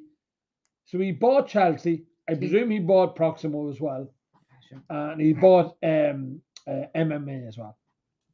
So if Lauren can have a word with him, BSH 1608. yeah, there you go. From the US. Lauren, if you can have a word with the old hierarchy down there and just pull this all off. Lauren is the hierarchy. Don't look beyond Lauren. She can get it done. Lauren can get it done. Steve, 1608 would be in the north. Obviously, well, yeah. Yeah, we'll take the pounds. We'll take the pounds. Yeah, That's we'll great. say we'll have- Yeah, we take the Take the pounds, lads. Peter Neal, I was going to bed. Peter, at your age in life, you should be going to bed. I mean, come on, seriously. We should all be in bed at this stage, but the crack's getting mighty, like, and Yeah. there's honestly there's plans being hatched, and Yes, Peter, you want to be a part of this. I mean, Peter can be a PR person. Can I just say that when we started the lock-in, we did 63 lock-ins over the course of the lockdowns, and not once during any of those lock-ins did I take a break to go to the bathroom. I'm afraid I have to do that now. And Oh no! yeah, I have to break my streak and take 30 seconds. Do we come up with an intermission screen now, or what happens? I mean, because this is unprecedented. I mean, Barry. I mean, I do agree. You can have at the audience any way you want. You can solicit them for money. You can do whatever you want with them while I'm gone. Irish whiskey auctions, Irish whiskey auctions, Irish whiskey auctions, Irish whiskey auctions. Oh no, he's still here. Sorry. No, yeah, stories and sips all the way. I mean, 30 seconds is all we need to replenish stocks and to. I'm just getting another glass of whiskey. Put it that way, right? And I'll be straight back. Let there be no problem. 30 seconds. Is I better all take we'll the height of need. his vest. There's a long walk to the bathroom there. We can have a look I at some of can't the believe Barry, in how many episodes did he say? comments. 60 odd? That is unbelievable. That is just shocking. That we're left here on our own. I mean, what sort of It's his show. It's his show, and we're He's left here. buggered off. Yeah, we're just left here, just holding our own. I mean, me and you are two shy people. No. Lauren, what are we doing? Leave Lauren. No, come on. She's organised it. She has it all. I reckon tomorrow there'll be an itinerary arriving on our computers saying, "This is what's happening, lads." Yeah. No, you see, the good person in me is feeling really bad because all the pressure that you're putting on poor Lauren. No. It's like you with your scabbing memorabilia T-shirts. And Actually, Bushmills have never sent me. Lauren, Bushmills have never sent me a T-shirt. But Brian, stop bidding. You're the one in control there. I'm not allowed to control any of that. If there's people bidding in auctions, I'm not allowed to control. But Lauren has never sent me a Bushmills T-shirt. 2XL, by the way. Just. you sure 2XL? Well, maybe go 3. It depends on whether it's Is it skinny fit, Lauren? yeah, or muscle fit. Sorry. Are you? Come on, baby. Hurt my feelings. Yeah, you're all muscle. I am all muscle, Yeah. especially on my left hand side. Free swag, you see. Yeah, exactly. I should be getting free swag. No. Barry's 30 seconds is up and he's not back. I can't believe he's left us here holding the baby. No. Wait. Hang on. Ah, look at that. He's back. He's like doing that, like the blanket, the Yeah. thing on YouTube, and he's fucked it up. He's With the buggered dog. it all up now. You're not allowed to swear. I'm trying. Sorry. Terrible. I'll get you both sorted with some swag. Lauren, I'm taking a screenshot of that. I'm holding you to it. 2XL. See, why you can't be like me and actually pay them for it? I wear the t-shirts. Oh, I know you will. I'm not shy. No, I know Not that. embarrassed. No, and At we all in the do, and slightest. we do wear t-shirts. Actually, the yeah, videos. Barry, you were supposed to turn off your mic when you were going for a wee there. Hot mic. Yeah. Actually, You didn't miss much. He was just scabbing. What? over there What? on the big white bag. That there in front of you. Yes. That. Sorry. Jesus. What's I'm this usually now? good at Oh, look. Black Bush blend. Huh? Oh, I forgot I had cologne chocolate in my handbag. No, I'm saying. We're all Bushmills at the minute. I know. This portion is sponsored by Bushmills. There seems to be. Actually, Lauren, in fairness now, You do have some of the causeway. where are they? I don't. They're probably at home. There you go. Lauren, there you go. My Bushmills isn't here in the office. It's actually home. Oh, does that mean it's more important than if it's at home? Well, it means you care about it because you took it home. Yes. And I I love had some of that here too. Huh? I had some of that coffee around here too. I can't find it. Robert, I don't know whether he was trying to bribe me or what. He came in to me the other day and handed me this. I tried chewing them. They're not so nice. Chewing them. Wouldn't think so. You have to grind them. So should we, for the people who have hung in here across Facebook and YouTube this long, there's 44 of them across YouTube and Facebook at this stage hanging in here. This seems like the most dedicated, committed, and I say committed not in the mental capacity, but like committed to Irish whiskey, not the institution kind of thing. They're the ones who should have first refusal on our bus. What do you think? If there's 44, we're probably nearly a full bus there. Should we ask for expressions of interest? Genuine expressions of interest.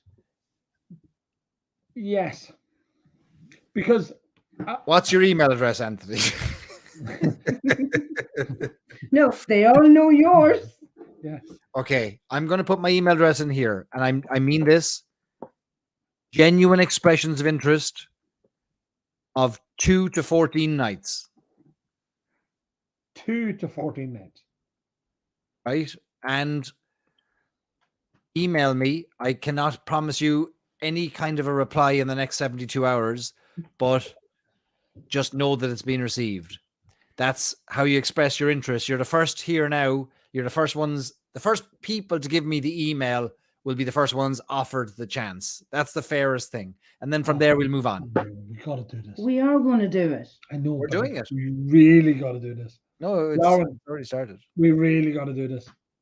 Send me an email. Can you imagine having, and I mean, again, it's very rare that you will have, say, a 52-seater bus, you will have that concentration of genuine whiskey fans And yeah, arriving on your door. Well, me- yeah, it was genuine whiskey fans. Some You people will, just you, do you it. will get a tour group Yeah. occasionally that'll be 1 or 2 people who go, I drink whiskey. Yeah. A lot of them, I'll never drink whiskey.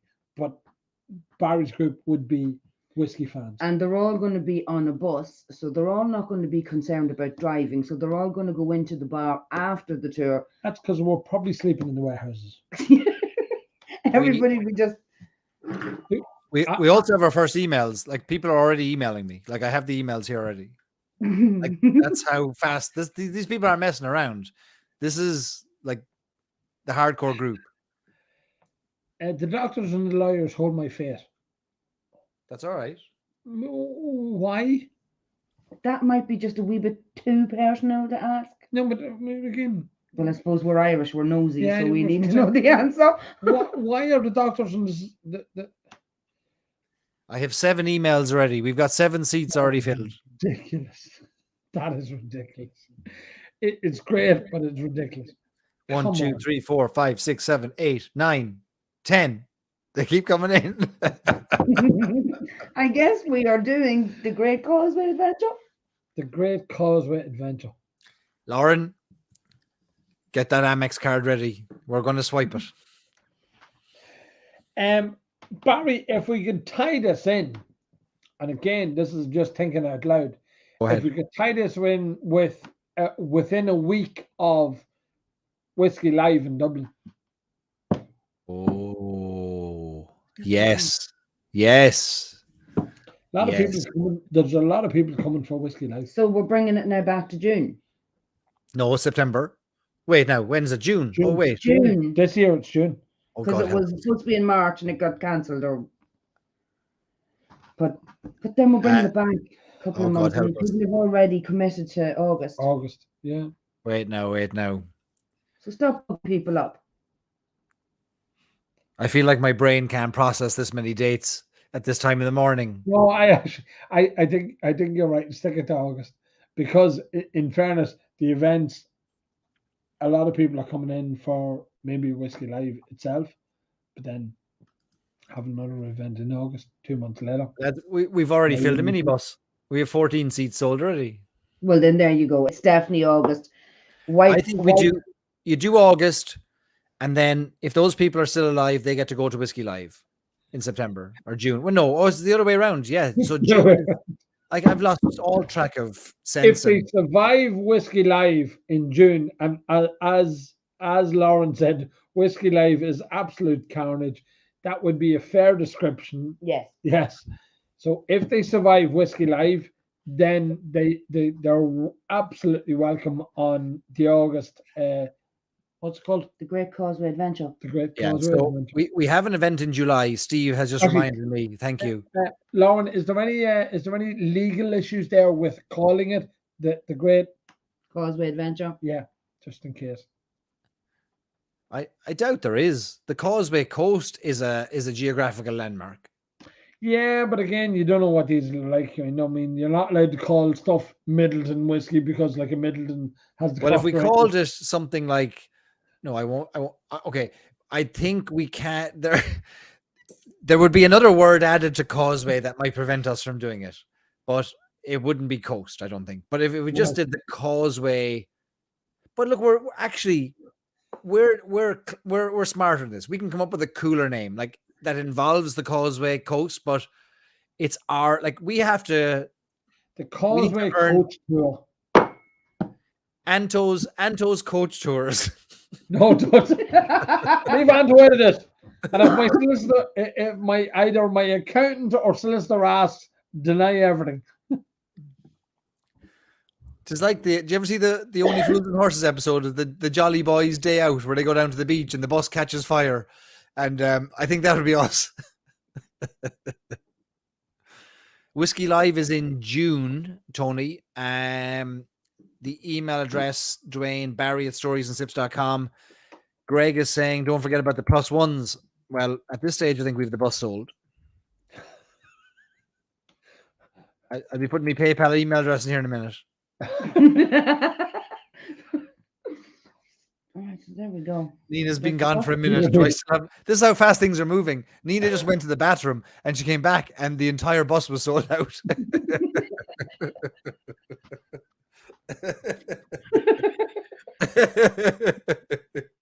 The Causeway Collectors. No, Brian, we can't call it that. That might be a bit of copyright Sipping infringement our there. way around Ireland. 1, 2, Sipping 3. our way around Ireland. I like that. Do you know what? I do like that, Brian. But Brian, you can't be coming up with names because you're our doctor. So you can't be coming up with names. Lads, we have 18 emails now of people who want to join.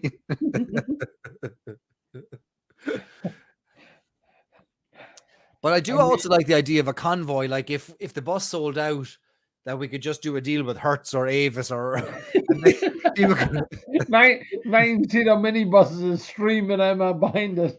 or we'll sell everybody a map and they can follow us along.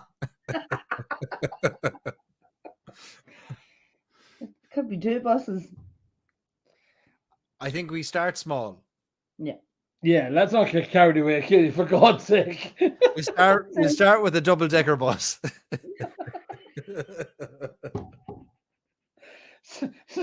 Says the lads who have now sold 42 seats on a 52-seater bus. Causeway kerfuffle.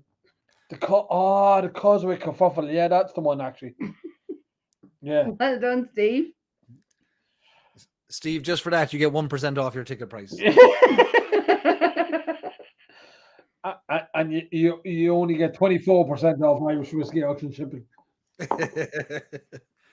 I think we could do this. I think this can happen. I think we just need to lock down what does every day consist of, what's it going to cost to do it, and then the 500% margin that Anthony needs to make on everything to cover his costs and his time. Barry, it's only 450%. Excuse you. I'll match it.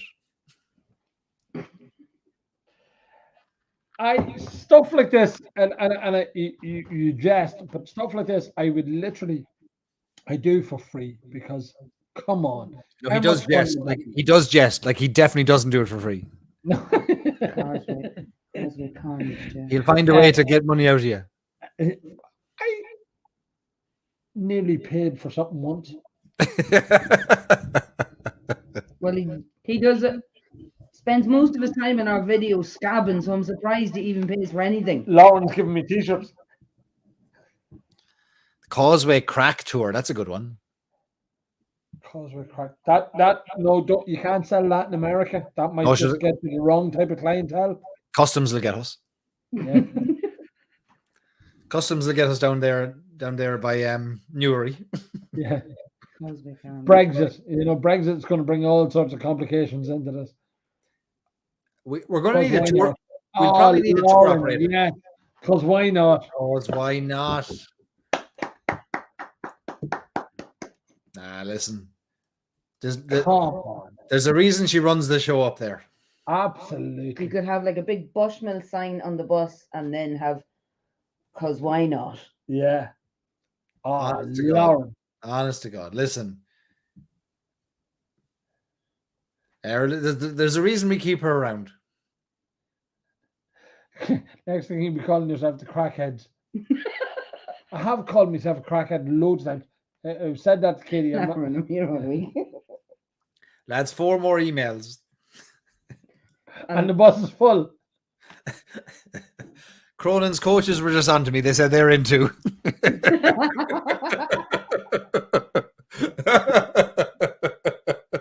Come on. How much fun would it be to be on 2 weeks drinking with us in various establishments? That'll be great. Oh, We have to get come on. Wi-Fi. We need Wi-Fi in that bus. I'll supply that. That can be sorted. That's what we do for a living. We can do that. What if, would we have to be on the bus or could we follow behind? Oh no, Barry. I only do VIP nowadays. Could we do like a Mercedes S500s? 2 S500s behind the bus. We'll be comfortable. S63s. A couple of S63s behind the bus. Far from it, I was reared. Yeah. No, I would be more than happy on the bus and just sculling whiskey It's telling stories, having the crack. or lying. And telling Get the Elon on the Wi-Fi. We could. No, we can do. No, He's Start running my off, Wi-Fi yeah. at the moment. my other business, we can do that. We can provide Okay. Wi-Fi. That's not a Oh, problem. jeez, we'll be getting a big invoice off from Anthony for some other How do you business. think I can afford all this whiskey behind me? Some other business he created about 4 minutes ago. Some limited company that he just made up is going to be invoicing us. I've loads of ideas running around my head now. Use it. See, this is what happens, Barry. That's how it all descends now into hell. Listen, we have to do it. It's going to happen. August. Wouldn't it be so much fun? Why wouldn't we do it? Why wouldn't we do it? Exactly. Will there be a band on the roof? There will. like the YouTube video. Oh, and the streets have no name. Yeah. But that wasn't a bus though. They were on the roof of a building in New York. There's loads of buildings in Belfast we could swing into the roofs of. On the Europa. We'd be up on the roof of the Europa with a band. Beside the Opera House. Yes, Barry, the last one is the one on the roof of the Opera. The Europa got into awful sort of time. They were asked to come down. Yeah, no, let's not do that one. Bittles Bar, standing outside. I mean, again, after Belfast Social, we were standing outside Bittles in the rain. Bittles even. in the rain. And how much fun was it? There was us, there was Charlotte. I think Lauren was there, might have been there actually as well. I think for that. We were It was just class. we were all standing outside. It was drizzling rain, and it was just a fantastic to be there. Well, let me ask this, Lauren, if you're still here, and I know at 3:00 in the morning, we don't expect you to be, but would this be something that would be of interest genuinely, or are we just having the crack? Because if it's of interest, there'll be a phone call tomorrow. If it's not, you never hear from me again. I'll go as far as to say it. I'll put it together with you, Barry. Jesus, huh? Definitely. Because it's, come on. I mean, again, it's this argument of get people drinking Irish whiskey, have them standing wherever they be, whether they be in Bittles Bar, or they be in Bushmills, or they be in Sleeve League, or no matter where they be, Ecklenville, to just stand and drinking with Irish All right, whiskey. we're doing it. We're doing it. It's happening. It's Oh happening. yeah, no, it's happening. We're down with it. It would be great to have somebody to sponsor it, but We'll get it still done. happening. We'll figure out those bits. Yeah. If 14 nobody else days. is on board, if nobody else wants to be on board, we'll do it. We'll make it happen. Because, of course, Look, most 50 people in the tour. Look, can make it happen. it's done. It's already done. There you go. It is Irish American dancer. Rob, Not saying I'm the best, but I'll say that. Listen, if We take it, if there's a confidence to your dancing, we'll all be on board. and we even if you're going to do that, maybe Anthony will sing. no. It's cancel the whole thing, Barry. I'm sorry. What we could do as well is you could sell tickets to the individual events along the way. Do you know? Oh, yeah. And invite people. Yeah. You get people into the Palace Bar. Oh, look, you're as sharp as a tack. You know that? If Jesus, if you were a balloon, I'd burst you. Oh, it would just be the best 2 weeks ever. Yeah. Jeff Adams, I just booked my flight, and he's going to be shipping 1,500 bottles back to the US. This could No really problem. put Bushmills on the map. We will absolutely do it. Oh, absolutely. With pleasure, ship bottles back. And especially if they're acacia. Lauren, are they still doing acacia as the distillery reserve? It's still there. It's still there. I have one out there, but our name's on it. I don't have a bottle of it in my life. I need a bottle. Oh, it's very good, Barry. We drank a bottle of it, and we have a bottle of it. We actually have a bottle we got named with Irish Whiskey Auctions in front. Oh, it's stunning. Stunning drop. Oh no, it's definitely my favorite. If that was a general release, it would be Bushmills would knock Middleton out of the water. I still think they suffer from the hangover. They do, and I think you sort of need to get that. I know this is very political at 3:00 in the morning, but you need to get that old stigma out of people's brains. I agree. Yeah. What they That need really- is Yeah, that 14 really needs to be gone. what they need is a 14-day bus tour Exactly. to get rid of that stigma, that 200-year stigma. Miss a trick. No. Harry, you don't miss a trick, do you? No, but that's what I'm saying. It's needs something, and we need to do this. And I'm got 50 million things going around my head, and it's just horrendous. Oh wait, look! Lauren's offering us cask strength acacia. They've cast strength acacia. Oh. Lauren, I'm driving to Belfast tomorrow. I'll meet you up there. Make it happen. Make it happen. As long as you get me a sample. He's collecting you on the way past. That's it. I've already got the bus. Cronins have been in touch, so we'll be heading out of here at 7:00 in the morning in about 3.5 hours time. Outside the front door. Barry, you ready to go? Yes, about that.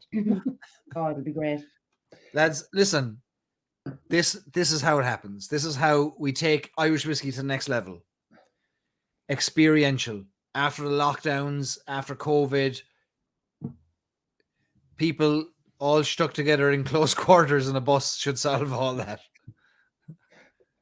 Breathing over each other, having drinks. You're right, Barry. I mean, Share the goodies.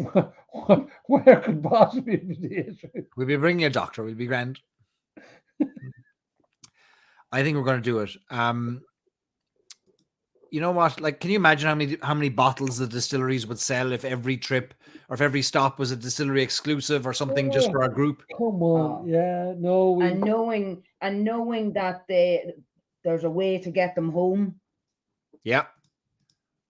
Good plug, Katie. See, So why Listen, wouldn't they go mad in the distillery why shop? wouldn't they go mad in the distillery shop? We'll come up with a name for this thing. We'll come up with a name for it. There's been a few good suggestions there all evening, actually. That's there true. has been a few good suggestions. That's true. I do like the cause why not. Yeah. On the side of the bus. On the side of the bus. That's good. Big Bushmill sign and then cause why not? Yeah. In the Bushmills font. Yeah. No, it's just Lauren, come on. I don't know who your marketing department is, but you've got to get on to them and say, here's the budget for that. Proximo. Yeah. Here, lad. That's It it. would be great. Never mind your El McGregors and stuff. I mean, Listen, take some of that McGregor money and put it into our bus. Katie's the boss. People are recognizing, Katie, you're the boss. Yeah. Yep. I mean, look, if nothing else, don't worry about your silent distilleries that you're trying to sell this week. We've got a bus tour. That's all we need to know. Like, No. Settle down there, Barry. Let's not get carried away. I am trying to sell Silent 1 and Silent 2. I mean, all right, put the old If- put the poor mouth on here now again. if Silent 1 and Silent 2 sell, then I might have a few quid to put into an sponsorship of the Cause Why Not tour. But I mean, if they don't sell, I mean, it'd be terrible for us to have to, not be involved. I mean, The money's already flowing in. Steve is going to send $500 to yourselves tomorrow to build up his shipping credit. yeah, but Imagine Steve's what you're probably doing earning. that for other bottles that he's bought. That's why. That'll just cover what he's already got. Yeah. Put that into Bitcoin now. You'll make 600 by the end of the month. Or 50 quid. Or 2 50 shekels. quid. Yeah, there'll be nothing in between. It'll be one or the other. I think that I feel like this could pay for itself, and there could be a bit left over for a good dinner. You think about stuff like this, and why wouldn't? And I've often said this out loud, for us as Irish whiskey auctioneers, why wouldn't brands want to be involved? Because 100% of our consumers are 100% of their consumers. Correct. And There's wouldn't we no- be together a formidable force?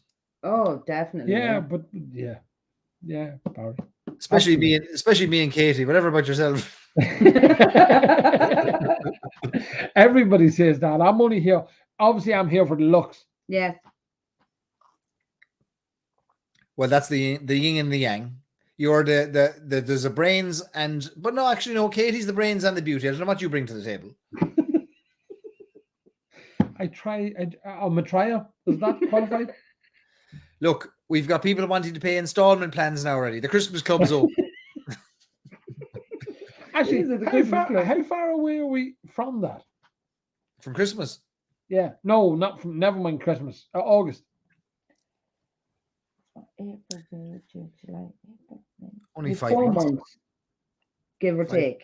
5 months. 4.5 Yeah. months.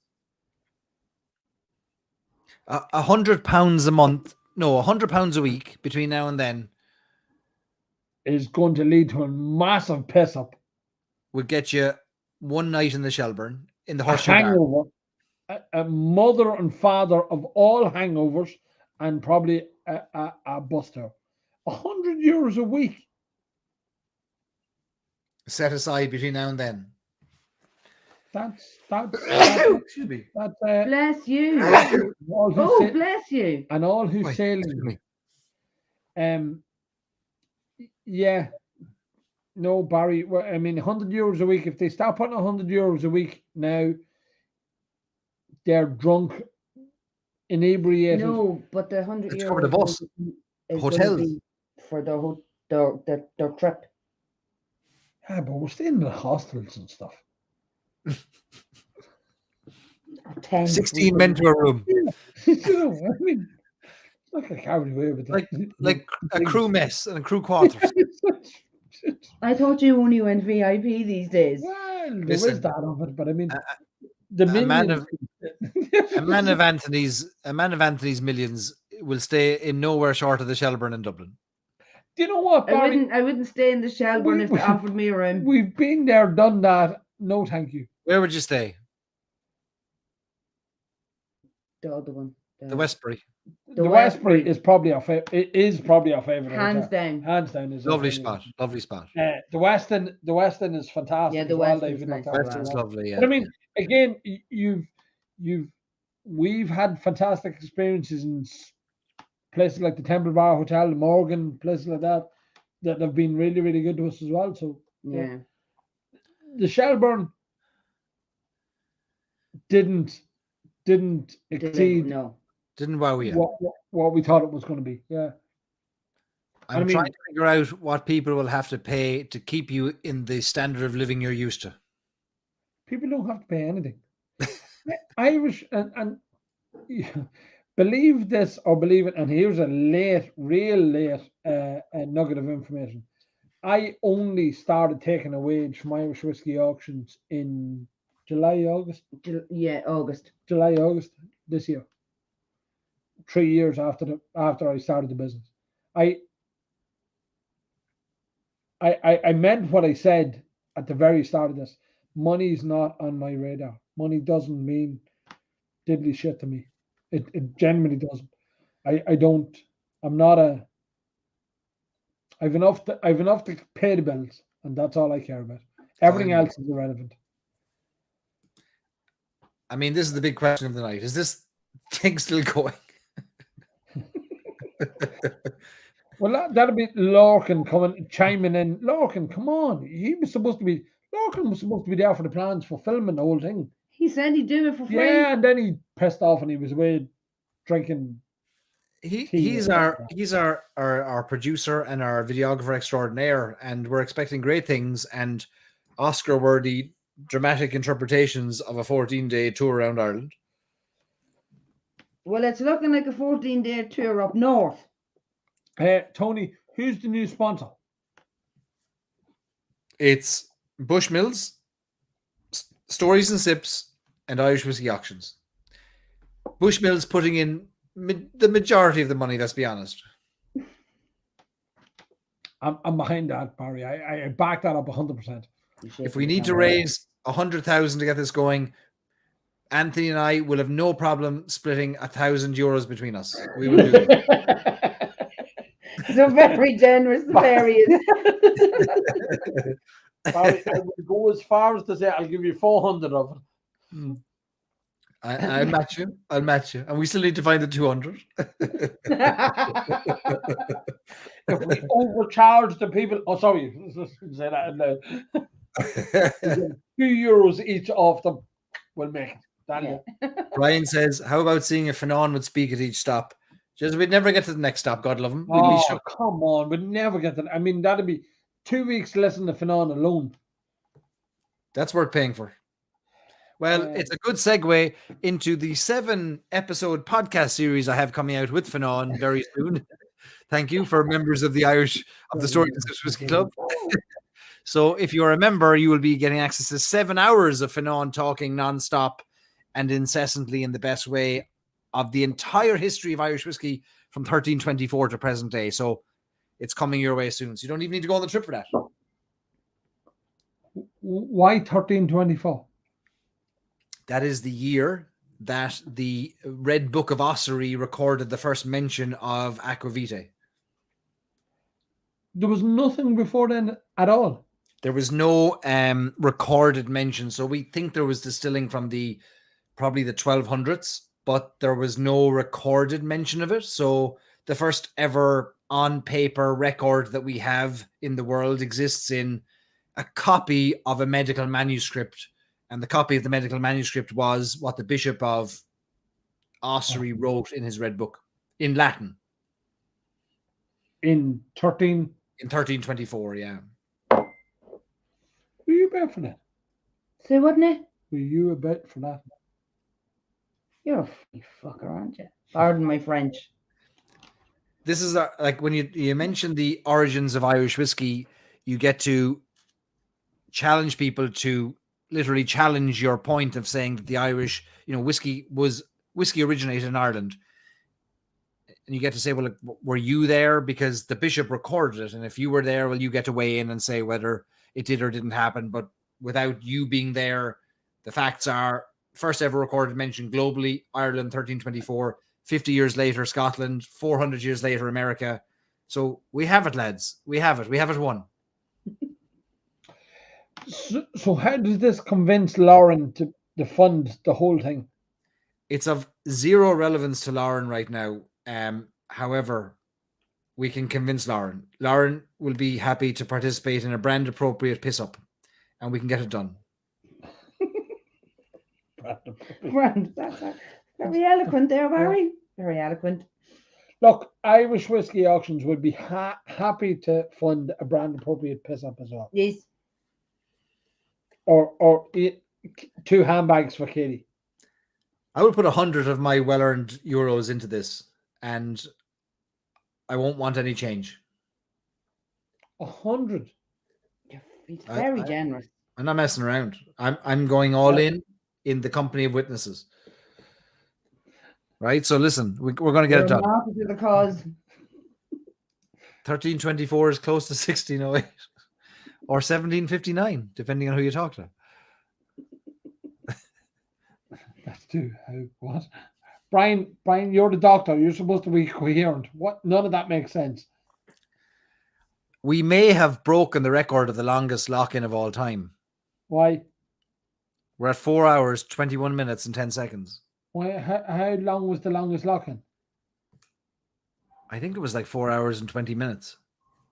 You're still an amateur, Barry. We done the charity thing. That was 5.5 hours. That was bananas.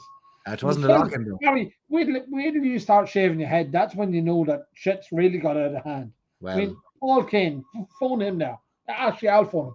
Get him to shave his head. That's, I noticed on one of the comments a You're while grand. back, somebody was trying to get the shirt off Barry's back. Actually, Barry, yes, on that event, we did sell the shirt off your back. It ended up in a home pub in Las Vegas. How mad is that? Again, one of them mad things in the world. You were in America at the time. We sold the shirt literally off your back, and it ended up framed in a private bar in Las Vegas. I mean, what the fuck? Some people have style, Some people they know the good things in life. What can I tell you? Some people know their turtleneck. I've got 17. I've 17 more of them if you want to auction them.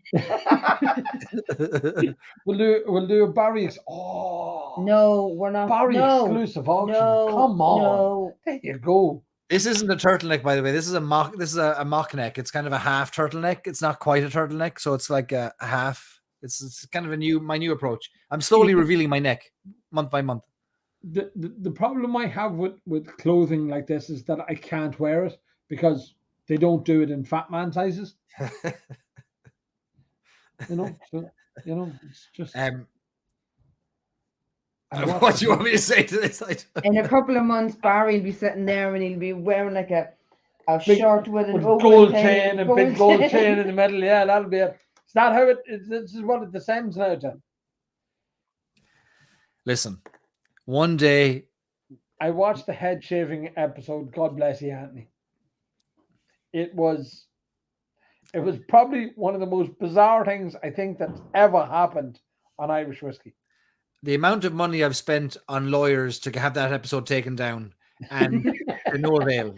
Actually, you were all right that night. I mean, you were one of the better ones that night. I mean, it was Peter Cooney was fairly honest as well. Peter Cooney from Boan, he auctioned off his T-shirt that he was wearing. Paul was just the star of the show. That Going round eating and shaving his hair. It's just But look, when you're in the company of somebody who's willing to shave their head, you're always going to be considered the one who's fairly all right on the night. You know, valid point. you could be 45 degrees to the floor and you'd still be considered all right on the night. it was fairly bananas. But I mean, we've been involved in a few things of that. I mean, we it's you. I'm blaming you. People are attracted to your lunacy. It's not me. You know, I'm the normal, sane, rational one in this relationship. I've been saying it for years. You just don't listen to me. What's wrong with you? Why don't you listen to me? But Huh? if I was to bring this back to two of the reasons we did this tonight, one was we wanted to draw attention to the last 40 hours of the auction, right? So we're getting close to the end of the auction. So we're going to remind people irishwhiskeyauctions.ie, right? That's one of the important things. And the second thing was we wanted to remind people to be part of the Stories and Sips Whiskey Club. Instead, we have decided we were going to create an entirely new enterprise, market none of the things we're already doing, and instead divert all of our attention, our funds, our resources, our time to an entirely new thing that will or will not make any money. But here we are. So your point is what? I don't know. I don't know what my point is. I started off strong. I ended weak. I don't know where to go from here. Barry, but is it not all I'm not self-serving, but is it not all serving the same cause of, come on, how much fun is Irish whiskey? I cannot imagine any Scotch whiskey group, society, gathering, any of the above, being as much crack as this. I genuinely can't. Again, many of the events that we've been involved in, I just can't imagine them being the same. It's just madness at times. There's that hint of lunacy always just on the edge that creeps in every now and then, and everybody goes, "Fucking love that! I love that! I mean, anybody that's still here at this time in the morning is thinking, this is mad shit. Come on. I mean, who's thinking of doing a bus tour of Northern Ireland?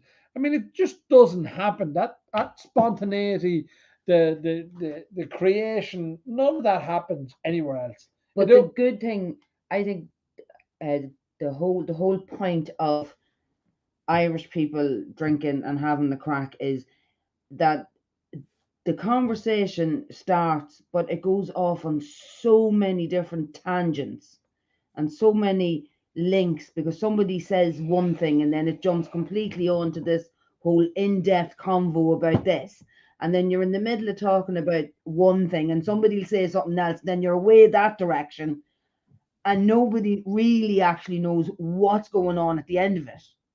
I know. Yeah. I mean, I don't know that we've actually rationalized that madness or have found a way to explain. Do you need to? Probably not. Not at 3:28 a.m. No. No, but again, irrelevant of the time. There's an element of I don't see that it's evolved that much from what time did we start at 11 o'clock. I can't see that it's evolved that much, because there was still always that underlying subtext of this could just break down into insanity at any stage. And here's what we do. This is it. We're going to do this bus trip for 2 weeks. We just blow it up like the greatest. Every night is the greatest night of people's lives for 2 weeks. Every night, every day, every night. And it's the thing that people take to their grave with them. It's the thing that one night, if they're part of it, nothing else will ever come close to it. No. Look at him, he's But yawning. Barry, He's sick of it. I'm not joking when I say this. If we say we're going to do it, we're going to do it. Well, we're doing it. Because one of the things that I've We're definitely doing it. my other business and my other life is that has stood to me is if I tell you I'm going to do something, I'm going to do it. I don't give a shit what it costs. I'm just going to do it for the crack, if nothing else. We're going to do Why it. wouldn't you? We're going to do it. Why wouldn't people want to be involved in this? Come 14 on. nights of mayhem, madness, hospital visits, whatever needs to happen, we'll make it work. Don't talk about the hospital visit so much. Crack, enjoyment. Well, you can have some great crack in a hospital waiting room. You can bring a trad band into the room. You can have it in the ward. I'm telling you. Because you're going to be long enough sitting in A&E, you might as well have some entertainment. Listen, No. there'll be no more argument about it. I won't No. hear it. As Greg says, my money is no object. Literally, it is no object. It doesn't even exist. Money is no object. Quite literally is right, yeah. We're going to do it. We're going to do this 14 nights, every night, the best night of people's lives, 14 of them. You might as well, that's it. You don't need to go on. How can you beat it? Johnny has the right thing. Madness doesn't need to be rationalized. That's There is it. no way you can justify insanity. Brian, you have 5 months to figure out how to get a medical doctor's privileges in Ireland. You can figure it out. You can figure it out. You can get it done. And if not, I'm from the border. We can get paperwork drawn up. I mean, there's no bother there at all. We can. And sure, listen. I can why- get you an Irish passport and an Irish doctorate in no time at all. Don't worry about that. And what privileges do you need? What privileges do you need? You only need to know how to apply charcoal to our stomachs. No, Yeah. and intravenous drips. I mean, minor technicalities. Let's not worry about them. But are we agreed? We're not the ones doing the driving. Oh no, Barry, you did say. No, I'm holding you to this. You did say your brother-in-law is driving the bus.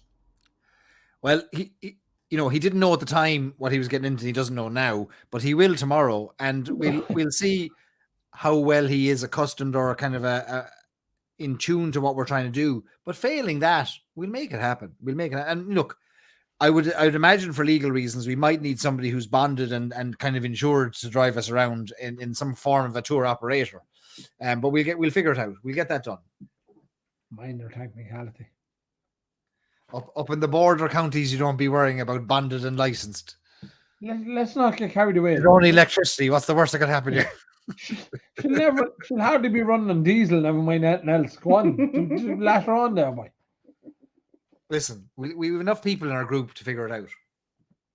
I'm a certified combat lifesaver from the US Army, so I can give you all IVs to recover. There you go. Good man, Rob. We will need that. 5% off his seat. Lovely. Actually, there's one. Anybody who actually brings something serious to the party gets a bit of discount. So, A priest, a doctor, priest. a chaplain. Bit of bit. We need a bus chaplain. We need- a multi-denominational chaplain. For doing exorcisms on the bus. We need the benediction in the mornings over the breakfast. Oh, Ginny Mac. No, probably true. Expel the demons off the bus. You don't have to be an actual member of any church. Like if you were No, excommunicated at some point, taking up one. What's Like the if you were- monster raving loony party or something Yeah. like that? That'll if be you were fine. kicked yeah. out of the church for some reason, you would still qualify. For the last rites of the weak-hearted, as Robert says. Yeah, that's about it. Yeah. Chris Connor, I can become a chaplain in 5 months. Chris, 5 months. Yeah, that could Yeah, go. 5 months. We've got 5 months to pull it all together. Yeah. If So the winner June- of the signing distillery goes free,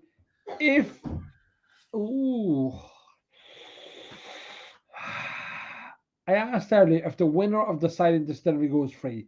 Oh. They I know. will incur I'll go as far as they will incur serious discount. There, how about that? Greg's the kind of fella now that might go in there for that silent distillery. Well, if he does, he will incur serious discount. He'll Greg get an Anthony welcome, if that means anything. In Dundalk, that's a punch in the head. Well, not so much. Greg, we'll take care of you. Yeah.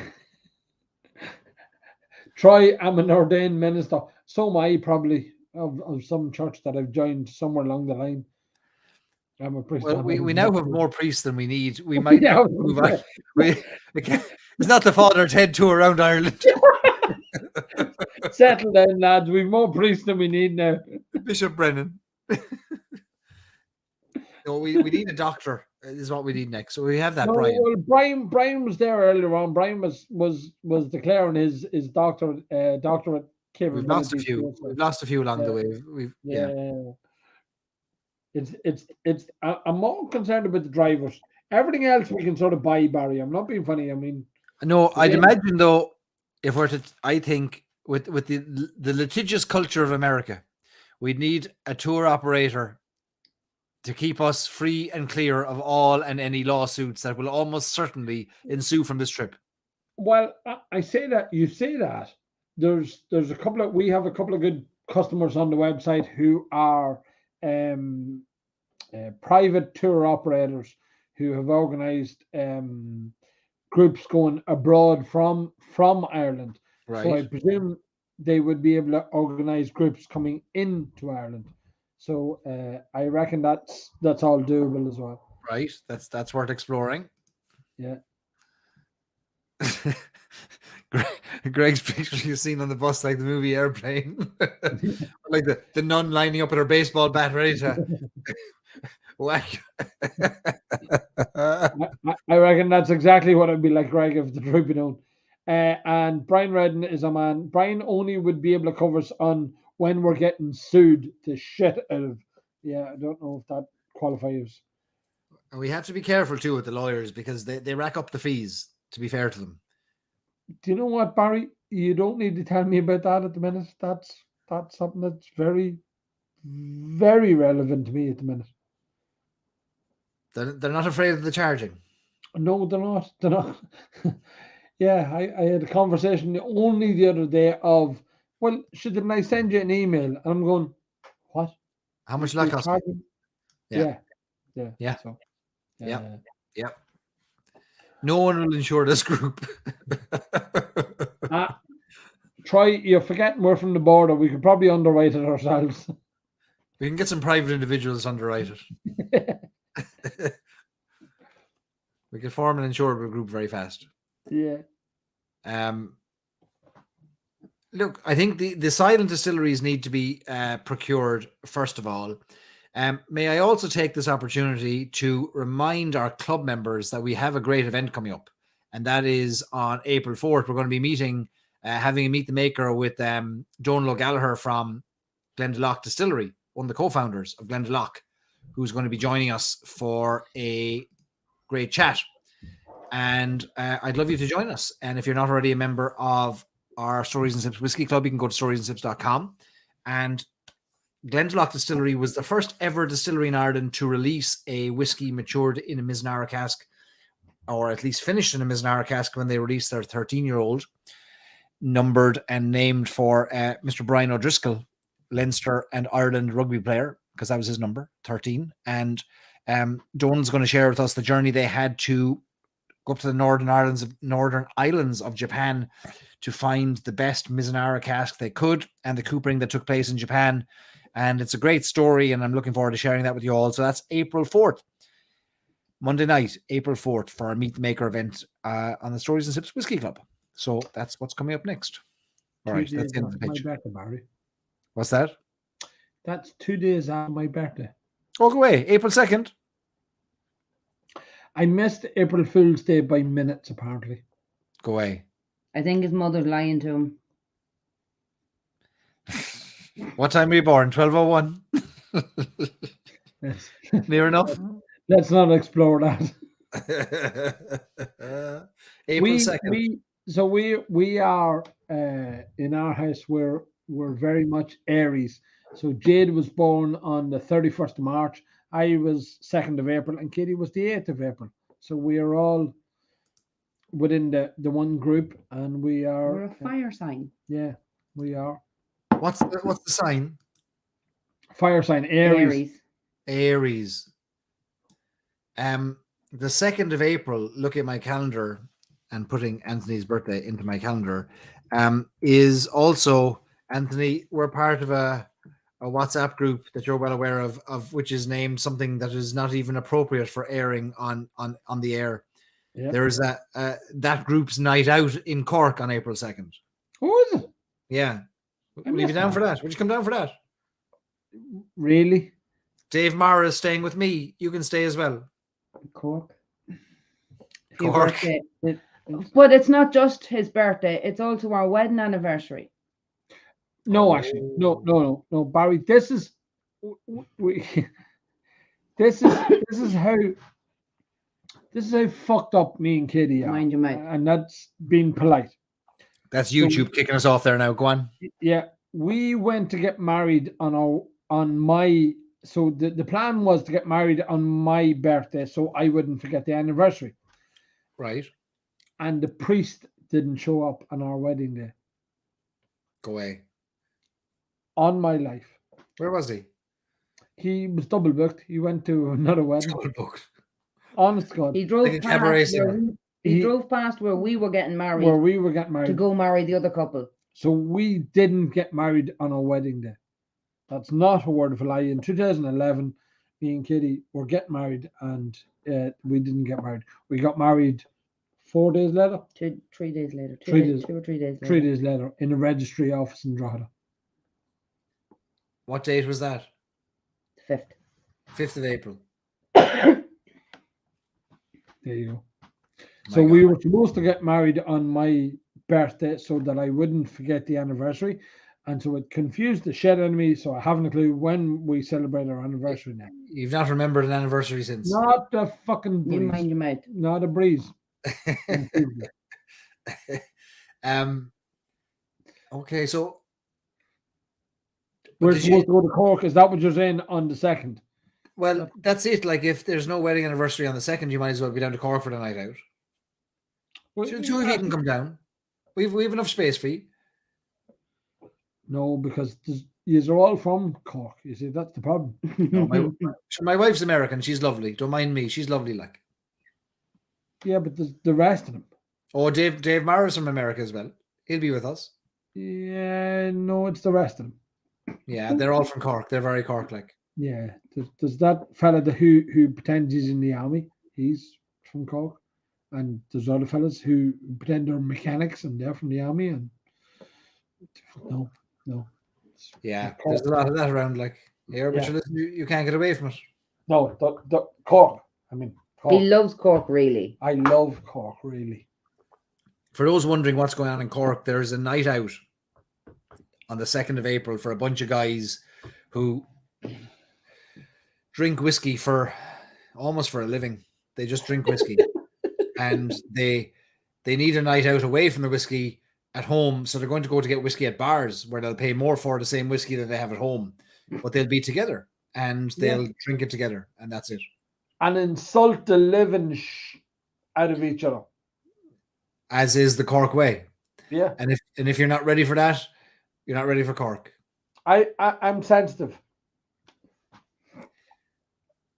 Don't hang out with people like Omar then. He's not from Cork. Even more reason to not hang out with Omar. Yeah. We love Omar. Do we? Rob loves Cork. They keep his whiskey good. They do. In fairness, they do make some good whiskey in Cork, but So here's what I'm thinking. I think we have hatched a plan. We have sufficiently and maybe overly promoted Irish whiskey auctions tonight, but I'm willing to overlook that over promotion and we'll go with it. It's fine. Like, there'll be no invoice sent. And Man. we'll that one's on me. We'll say nothing. Put your money away. and we have discussed a big event that could take place in August, that will take place in August. And over the next few days, we'll shake a few trees, we'll rattle a few bridges, and we will figure out what this might, in broad terms, look like. And then we'll start taking deposits. I think Black 2 is for everybody on the bus. Yes, we'll do that. We can then- do that. Once we take deposits, the next thing you'll hear from us is we're on the beach in Copacabana, and you'll never hear from us again. Anthony and Katie are worth the price of admission. Now, don't be saying that; it'll only go to their heads. Well, maybe Anthony's. Sure. You're right, Brian. I am worth it. It's like L'Oreal. I am worth it. Laurie, this is 2-year anniversary tonight, is it? Oh, that's Laurie O'Dwyer, not L'Oreal. That's different. Different fella. Different lad. He's the same. I reckon. I reckon parent. Laurie Gray is a hairdresser as well. Was he in the sauna tonight for the? Was he? Was he coming to? He was in the sauna. He was in the sauna. Yeah. All it's going to take is for somebody to kick that switch by accident, and he's in there doing a live stream, and suddenly the place fills up with steam, and the poor fella's electrocuted in there in the middle of a live stream. Smoking a cigar. Oh, could you imagine? Goes off in a pale of smoke. You're right. And the flags around him will go up like incinerators. Of course, I went and go along Manchester sponsors colours singing now. Brian, no. Barry, is there a tradition of you signing off your night with a rendition of a song? Of occasion, I have been known to break into the Owl Triangle. So, how many people are left listening? I'm sorry, that are 31. willing to enjoy you singing the song. I don't do it for less than a bus full, and at this stage, there's only 30, so that's less than a 55-seater. So all they'll get is a wink and a nod, and we'll see you tomorrow, kind of a thing. Unless there's a song to come out of Dundalk tonight by chance, like. No. Absolutely not. 4 hours, 45 minutes, Barry. Are you happy? I'm rarely happy, but I'm not upset, and that's look. I'll go with that. I'll In sing Cork. on the bus tour. Oh,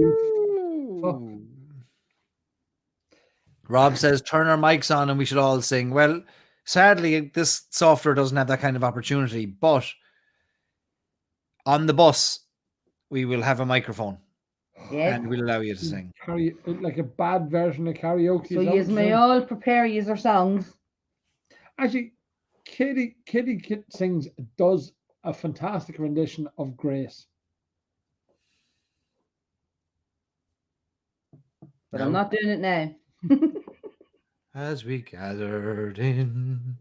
I think you can do it. Come on. Come You on. won't win. No, She was almost picking up on there. I don't have enough lubrication in me for that. Carry on. Settle down, love. Easy. Jesus, guys, take your mind out the gutter. Steve's rather that contrast would be lovely. Grace, just hold me in your arms. Come on, you can do it. You can do it. And let its moment linger. Barry, Go on. are we pulling off this tour in August? Yes. August, we'll be in touch next week. We'll sleep this off for the weekend, and then we will get back and we'll talk about it come Monday.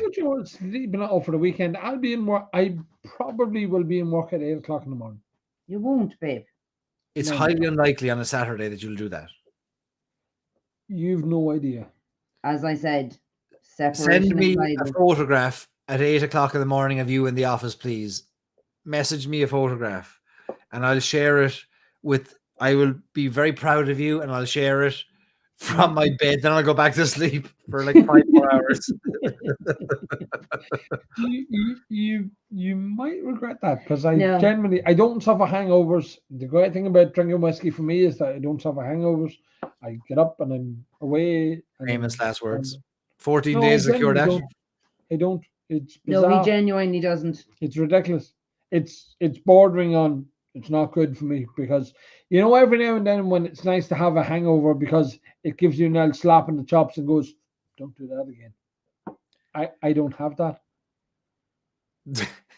You're in the right business. Yeah. You won't leave the office tonight to prove a point. You're right, Colin. Probably won't, yeah. That'll be it. Well, unless it'll be a selfie because I won't be here. I told you I'd be here at 8 o'clock. You just never went home. Like I will be in my labba. Just to I prove a think- point. That's the defiance in me. Yeah, absolutely. look, Right. it's not Barry, that I'm tired, but it might be the end of our run. Yeah, I definitely. think it has been a fantastic evening. I think there's been so much fun. Thank you all. It has been spectacular. Spectacular. Yeah. Listen, I expected the crack. I didn't expect this crack. I didn't want this crack, but we got it anyway. So was that when you said it was a record? Is that 4 hours and 50 minutes? Yeah, I think we did it. It's unbelievable. Like you've seen more of me than my wife has seen of me in the past week. Just in this one lock-in alone. But the difference is, Barry, we like you. Your wife doesn't like you. Listen, we have therapy sessions for this. Cool. Look, it has been a pleasure. You're always welcome up here. We look forward to in the near future where we can do what we plan to do. Yes. The big It one. might be involved in our thing. We might involve it in the thing. Yeah. No, actually, no. It'll be before that. It'll be long before that. But also in the thing. But yeah. We'll get that done, and we'll get that off the ground, and then we'll do everything else that we plan to do. We'll do it. You've been amazing. Anthony, and make some breakfast. You're right. I wish I could. Thanks to Barry and Katie. I'm gonna go down and I'm gonna throw some bacon in. I don't care. I'm gonna throw some bacon in now. Hey, Barry, just don't set fire to the castle that you live in. Easy. I told you. Helicopters and castles are off the table. I told you. Right, we're gone. One. Barry, Listen, fair play to you. we raise our glass to you. Thanks you. Slán to you both. Thanks a million for the crack, and fair play to the kids for hanging around as well, and for Rob and Slán. And we'll talk to you next week, and we'll get this thing done, right? Cool. Super, and thanks to everybody for staying around. Fair play to you. We'll see you later, folks. Bye. Good night. Thanks a million. Bye. Now, how about that? There was the crack. We didn't expect that. We didn't expect to come out of that with a entirely new venture. My God. Right. I'm going to stick around for the next 2 hours. And no, I'm not. That's the end of it now. Slán. This is Brian and Cool Running. That's almost 5 hours of a lock-in. We've gone through the whiskey. We've gone through... Geez, we've had the crack, we've had the whiskey, we've had the banter, we've come up with a whole new thing that we're going to do in August that is going to create a lot of buzz. And whoever emailed me already, you're in. We'll figure it out. Barry at storiesandsips.com. Whew, what a session. Mighty crack. There's a reason we can't do this every week, because we'd be dead. Slán. We're going to get this done. We're going to get this thing done. We'll make it happen. 2 weeks in Ireland. And yeah. It's going to happen. What time is it now? 10 to 4 in the morning. I'll be no good to man, woman, or child tomorrow. But that's the price we pay. What did I take off the shelf there? Oh, yeah, I see a gap in the shelf. Can't even remember what I took off the shelf of the Bushmills 32-year-old. All right, one verse of the Owl Triangle. At most 4 verses. Okay, we'll do... one verse of the Old Triangle because it's the tradition. Yes, Greg, we'll see you at Meet the Makers for sure, April 4th. Rob in Japan says great lock-in. Well done. Good to see you, Rob. Hope you're well. Jeff Adams starting work in 7 minutes. Oof. All right, here we go. What am I drinking here? I moved on to the Redbreast 30-year-old after the Bushmills 32-year-old. What a night. After starting off on Jameson Orange. Traded up, didn't we? Listen, life's short, and we're amongst people, we're amongst our ilk, our like, the people who share our madness and desires for a bit of banter and a bit of crack. that's what life's about, isn't it? We spend our whole lives looking for this kind of crack, and we have it here in front of us. So a bit of the old triangle to see us out, and then we're going to bed. Whew. No, I'm going to go down and cook myself some breakfast. Greg is working on the home pub. Brian is seeing patients from 9 to 12 tomorrow. Well, we're depending on if you're on the East Coast, Brian, or even better, the West Coast, you still have loads of time. Rob has to perform all day tomorrow. I have nothing to do tomorrow. I'm going to enjoy that nothingness, and I'm going to sleep the entire day. It's going to be beautiful. Brian says, we're the people our parents warned us about. Absolutely. So an old rendition of the old triangle to see us out, and then we'll that'll take us almost up to 5 hours, and sure, isn't that enough for any man, woman, or child?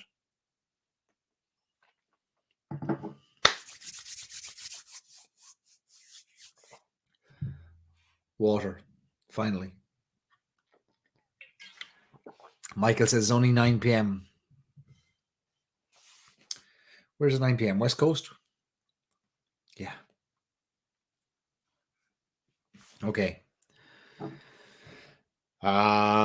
Hungry feeling came o'er me stealing, and the mice were squealing in my prison cell, and the old triangle went jingle jangle all along the banks of the old canal.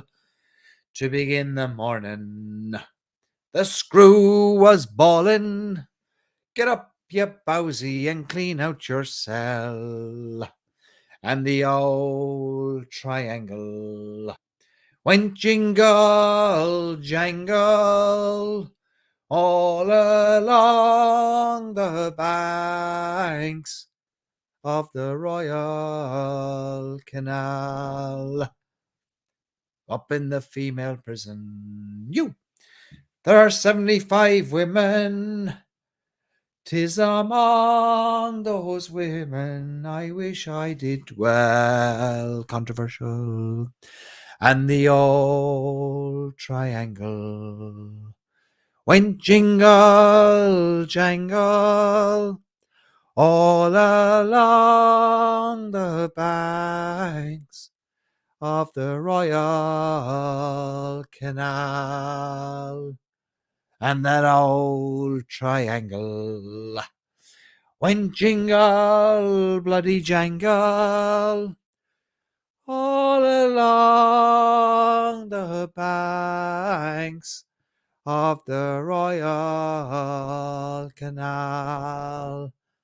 And that old triangle went jingle jangle all along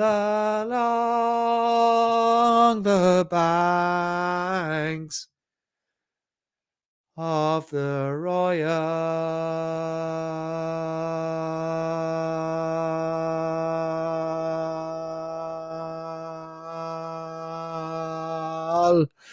Canal. 5 hours of drinking whiskey and the old triangle all at the same time. Sludge, everybody. Thanks for joining the lock-in. What a session. This is why we can't do it every week, because it's madness and we'll all die. But hopefully we'll all be part of a mobile lock-in on 16 wheels. Whew.